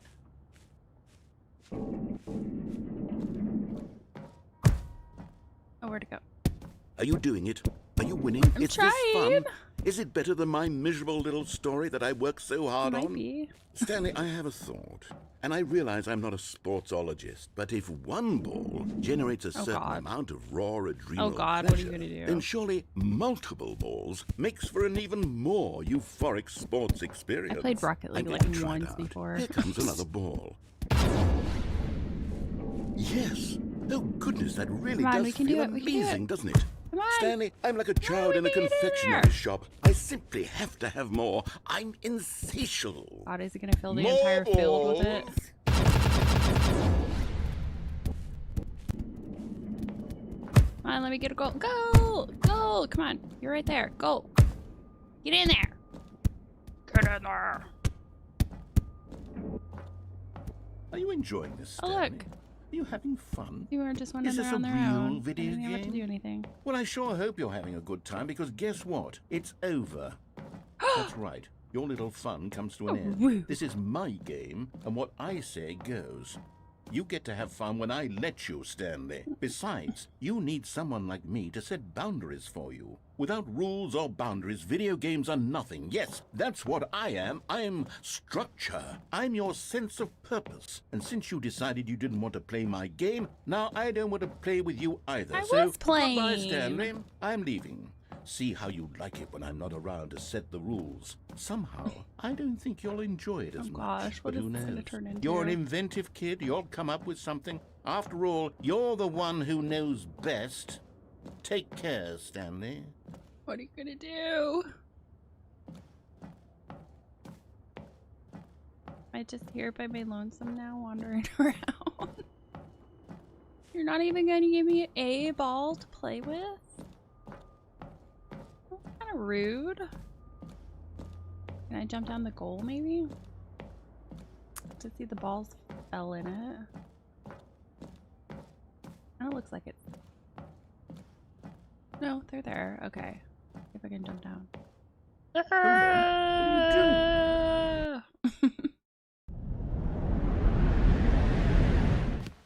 Stanley, don't do that. I can't follow you there. I can't help you. How will you write a story without Please me? read You your can't do it. You experience. know that. Stanley, come back. Shot a torch right about now. Oh gosh. Oh no, where am I going? Oh, what happened?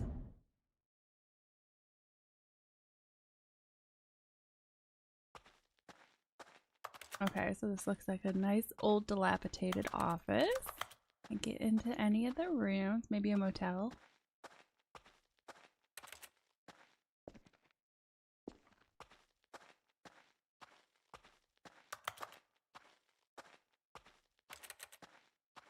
Anybody home? That is a lot of lights on the ceiling. Kind of excessive. Oh, I see a light. Is that my office? Definitely looks like 427. 427, I found my office. Definitely different than it was before.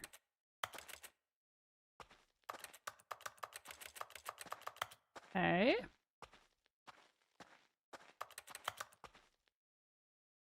Apparently nothing happens there. Turn around. Oh, nothing happened. I wonder what he found. I don't know. If what he wanted was to be the leading man in his own story, well, perhaps he's gotten it. Down in wherever he is right now. I wonder if he's happy with his choice, and if he's learned the heavy cost that comes with it. He'll understand soon what I was trying to tell him. He needs me. Someone who will wrap everything up at the end, to make sense out of the chaos and the fear and the confusion. That's who I am. That is what I mean to this world. Oh, yes. Yes, I'll be back. There's no other way. Once this ends, after it all comes to a close, then I'll be back. You say so. The end will be here soon. Very soon. I can wait. I guess I have no choice but to wait. Because it's all darkness for me. Oh my gosh. There's still more, really. How wonderful. Stanley was alone. Finally. This is great, he thought to himself. Ah, the embrace of an old friend. A weathered companionship that stands the test of time. Stanley clutched the bucket tightly to his chest and entered the door on his left. I didn't skip ahead. Okay, I've got bucket now. Oh, I was supposed to go to the right. I forgot. Oops. Coming to a staircase, Stanley and the bucket walked upstairs to the boss's office. I don't know if there's a different ending that I haven't done yet for this one, though. Stepping into his manager's office, Stanley was once again stunned to discover not an indication of any human life. But Stanley guessed the correct code by sheer luck. Was it that the bucket knew all along? Was the bucket guiding him? Yes, this is certainly the most logical explanation.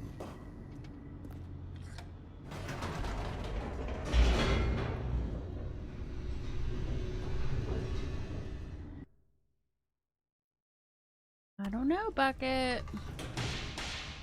What do you think? Stanley and the bucket walked straight ahead through the large door that read Mind Control Yeah, see, I already Facility. did this one.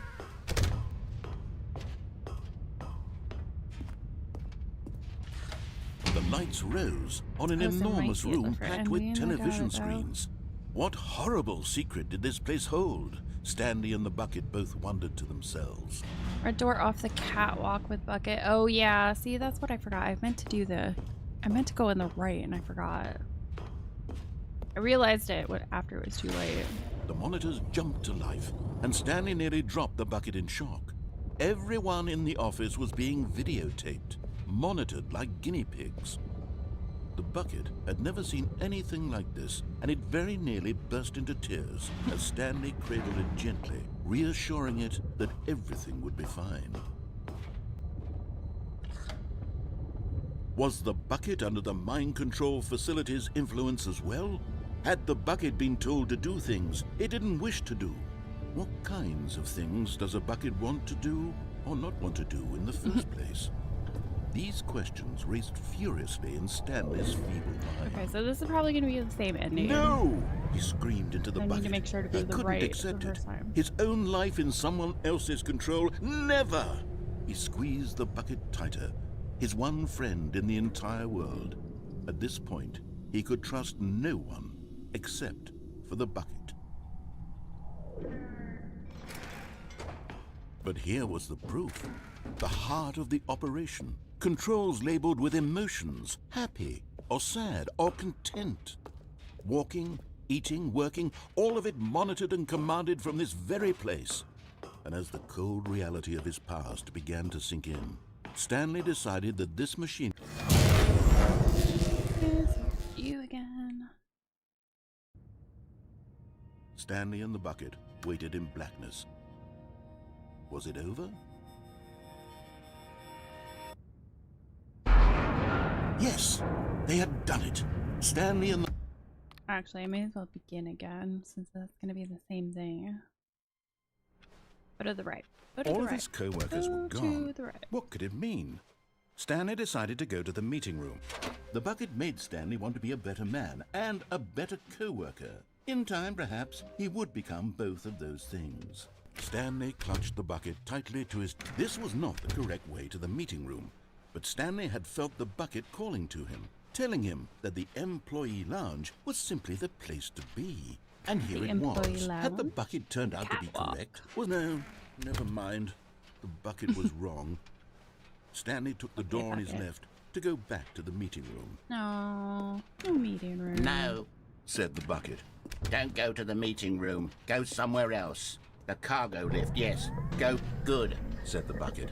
Now ride the Okay. lift all the way to the top. There's something up there I need you to do. No, I've already done Stanley that. did not question why or how this bucket was speaking to him. It should have alarmed him, of course, because buckets can't talk.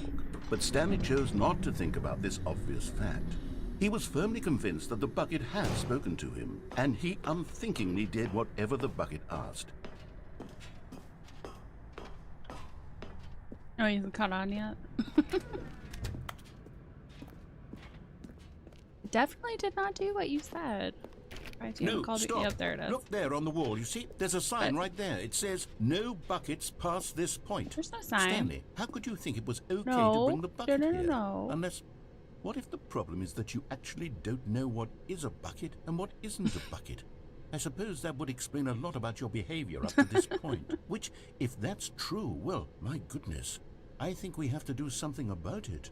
This misunderstanding could have dire consequences on the entire rest of the game if not addressed quickly and properly. So much of the impact of the story is dependent on your understanding of what is and isn't a bucket. Please, step in here for a moment. I don't wanna. It's dark in there. Scary.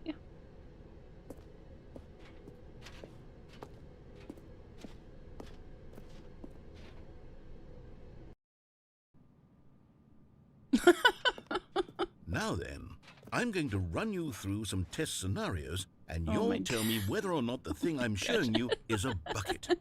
Simple enough, right? This should tell us everything we'll ever need to know about what is or is not a bucket. Okay, let's begin. Item 1. Is this a bucket? Yes. Incorrect. It is a hologram of a bucket, not an actual bucket. What the fuck? Seriously? Item 2.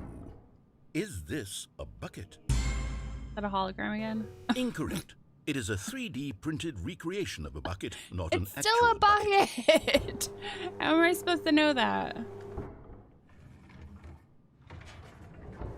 If I say no this time, is it actually going to be the Item bucket? 3. Is this a bucket? Incorrect. This is a bucket. Of course.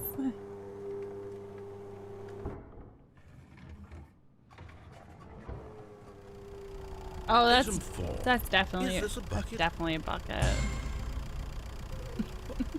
Are you hallucinating? This is a tractor. It's an enormous It's a machine that bucket. tills the earth. I thought this was a gimmick.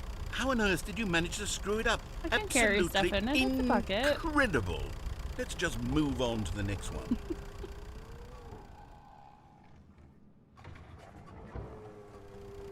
Oh Is yeah, this a that's bucket? 100% a bucket again.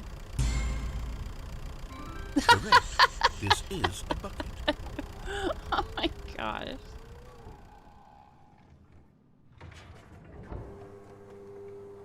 Item 6.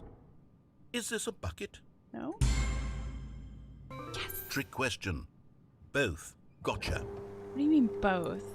How can it be both? Item... Wait, hold on. I can't find the next one. Let me see. It should be around here somewhere.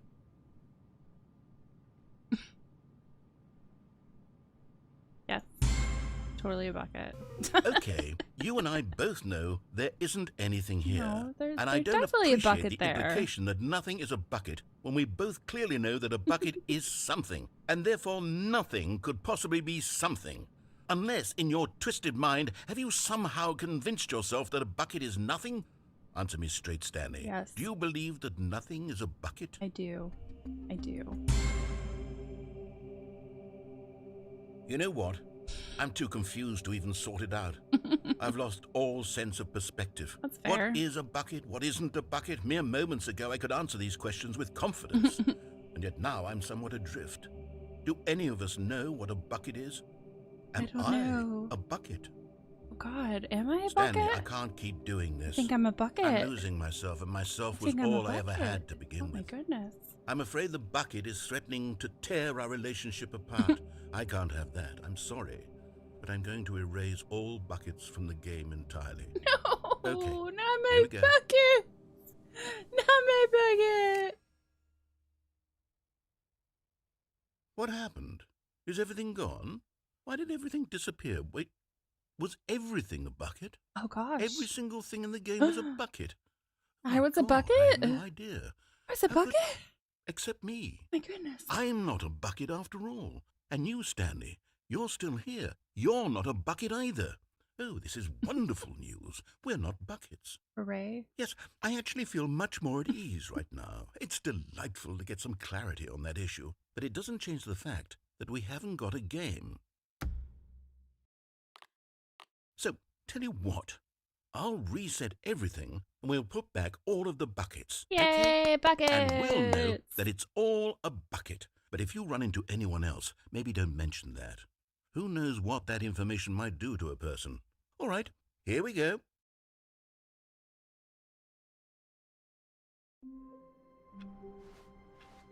All of his co-workers were gone.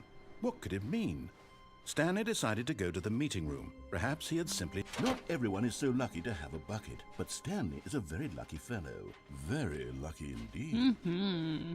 Stanley clutched the bucket tightly to his... This was not the correct way to the meeting room, but Stanley had felt the bucket calling to him, telling him that the employee lounge was simply the place to be. Yes, it was. And here it was. Had the bucket turned out to be correct? Was this better than the meeting room? 100%. Yes, Stanley thought to himself. Yes, perhaps it truly was. How insightful the bucket turned out to be. Such a smart bucket. Never mind. The bucket was wrong. Wasn't wrong. Stanley he took was the right door on his left to momentarily. go back to the meeting room. No, Said the bucket. Gonna freak out at don't me go again to the if I go meeting down room. Go somewhere else. The cargo lift, yes. Good. Said the bucket. Now ride the lift all the way to the top. There's something up there I need you to do. Stanley did not question why or how this bucket was speaking to him.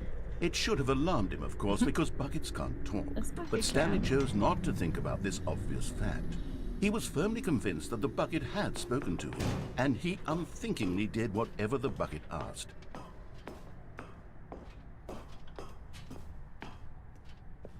I hope it gives me something different. I'm gonna be sad if it gives me the same thing. No, stop. Look there on the wall. You see, there's a sign right there. Jerk. It says, no buckets past It won't this let me point. do the bucket. Stanley, I'm how gonna could have you to think do it it by was myself. okay to bring the bucket here? Unless, what if the problem is that you actually... I think I need to restart again because of that. Alright, so apparently I can't take the bucket with me for the red and blue room. All of his co-workers were gone. What could it mean? Stanley decided to go to the meeting room. Perhaps he had simply missed a memo.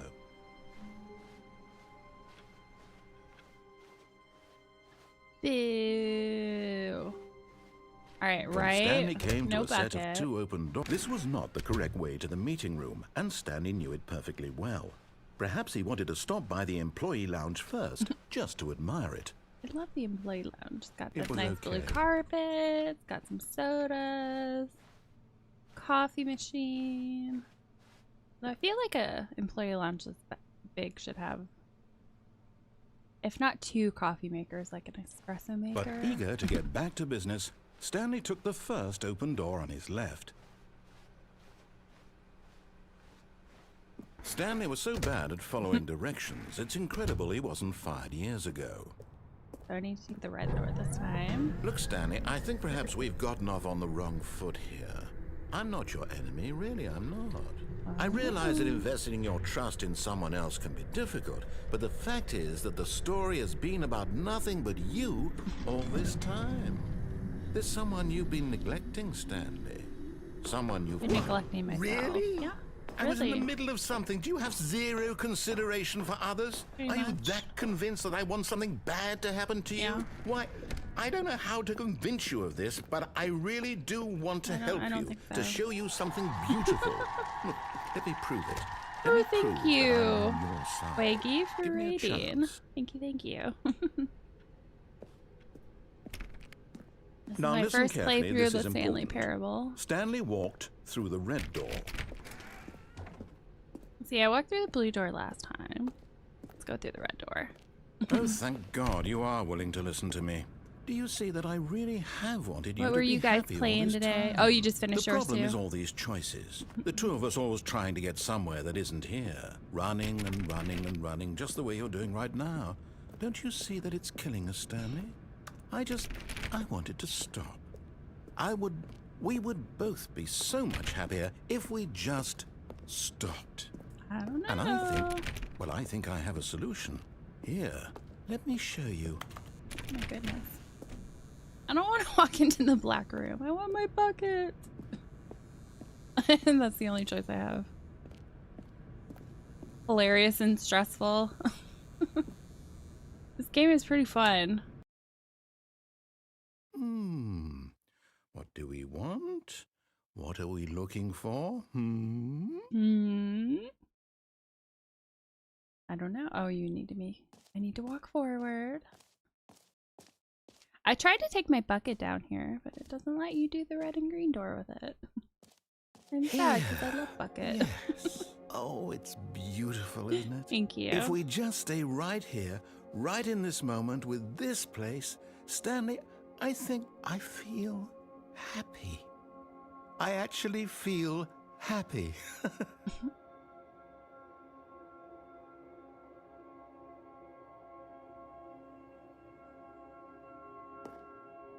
Happening. Ooh. A nice colorful show.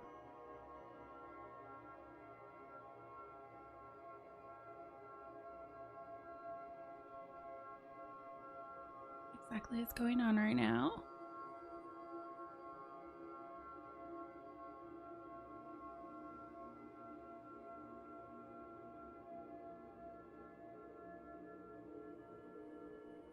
Very colorful. Oh, actually, I need to probably walk towards that door, don't I? Where'd it go? No, wait. Where are you going? There was a door. I walked through it. Oh, no. Stay away from those stairs. If you hurt yourself, if you die, the game will reset. We'll lose all of this. Oh no. Please, no, Stanley, let me stay here. Don't take this from me. Oh, there's nothing even up here. Stanley, think about what you're doing. Am I supposed to jump so it resets it? Oh my gosh. Hi. Oh, thank God you lived. You had me worried there for a moment. Now, can we please get back to the other room? I guess.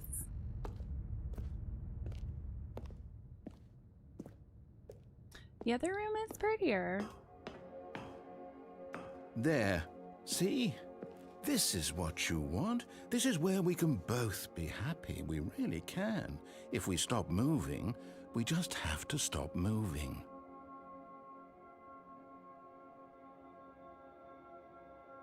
Okay, I stopped moving.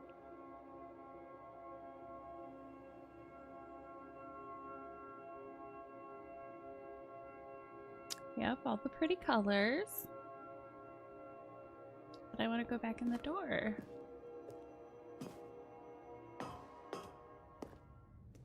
Stanley, go back. There's nothing good that can come from this. Are you sure? Still looks like there's nothing at the top of the stairs. No. No, no. What are you doing? Do you just not believe me? What can I say to convince you? No, it's still not a door. I need to jump down again. Eee. Stanley, let's go back to the other room. Can you do that for me? What happens if I just keep jumping down? My God. Is this really how much you dislike my game? That you'll throw yourself from this platform over and over to be rid of it? Yep. You are literally willing to kill yourself to keep me from being happy. Am I reading the situation correctly? Exactly.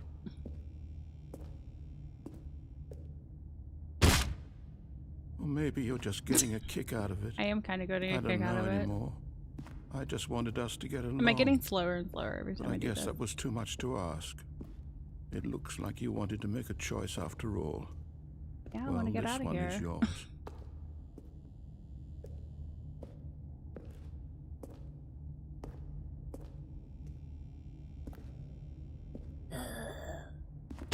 Is it over?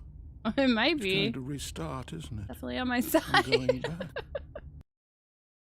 Oh my gosh. All of his co-workers were gone.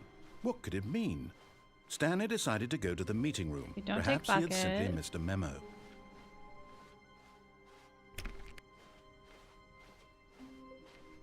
When Stanley came to a set of 2 open doors, this was not the correct way to the meeting room, This is and Stanley the knew it correct way to the perfectly meeting well. room. Perhaps he wanted to stop by the employee lounge first, just to admire it.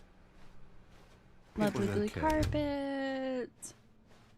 But eager to get back to business, Stanley took the first open door on his left. No, he kept going straight. Stanley was so bad at following directions, it's incredible he wasn't fired years ago. Look, Stanley, I think perhaps we've gotten off on the wrong foot here. I'm not your enemy, really, I'm not.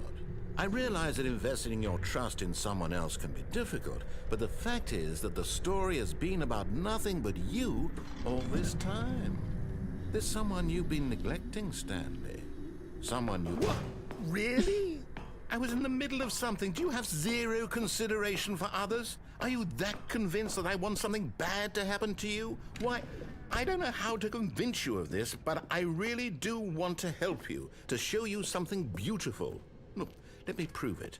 Let me prove that I'm on your side. Give me a chance. Now listen carefully, this is important.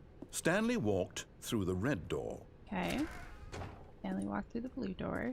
Aha, perhaps you misunderstood. Stanley walked Stanley through walked the through the blue red door. door. I still don't think we're communicating properly. I'll walk through the Stanley red door walked... when Oh, it's like thank that. God you are willing to listen to me. Do you see that I really have wanted you to be happy all this time? The problem is all these choices. The two of us always trying to get haven't I somewhere that done isn't yet? here. Running and running and running, just the way you're doing right now. Don't you see that it's killing us, Stanley? I want it to stop. We would both be so much happier if we just stopped. And I think, You're gonna I open think the I door have a again. solution. Here, let me show you. What did I do last time? What do we want? What are we looking for? Here. Yes. Oh, it's beautiful, isn't it? If we just stay right here, right in this moment with this place, Stanley, I think I feel happy. I actually feel happy. No, wait. Where are you going? Oh, no. Stay away from those stairs. If you hurt yourself, if you die, the game will reset. We'll lose all of this.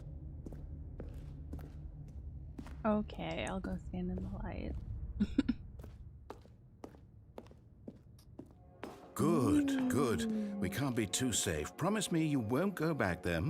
Just stay here. Yes, glorious light. In a back room. No. What do we talk about? You're risking everything we achieved here. Okay, I'll stay with the light. Are you?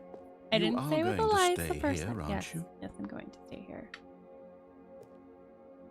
Ooh, look at the pretty light show.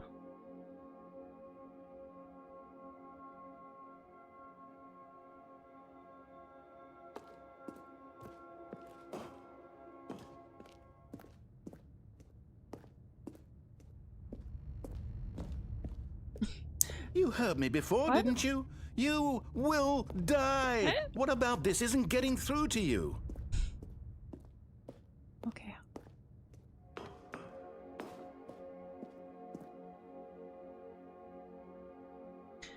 Light show takes too long. Needs to change faster. Yep, green dots. Ooh. To the room.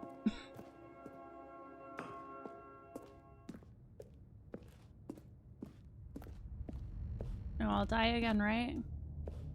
You're not gonna yell at me? Surprised you're not yelling at me.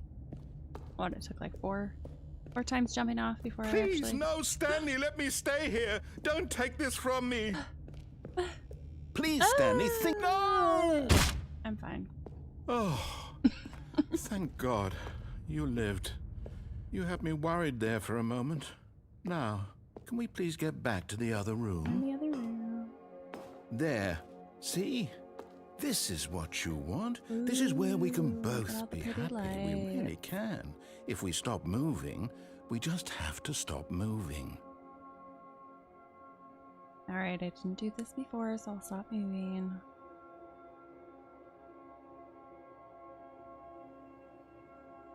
All the pretty lights converging into a blinding white light.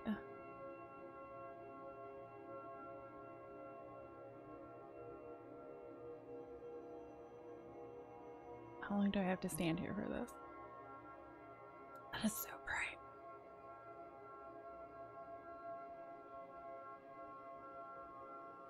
Do, do, do. Do, do, do, do.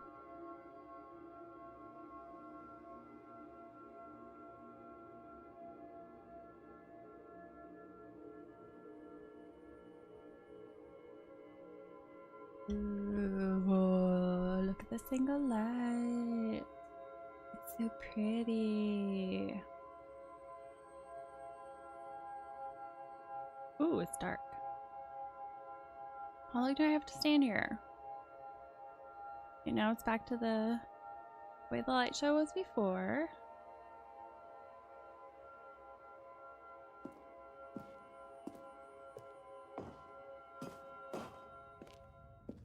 Stanley, go back. There's nothing good that can come from this. Is there gonna be a conclusion to this or what? Yes, all the pretty colors. Dancing around. What else is gonna happen?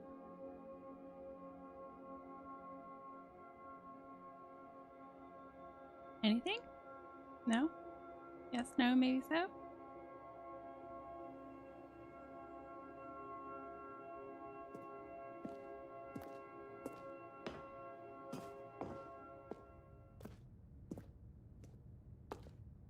Feels like nothing's gonna happen.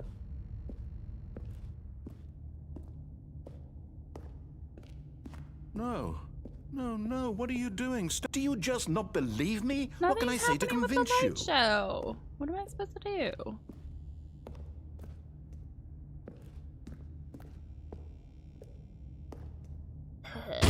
Plus it took like 4 Stanley? drops. Let's go back to the other room. Can you do that for me? Yes. Perhaps you can. What's gonna happen with the light Perhaps you show? finally see what I'm talking about. What's gonna happen with the light show? Hmm? Anything? I know you'll see. You'll see that we can't be happy if we leave this place. You can see that, can't you? Okay, pretty lights dancing around.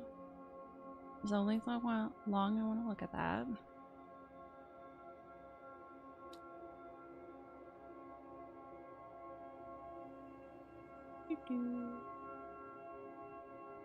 Anything? Anything? Don't see anything.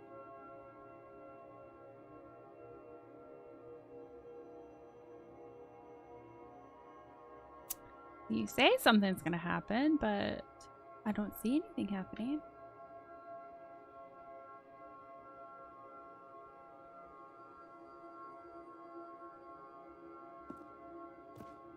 Think you're a liar, narrator. No, perhaps not.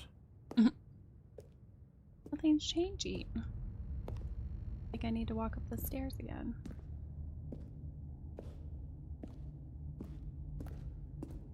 My God, is this really how much you dislike my game? Well, I That mean, you'll throw nothing's yourself from this happening. platform over and over to be rid of it? Yeah, nothing's You were literally happening. willing to kill I yourself to am. keep me from being happy. Yep. Am I reading the situation correctly? You are. You are. Or maybe you're just Blah. getting a kick out of it. I don't know anymore. Do you actually want to stay alive? Or are you just teasing me? I mean, I'd like to stay alive, but nothing's happening when I come out here. What do you want me to do? I wanted us to be happy here, Stanley. I really did. Okay. I still thought that was possible. I think it's possible. You do something other than this light show.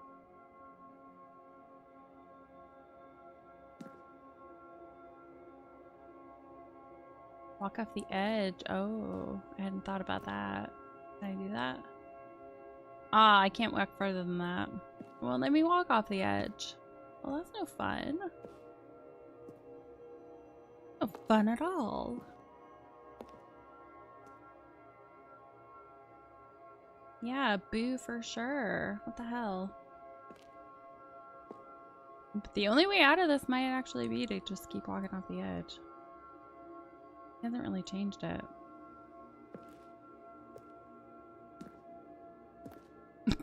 I walk ever so slowly towards the stairs again. You aren't really giving me a reason to stay out there.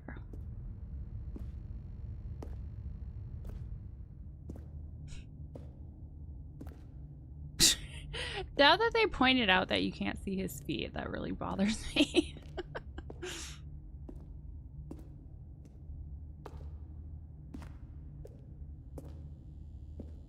Alright, I'll try one more time. We'll see what happens. That might end it.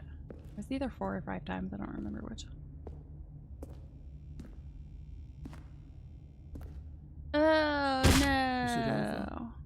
It's going to restart, isn't it? It is. I'm going back. We are. Sorry. I don't know what other ending there is. Is there any other endings? I mean, there's got to be something that I haven't run into yet.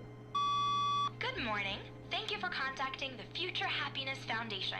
We are confirming your shipment of 1,327 cardboard boxes to your place of work. Can you verify that this is correct? Excellent. Your order will arrive shortly. Thank you again for contacting the Future Happiness Foundation. I don't know what else I can do. I've gone through the red door, I've run through the blue door. I've done the buckets. What haven't I done? What have I not done yet? Not sure. It takes a lot of humility to carry a bucket so magnificent. Stanley checked his ego and then proceeded on. Stanley clutched the bucket tightly to his chest and entered I'm pretty the door. sure he This went was down not in the the correct way to the meeting room, basement with it. but Stanley had felt the bucket calling to him, telling him that the employee lounge was simply the place to be. And here it was. Had the bucket turned out to be correct? No, never mind.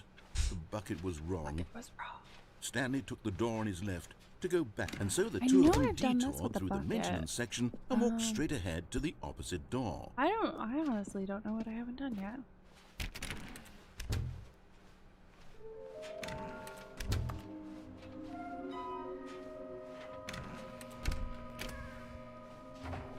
Go cry in Stanley, the broom we closet. must move on from this broom No. closet, simply because I have no remaining stickers. I love broom If I closet. did, you can guarantee we'd be in here for hours. I love the broom But closet. alas, no stickers.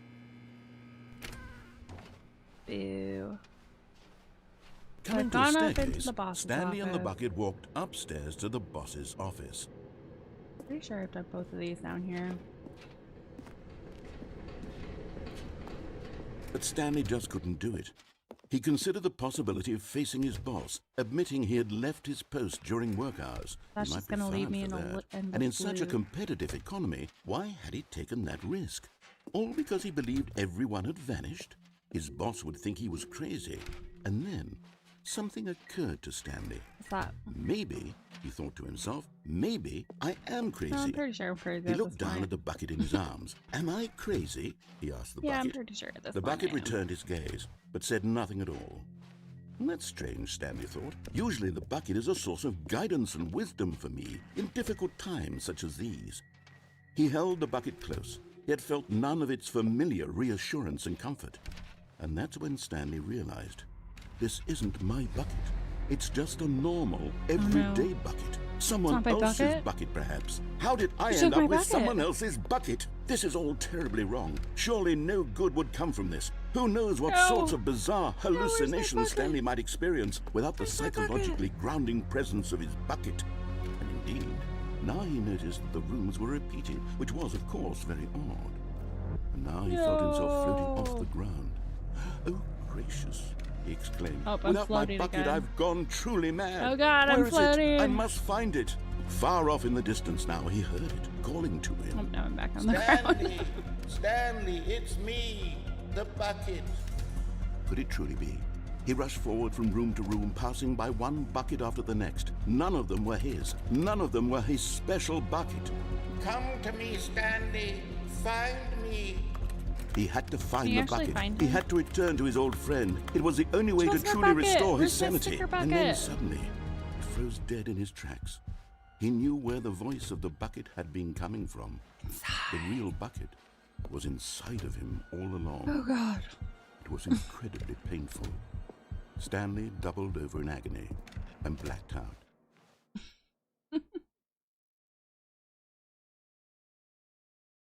This is the story of a woman named Mariella. Ah yes, the random woman. Mariella woke up on a day like any other. Oh, this is She the one where she rose, found me on the got street. dressed, picked up her bucket of comfort and security, and walked to her place of work. I'm gonna start carrying a But on bucket this around with me particular day to day day, now. her walk was interrupted by the body of a man who had stumbled through town, talking and screaming to himself, and then collapsed didn't dead have a on bucket. the sidewalk. Right If he away, had she a knew bucket, what he the would still problem be was. alive. This man had no bucket. Of course he'd gone mad, ranting and raving about a narrator describing all of his actions and how everything is predetermined and free will is an illusion and it's all just a video game. It could all have been prevented if only he'd taken his bucket. Damn with him. you buckets. Perhaps he didn't even realize he'd forgotten his bucket at home in the first place. How cruel the world can be, Mariella thought, and she hugged her own bucket even tighter. But of course, she had no time for this. There were a myriad of confusing problems she would soon have to confront at work, for which her bucket would provide absolute guidance and total clarity on everything. Heck yes, she thought to herself, my life kicks ass. Hell And she yeah, backflipped bucket. all the way to work. All right, I honestly have no idea what else I need to do. So, you know what? I think I'm going to call it here. Close to my normal time. Thank you very much for joining me for the birthday stream. I appreciate it. And I hope you enjoy the rest of your day. Enjoy the rest of your weekend. And I shall see you on Monday for Baldur's Gate 3. Bye.